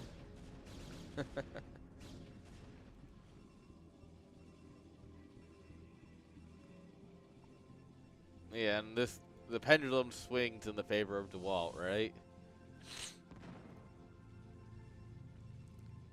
Oh. Oh my God. These Reavers are defeats- being so annoying. Just like basically Beats- picking up free damage for those Dragoons. Bonnet is completely stuck in his base. You know what would solve this right now? D-Web. You're right. You're right, of course. If you just D-Web the entire arc, then he can't just sit there anymore. Oh, we're trying to push Alright. Goons down a ramp. This is going to end well, I'm sure. Dude, DeWalt has more units, better positioning, like. And this is, Reaver's only just now joining the fight. Yeah. Yeah. Dude, look, most of Bonnet's Dragoons are just derping around. They do have the high ground, but unfortunately, this is not going to be enough to stop Anakin. Yeah. You want to start Cyber- elevatoring here is absolutely the play. You want to elevator some behind, get another round of macro. Yeah, I feel Well- like we definitely should have started with that before. But it looks like DeWalt is actually taking advantage of that as well, pushing up into the main while the units are elevated below. It's a disaster. They're just chilling. Oh my God. Oh, they're on the Everything's beach. going wrong for Bonnet. The Dragoons Oh are on the my beach. God. Oh, get the shuttle, which is cool, but it's far from enough. Oh, what? That was so far. Yeah, look at this base. It's up and saturated. Look at this probe count. So good. Oh, these 4 Dragoons. Are they gonna try to harass? Absolutely. All right. I feel like there Cool. isn't a unit worse at harassing than the Dragoon, unless it's Protoss versus Terran. Then every unit can harass. Worst unit for harass would be the Devourer. All right. Yeah, I guess Devour is incapable of killing workers unless they're already in a transport. Yeah. It's cool that we have both of our Reavers over here to get some damage done, but yeah. Yeah, we're kind of leaving everything GG. at Oh home. man. GG from Bonnet. GG. Yeah, I think the mid-game decision making felt a little bit off. Like the attack into the natural, into making your own Nexus before their Nexus. Yeah. I'm not sure if I agree with that, but I think the idea is that we position very aggressively to just your opponent like at home and guessing. But I definitely think it's very risky and it just didn't really pay off. Yeah, I think he was hoping for a better trade, but he was down 1 goon from the start.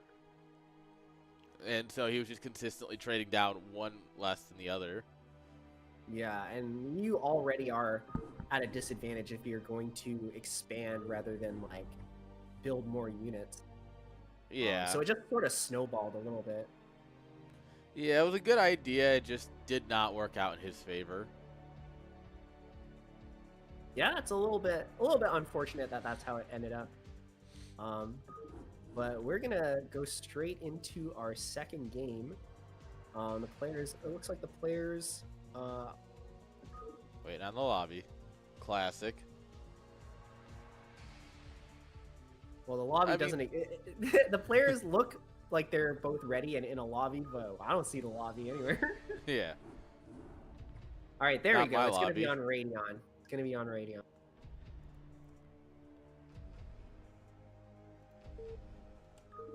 And honestly, that was fun though. There were some good ideas, and it just didn't quite work out. And I'm curious to see what it'll do now that, all right, I might have miscounted that time, but this time I won't, right? Yeah, it was a bit of a miscalculation, but this time could be different. This time could be different.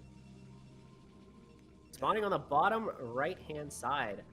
Once again, donning the blue colors. It is DeWalt.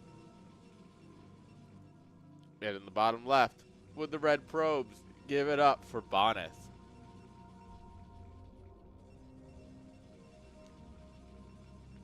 All right. So at Curious what if point they're do gonna switch both it up. players give in to degeneracy and start going DT, proxies, that kind of stuff, double gateway? I was surprised it didn't happen last game. Yeah, I'm pretty surprised both players didn't open with something weird. Like, are you truly Protoss if you don't open with something stupid like proxy DT? Yeah.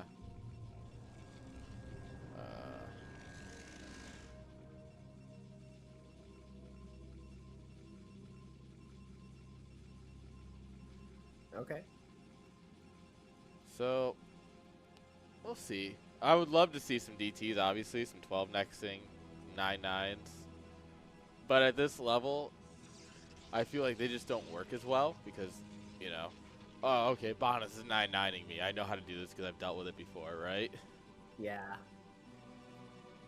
Yeah, I know what you mean. Like, a lot of these, like, really cheesy early game builds, if your micro and your scouting is good enough, like, you should always be.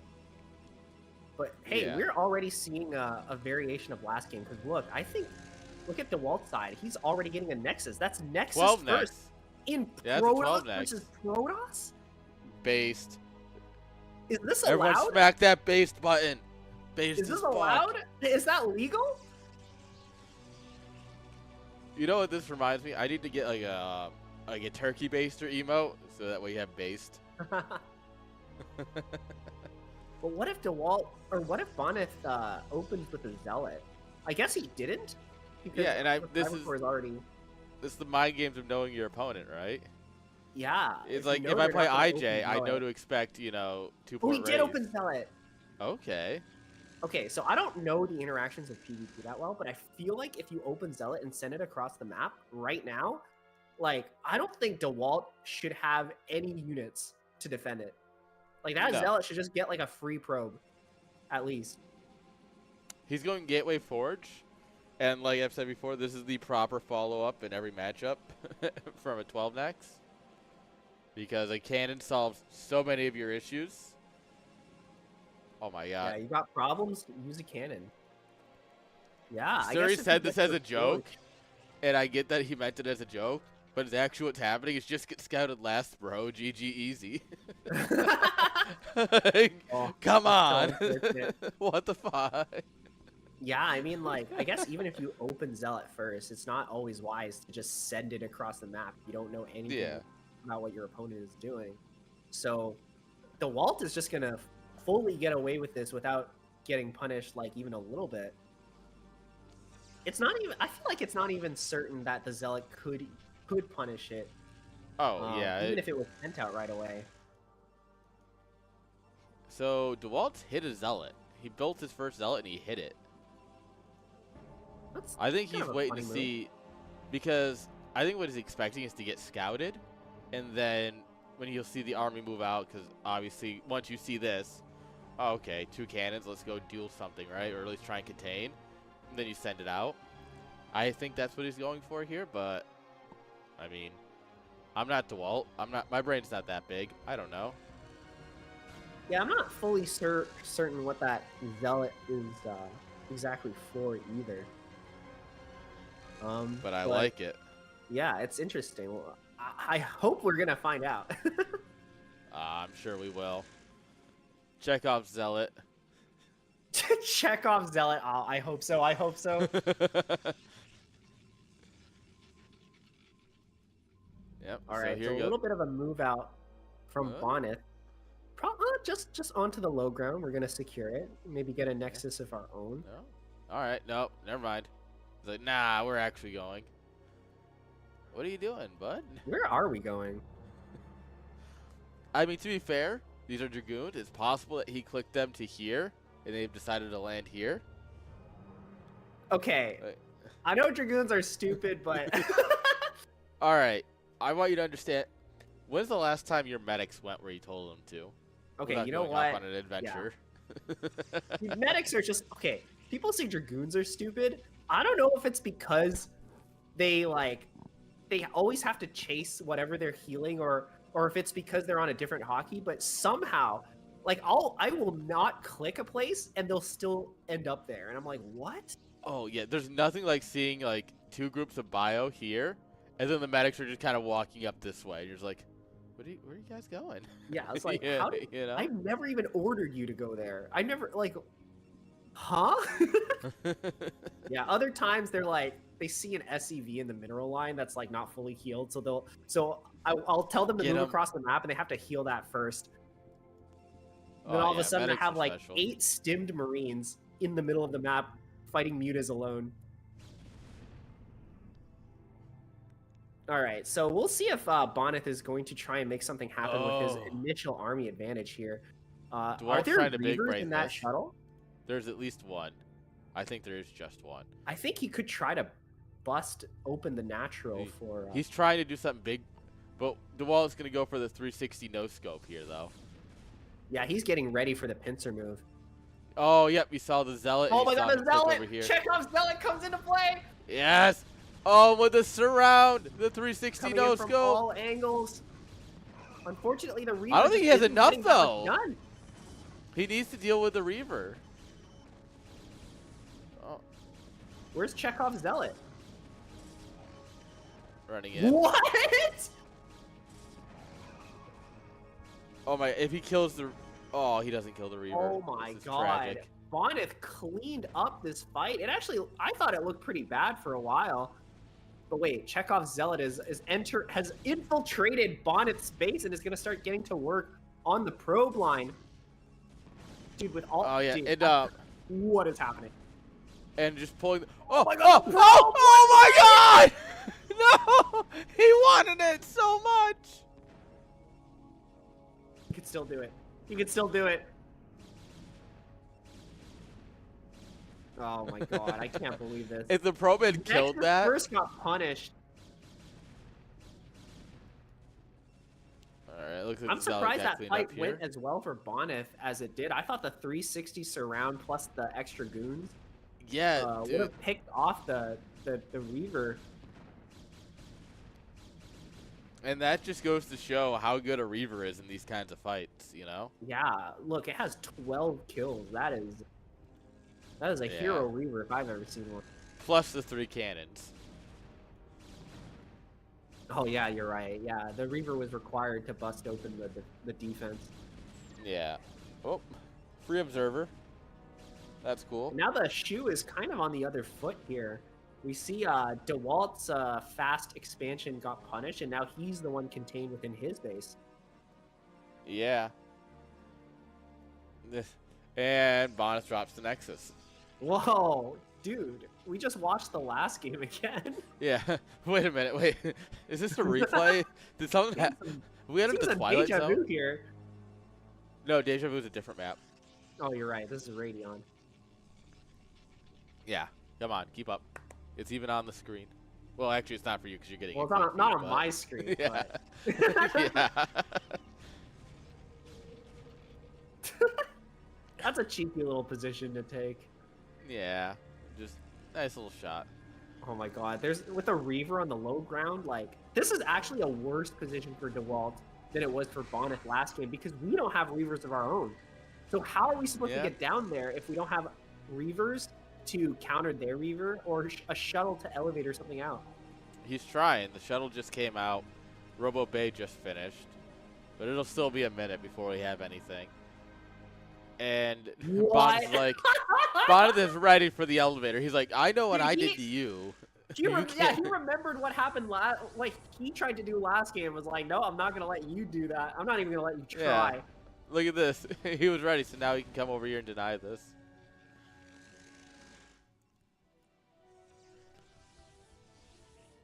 It's incredible.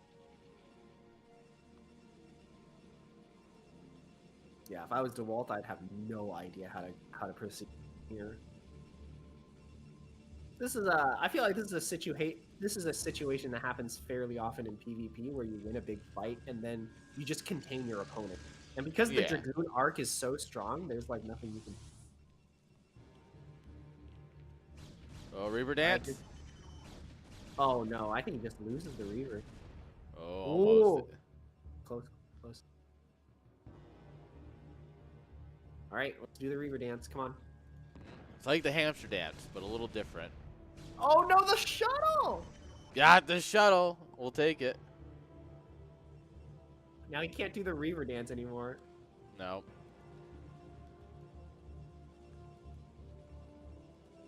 Yeah, look at this. We're up and running here. Are you? Some guy in the chat said you should build batteries. Which one? Bonneth or DeWalt? Both. Both. Clearly what you need to do is you need to proxy 2 Stargates here and start rallying at scouts. Shield battery and scouts. It's like the Void Ray meta from 2020 in StarCraft 2. Exactly.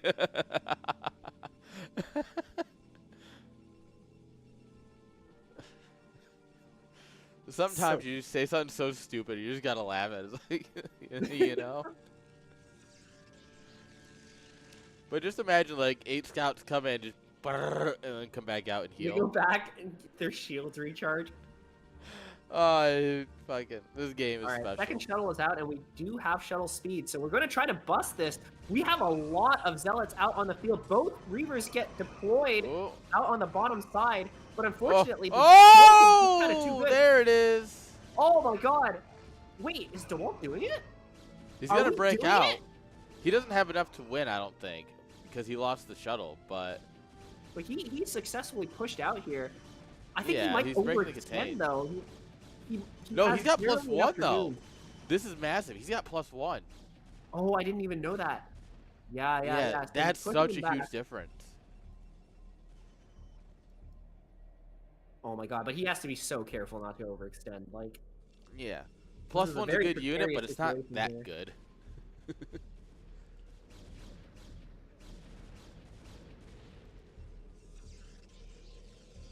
Getting both Reavers though, with the Scarab was so huge.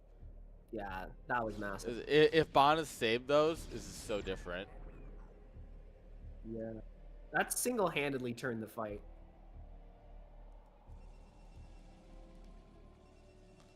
Once again, no one wants to go Templar Archives today, it feels like. Oh my god, Reaver drop. This could be huge. Or the Scarabs just get stuck behind the minerals. That's also a possibility. Oh my god, the shuttle goes down! This actually... That's cool, but like, in the wrong direction. You still have to kill the Reavers. Yeah, but 2 dead Reavers is... yeah. I mean, nothing's going to stop Bonneth from A-moving now. DeWalt knows that. GG. GG. 1-1, I think. Yeah, and that's the beautiful part about we've said it a few times. They play each other so much, they know each other very well. So he just knows, all right, I lost my Reavers. There's no way for me to handle what you're about to do to me. So GG. Yeah, I mean, I don't even think that's them knowing each other. I feel like the state of the game dictates that if you lose both Reavers after just barely pushing out of your contain, you don't even have a base, right? Like it's just like too many things going wrong. Yeah, it's absolutely just how it be sometimes. But yeah, it is kind of funny though that it was sort of the opposite of what happened the first game, right? Like first game, like Bonneth greeted out a Nexus and he got punished and contained, and this time DeWalt got greeted out a Nexus and he was the one who got punished and contained. Yeah. PvP is a rather consistent matchup, if nothing else. Yeah. I think if he dropped the Reavers on top of the probes, like this guy in the chat is suggesting, I think it's definitely possible that he gets way more probe kills, but if you lose the shuttle, like it's GG regardless. Yeah, So it sort of just depends on that. So it's one of those things where you can, the way Scarabs work out of Reavers is you can hop them over minerals if you drop them in the right spot. But if you don't, they more often than not will dud on the minerals. And because of that, a lot of times you'll want to drop them in the mineral line or on the side of it. But if you can drop them behind and get them to jump over, which is doable if you're really good at the game like these guys kind of are, then you have less risk, right? Because it's easier to get them up and get them out. Yeah. So it makes sense what he's doing, but it's just very hard to do it right. Like you can watch Korean pro gamers mess it up all the time. It is genuinely just hard to do. But all right, enough with last game. How about this game? All right. Spawning on the top left-hand side, we have our blue Protoss. It is DeWalt. And in the bottom right, red Protoss. Give it up for Bonneth.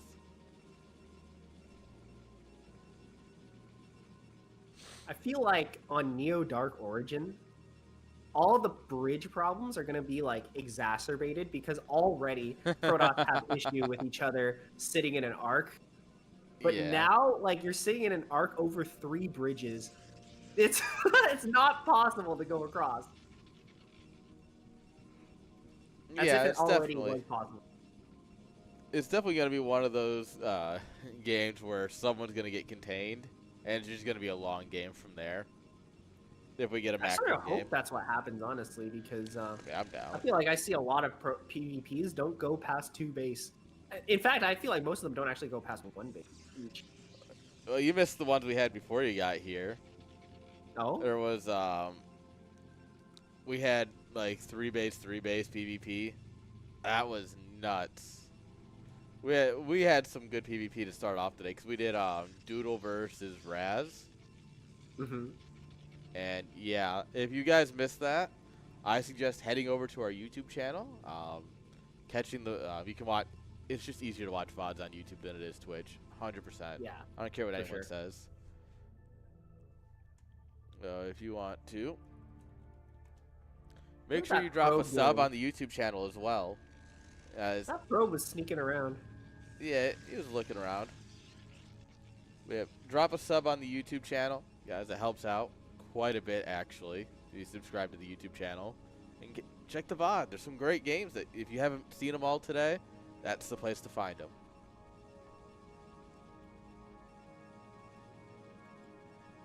All right, we see Bonneth going for a pretty standard game. DeWalt as well, but Bonneth is sending his probe out fairly early.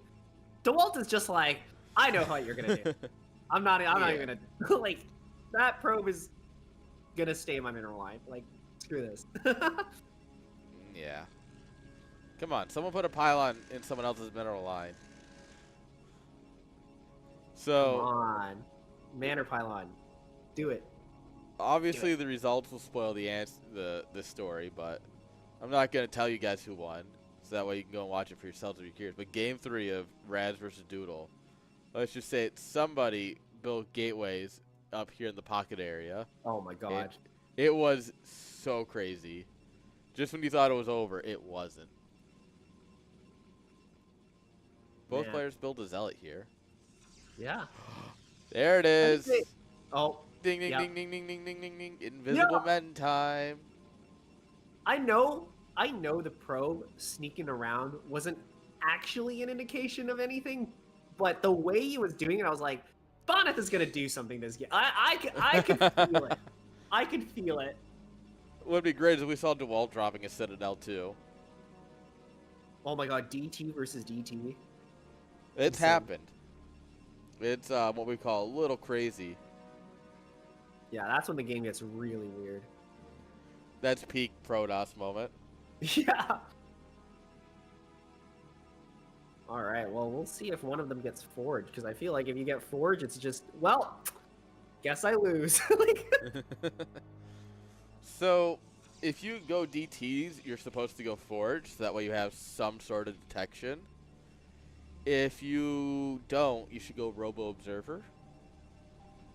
was it best versus mini? There was like one ASL. It was like years ago, but there was one ASL where both players went DTs, but one of them built the forge and the other didn't. And it was like, as soon as he Yeah. saw the squiggles, he was like, GG. Oh yeah, absolutely. not even gonna play it out. What I find interesting here is that Bonnet is doing this off of one gate. This is normally you would go build your second gate, so you have 2 DTs, but he's doing it with just one. I guess a single DT is all you really. True, but you know it's Not better than one unless DT. DeWalt just like recognizes that you only have one gate and just ends the game before you can even get a DT out. Yeah. It's not gonna happen because the DT's already out. Yeah, DT will help defensively here. Which Is means this that you a- won't... Is this a macro DT build? Kind of. I mean, the DT will make sure you can't lose your Nexus for a while. I guess there's a lot of potential with that. Observatory has finished those. Oh, yeah, the observatory takes like 12 seconds to build. And DeWalt actually just takes a Nexus on his side as well. So, funnily enough, the DT is going to guarantee us. He's going to guarantee we go into a much longer macro game this time around. You know, normally I'd ask if you were on drugs if you said that, but that's really just how it's going to be. That's just how. Guys, he went DTs Hold on. quick, and that's going to give us a macro game. Yep.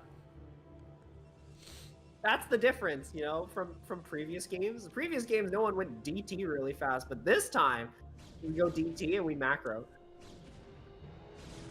Oh, we're gonna target the DT too. Good choice from DeWalt. Yeah. All right.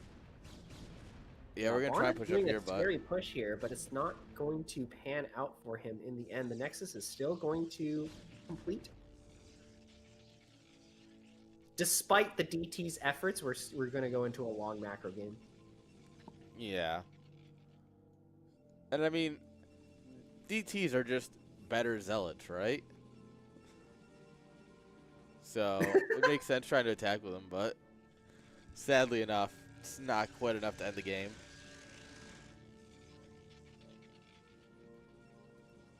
All right, what's this? Our Oh, own we're going Citadel. straight into Templar for both players. I like that. I really like a Templar game with no Reapers. I find it very interesting. Yeah, I mean, it's very rare that we get to see that. I feel like Dragoon Reaver versus Dragoon Reaver, like, that's like 90% of all PvPs that ever happen. Yeah. But once in a while, you get a treat from players like this. And oh boy. Okay, what is the most surprising is that both players are going straight to Templar. Yeah. That's what's the most surprising.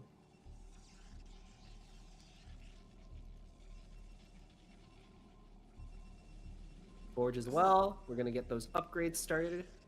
Yeah, I Bonus mean, go- +1 made a huge difference in some of those Yeah, fights that also last game. turned the fight for DeWalt in that last game. Unfortunately, he lost the Reavers, so it didn't end up turning the game for him. Yeah. But we could see just how effective the army was with that upgrade.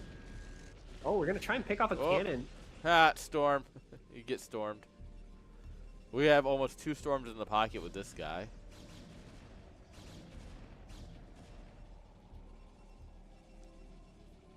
Man, these players are so good. The Zealot, like, a little bit out of position, they just immediately pounce, try to kill it. Yeah. DTs? Invisible Man. Wait, is it Are going we to be making an shuttle Archon? DT into the main? Either that or it's going to go for feedback.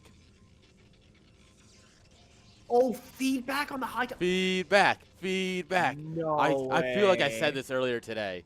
I absolutely said this earlier You today. did say that. I didn't believe you, but you know what? I Dude. should have. Ah! Now I'm the I feel fool. so vindicated. I didn't think it was possible, but DT or Dark Archon feedback versus High Yeah. Templar is the play, I guess. You just delete, delete, delete. It's like the Carbot animation where the High Templar is feedbacking the battle cruisers. Oh yeah, Bye, yeah, yeah. bye, Like, bye. boop, boop, boop, done. Feedback Yeah. is only 50 energy too, right? It's so cheap.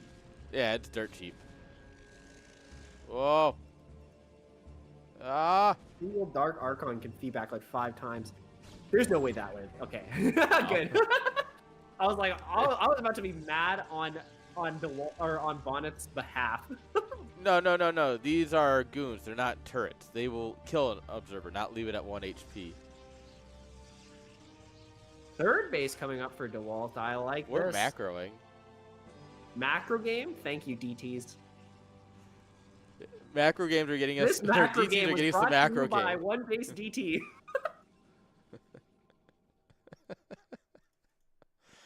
Oh, sometimes this game just things happen.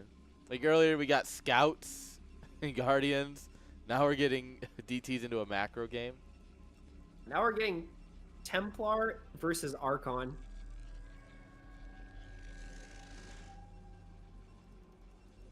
All right, what are we at here? 3, 4, 5, 6, 7 gates.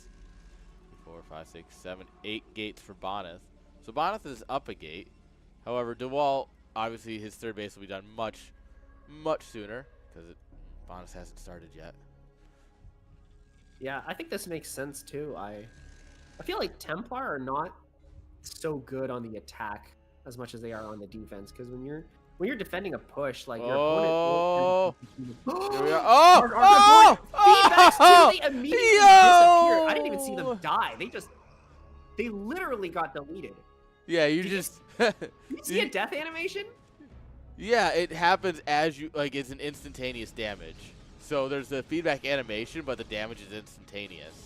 So the feedback animation, see right there, the feedback animation actually covers over the Templar death animation. That is so crazy. Dude, That is, this attack, this attack's no more. Yeah, that's power just so got nuts. feedback. I think we gotta do here is Bonnet is take like 2 Dragoons, like send them in to attack, and then get everything else home, and just hope that you can make it home. Holy shit. I don't think I've Oh. ever seen anything quite like this before. Oh man. There are not enough PvPs that happen. No. There's a lot of PvPs that happen. There's not a lot of good PvPs that happen. Yeah, not a lot of good PvPs. You're right. That was nuts. Yeah, there's a though. lot of PvPs at the D rank. Yeah. But we don't see Dark Archon feedbacking every Templar and just completely killing like an attack dead because of it. Yeah, That's was the shit I like nuts. to see. Fourth base for DeWalt while Bonnet is trying to get his third up. Absolutely love to see it. Those DTs were like maxed out energy too. I mean, that just makes the feedback stronger, but it's like it's 1 holy- damage per energy. Which, I mean, when your unit has 80 health, as long as it has enough for a storm, you basically are guaranteed a kill. As soon as the Templar become useful, they're dead. Yeah. And it's beautiful. All right, we have enough energy for 1 more insta-kill. But we also have Templar of our own. TO3, Templar of our own. Oh my god, the storm. Oh, the storm. on the ramp. Oh, some army got split across the bridges, and it did not work well. Okay, You so see, you called that scary. I call that an average day down here, you know. Mass thunderstorms. Everything's going to hell. it's just average Day just in a Oklahoma. Tuesday for the trenches. I mean, we did have random tornadoes in November, like outside of storm season. It was just, that's a tornado. Weird. Do you live in Tornado Alley? I live in Oklahoma, brother. Tornado Alley wishes it was as cool as Oklahoma when it came to having tornadoes. Oh, damn, bro. Yeah, this is just a Tuesday for you, I guess. Bonk, Oh my bonk. god, double feedback once again. And the pullback on the Dark Archon. Like, Yeah. a lot of times DeWalt you'll see them showing move it us how it's forward. done. Yeah. But the supplies are equal. Like, all things Yeah, considered. I don't think DeWalt can actually make it across this bridge. Maybe if he No. gets a few more storms like that. Oh, no, the easiest way to throw is trying to go across these bridges. Like, I'd no be matter which way satisfied you're with going. this game, though. Like, we have our 4th base up. Yeah, if you just sit back and contain across these bridges and just make sure this base never comes up, it's a good spot.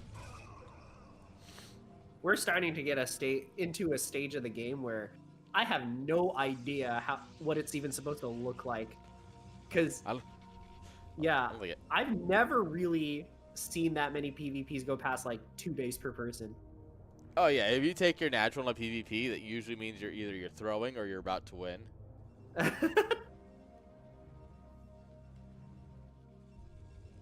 But it doesn't seem like either player can really end the game. The bridges are too strong. Oh, my good God. storm on the Amazing Templars. storm on the Templar. Dude, this is Storm Alley right here. This little Oh. corridor, like, holy. This is Anyone who tries to nuts. walk down this corridor just gets stormed to hell. Unless there are no storms left, then that won't happen. Oh, don't worry, we have more storms on the way.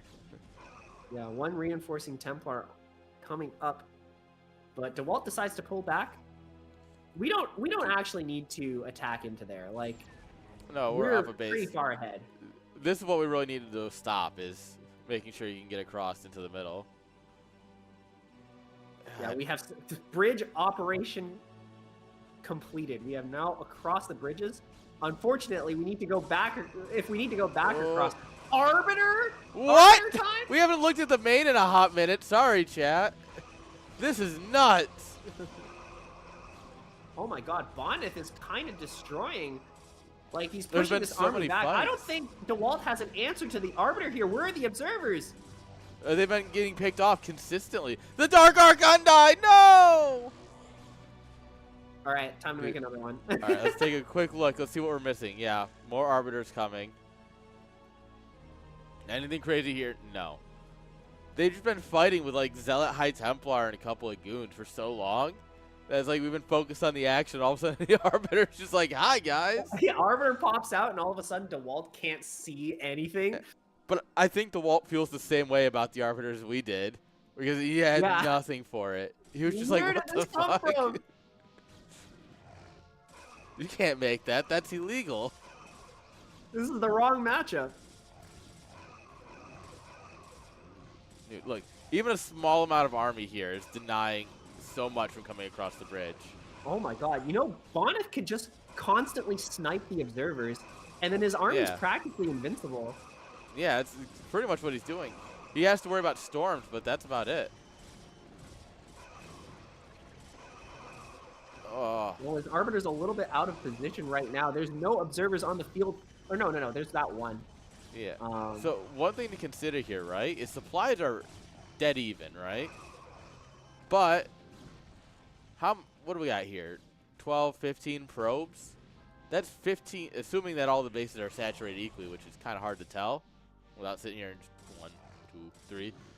It's safe to say that a decent amount of the supply is actually in Bonnet's army.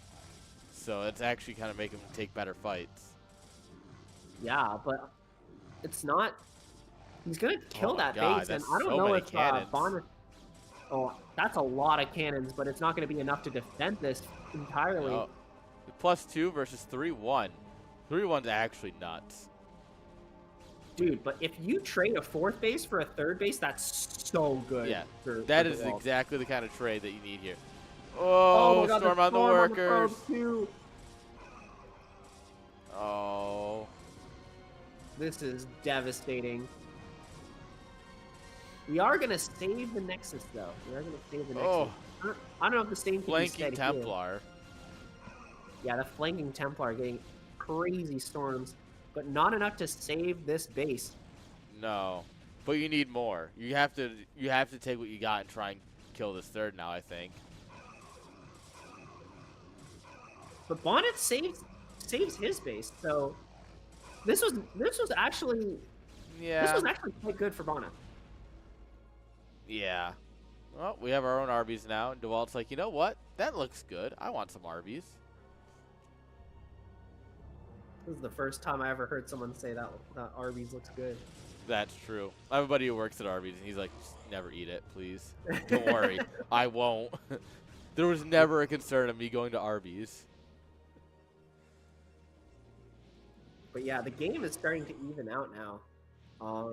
So the storm on the probes is definitely devastating. But Yeah. now we're on even bases once again.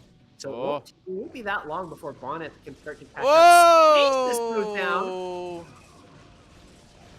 DeWalt's like, that's cool that you have arbiters. What if mine did something? This army is going to get cleaned up eventually, and Bonnet saved the arbiter. 12 HP. So what I assume is that means recall is coming for Bonnet next. That's like the only next logical step, right? All right, Bonnet, give the people what they want. We're just gonna like fly into the third and just recall on the workers. Hell yeah, do it. I'm so down, honestly.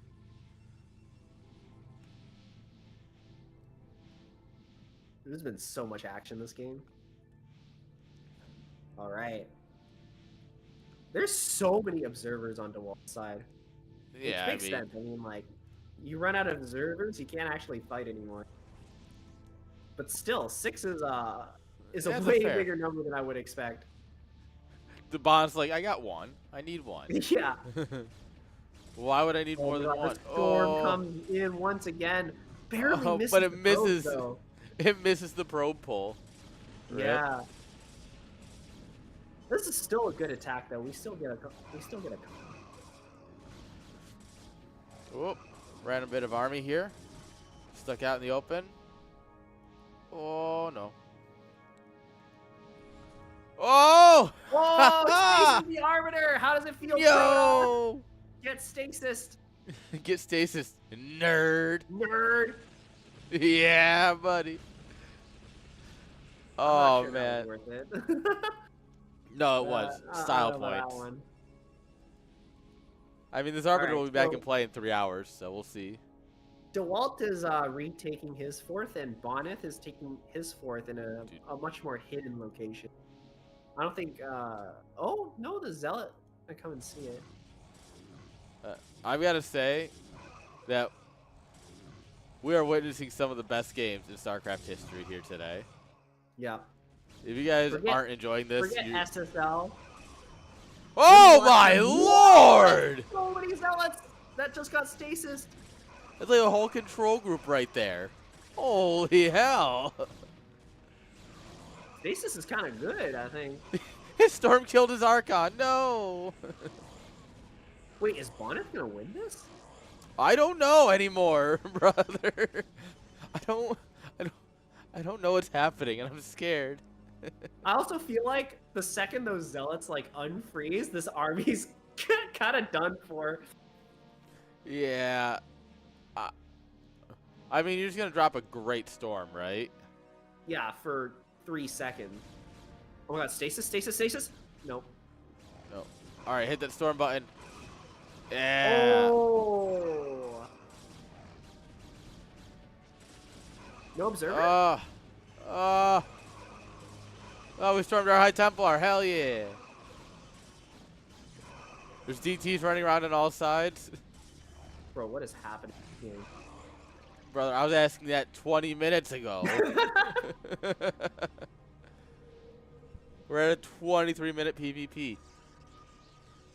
Oh, this is a good time. I need to tell you guys a fun fact about this map. Is that if you don't mine out the back minerals here, probes, like workers, will just bounce in and around here the whole time. Like if, like, in a probe transfer?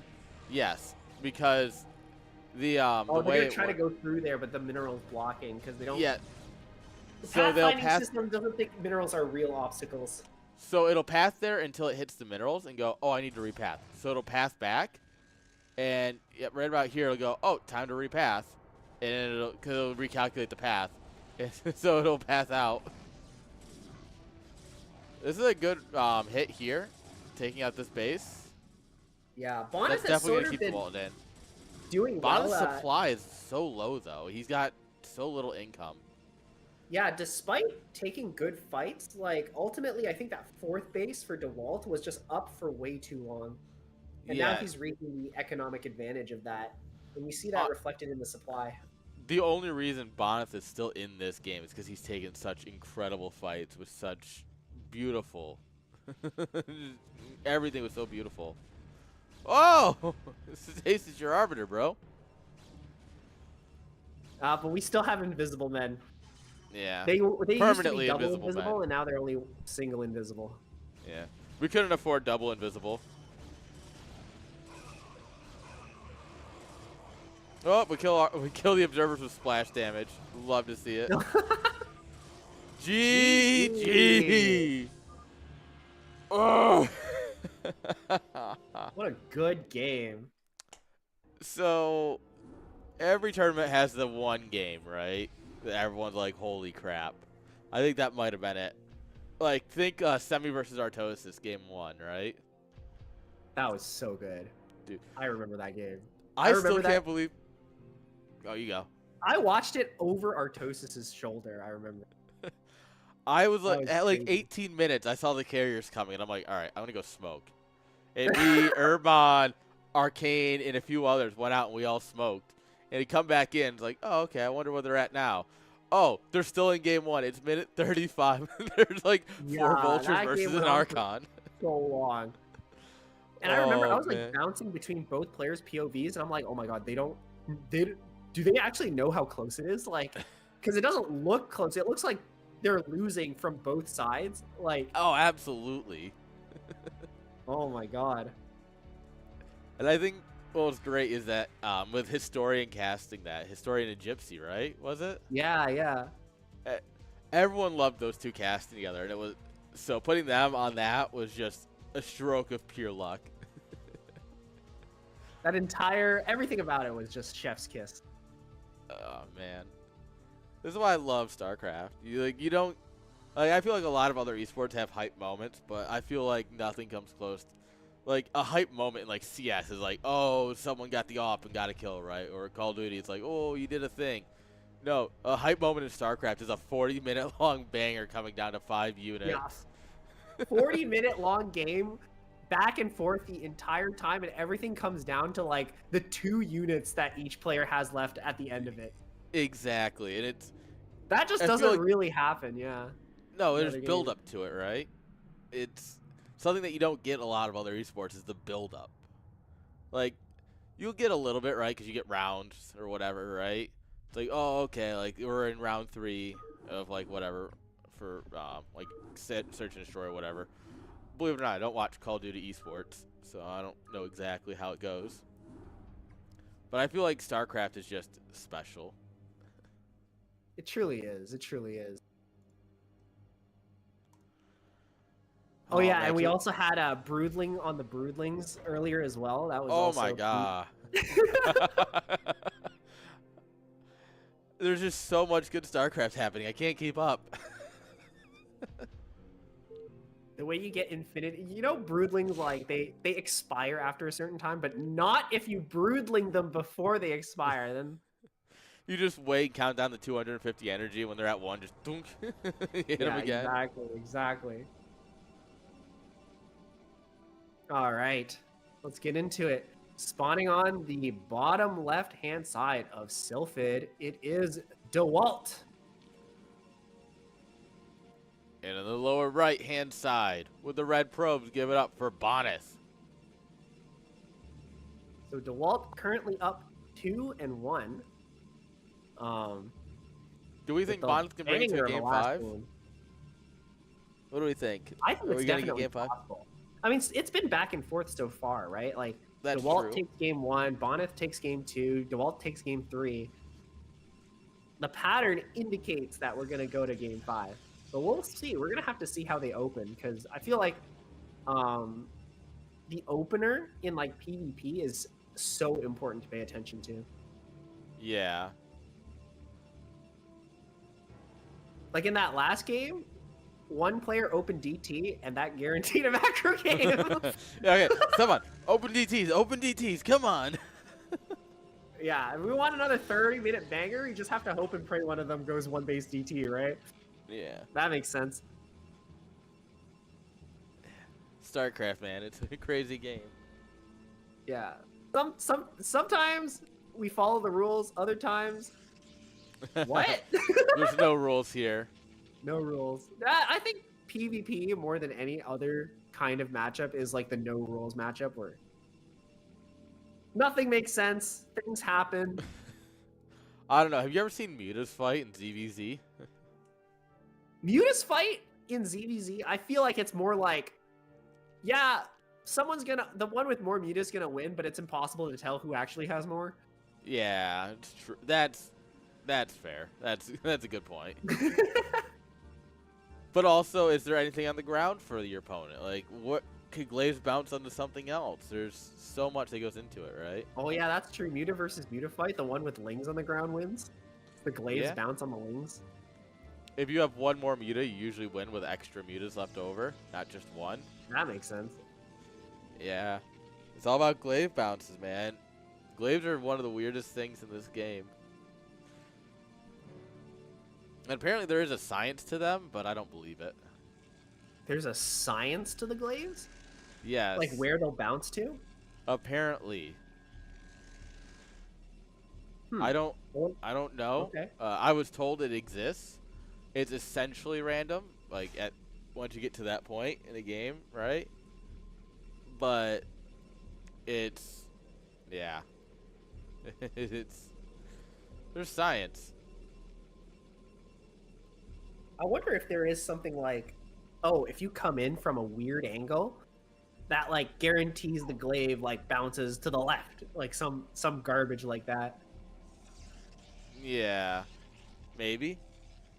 I mean, that's how we got like Valkyrie micro, right? Like, oh, if the Valkyrie is positioned in this weird angle and you click that specific spot, then they move back when they attack, and it's like, how did anyone ever figure that out? I have always wondered how people figure these things out. We only have one on gas here. What are we doing? Oh, we're going for a quick Nexus, maybe? Yeah, I mean, maybe they watched the previous series and realized whoever greeds more wins. But unfortunately, it didn't seem to be the case this time around. No. This time it seems like whoever greeds first loses. That checks But the out. last game, they greeted at the same time. Look, just keep being greedy and eventually it'll work.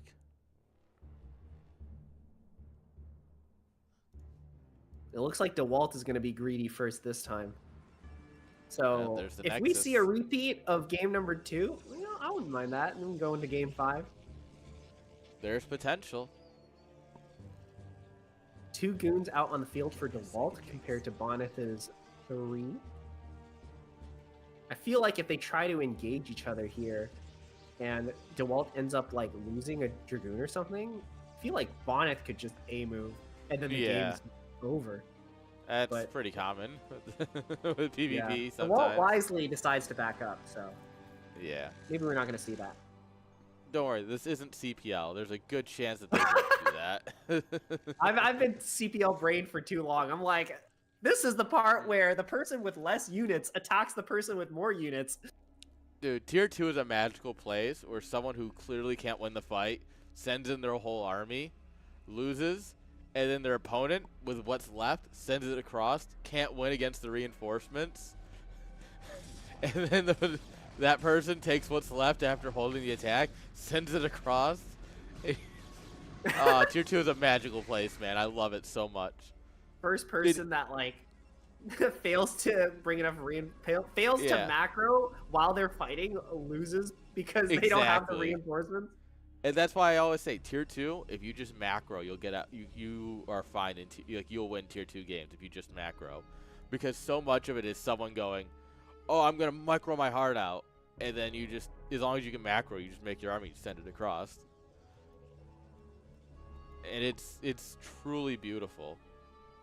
I love it. You could macro, but what's the fun in macroing when you can just move your 3 vultures around? Dude, me microing my last 3 hydras against 6 zealots, going, why am I not winning? Maybe if I position this one lurker just a little bit better, then the next fight will go well. Yeah, meanwhile, I have 3k banked. At 60 supply, Like, what would you rather at have? 150. What would you rather have? Like, 3 hydras with plus 20% more efficiency, or 7 hydras? Like, 3 hydras, for sure. Yeah. That's the choice every T2 player makes. You see, the real trick to surviving tier 2 is to just every once in a while take a couple of lings and just send them out to a random point in the map. When you get attacked, just send them in. And most people don't know how to handle that.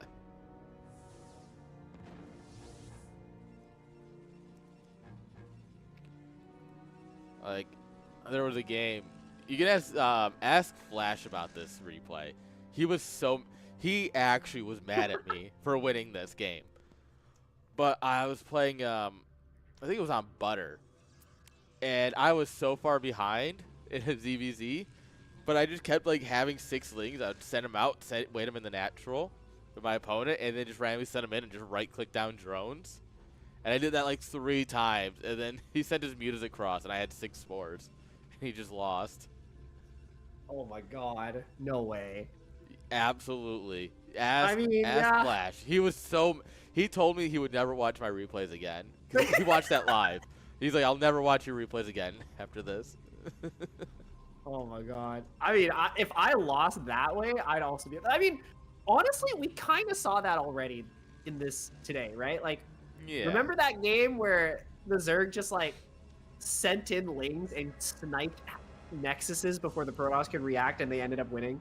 Yeah, Julia's kind of cracked like that. Like I said, We, Julia's my favorite. we already saw that today at the highest level. Well, not the highest, but at a very high level. So it still works.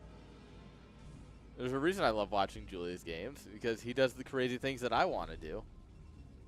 Yeah, Julia just did what you did, but, like, on a higher plane. Yeah, he's actually kind of Like, okay instead at of the game. sniping drones, he sniped 5 Nexuses. Yeah. Damn, I fucked up. I should just start sniping 5 Nexi at the time. Yeah, come on, what are you doing? Duh. Nexus, ZVP easy 400 mode. minerals, drone 50 minerals. Come on, do the math. Alright. To mention this again, we have a nice arc here that he's just sitting in. Yeah, Protoss love doing that, by the way. Bonnet Their does have favorite 3 pastime. Reavers. Maybe if they squish, they can fit into the shuttle. All of them. Yeah. He's just sit on each other's lap. Yeah, exactly. That's doable. Then you can drop 3 Reavers out. Surprise! Could you imagine you see one shuttle and 3 Reavers come out of it and you're like, what? What? How did that happen? Freaking clown car full of Reavers. Okay, it's already a clown car if you look at the size of a shuttle compared to 1 Reaver, and then a second one pops out. Oh. We got some zealots here. Ooh, big drop coming. But I think DeWalt has the vision game on lock. Look at this. I think you see the pylon and you're just like, well, guess this isn't going to work. Wait. DeWalt's He saw camera that, never right? went Yeah, down. yeah, he Yeah, saw he that. must have. Yeah, he's Yeah, bringing he's stuff moving all back. his units back. But maybe not before it gets 1,000,000 probe kills. No! Oh, Okay, wait, that that was the wasn't the one with all FT1. the Reavers, so I think we just need to get out. We cut our losses and we leave. No. Oh, good. Can you get out? What? Yeah, there's so much space on the bottom side. But do you need to get out? Yeah, you probably should have gotten out. But you know what? Yeah. It You know was- what, it though? was The fun. Zealots are still doing work. Meanwhile, Oh, DeWalt's trying to he was push actually in to distracted capitalize by a on big this. attack. Doesn't matter. Get wrecked. Oh my god. They're both overextending. Oh, Oh! get Survives wrecked. with 4 HP. 4 HP in a dream, baby.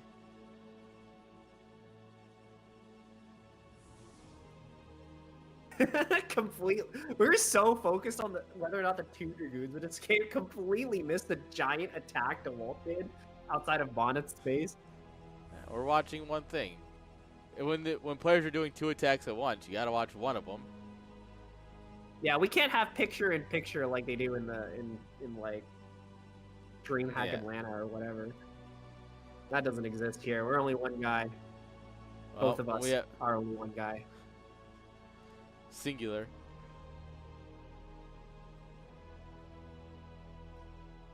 Whoa. All right, Bonnet's doing a big move out. Oh my god. Oh, that was so Dude, close. if that shuttle was just slightly more out of position, it would have been like minus 1 Reaver.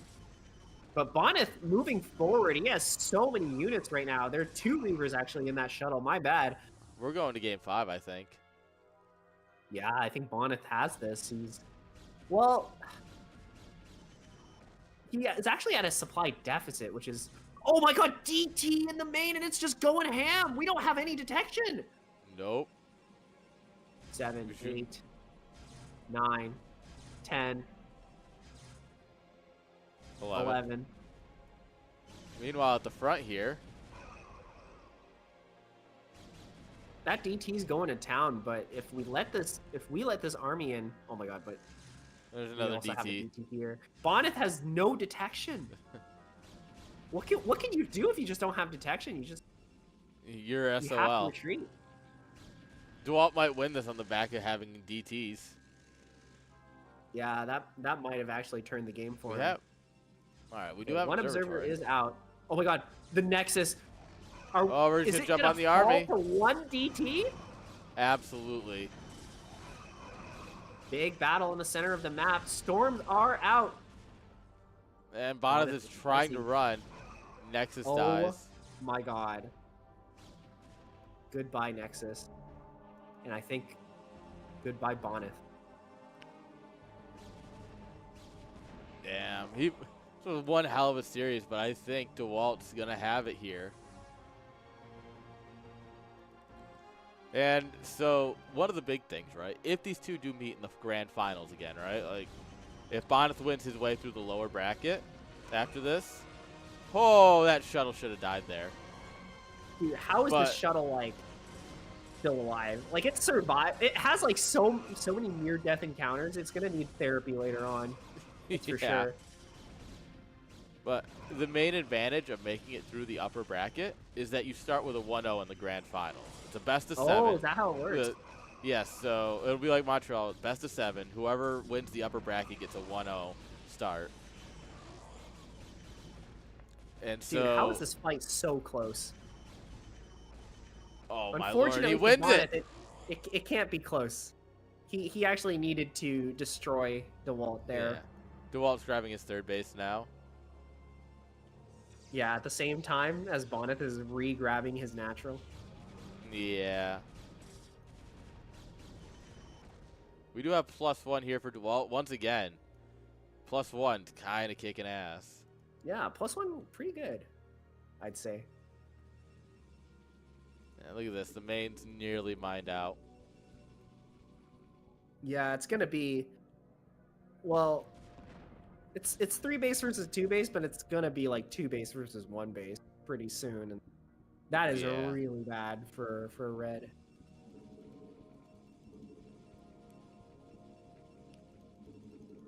That's an insane probe transfer. So many. All of the probes. Just keep setting them. Yeah, I think we're about to see DeWalt skyrocket ahead in supply. Oh, absolutely. I mean, he's already 40 supply ahead. Yeah, we're already starting to see it. And we're already starting to see the arc form. You see that on the minimap? Oh, yeah. He's getting everything in place. Bonnet needs to take, like, only perfect fights from here on out to win. Yeah. And having your Reaver as the vanguard of your army, maybe not the best. Oh, my he observer. does save it though, so this is a good start for Bonneth. Decent storm, but not going to There's quite just get too everything. much here, though. You know? Yeah, DeWalt just has so many units. I think it might Yeah. just mathematically not be possible for Bonneth to win this fight. No, I think the numbers say, and Bonneth agrees. GG. GG. DeWalt takes the series 3-1. One hell of a Well series. done. Well done. Damn. All right. What an incredible series.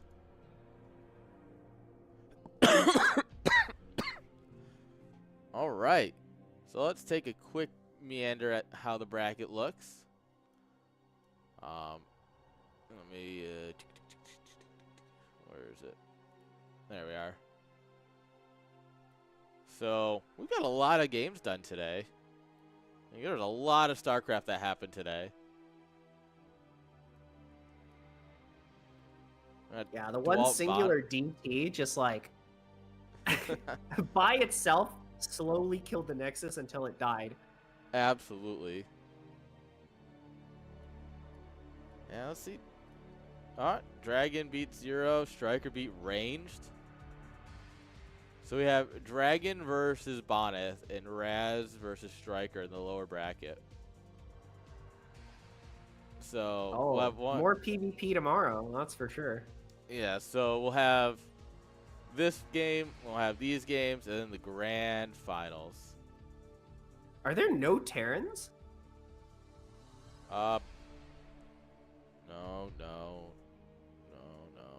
No. No Terrans left over. let's Rest see. in peace. Who are our Terrans? Xavier? Xavier, the one Terran holding down the fort. He tried, unfortunately. He did his best. I mean, let's see. Who did he have? He had Julia into Striker. Let's be honest here. That's kind of rough. I do think Colosso is also a Terran, but Colosso had DeWalt into Zero. Also not an easy run. That is actually quite bad. Yeah. So. But yeah, guys, we have so much more StarCraft tomorrow. Best of 5, best of 5s. Oh, man. All right, that is all we got for today. My throat's barely hanging on by a thread. So we're going to go ahead and show some love to somebody, and we will see you all back tomorrow, same time, 11 a.m. tomorrow. Central U.S. See you guys here. All right, who are we going to show some love to? What do we got on? Let's see. Let's show Fear. What's Fear doing? Is Fear just looking at his fish, or is he actually playing? All right, he's just looking at his fish. Let's go to Urban. I love Fear and his fish, but let's get some actual games going. Thank you all, and I appreciate you. Rice Hat, thank you for hanging out. Of Anderson, course, if you're still listening, thank you. Yeah, thank you for putting this together. This has been a great day of StarCraft, that's for sure. You gonna be back tomorrow, Rice Hat, bright and early? I will be back tomorrow. Don't you worry. All right. Well, chat. Thank you all. I hope you all have a great night, and until next time, peace.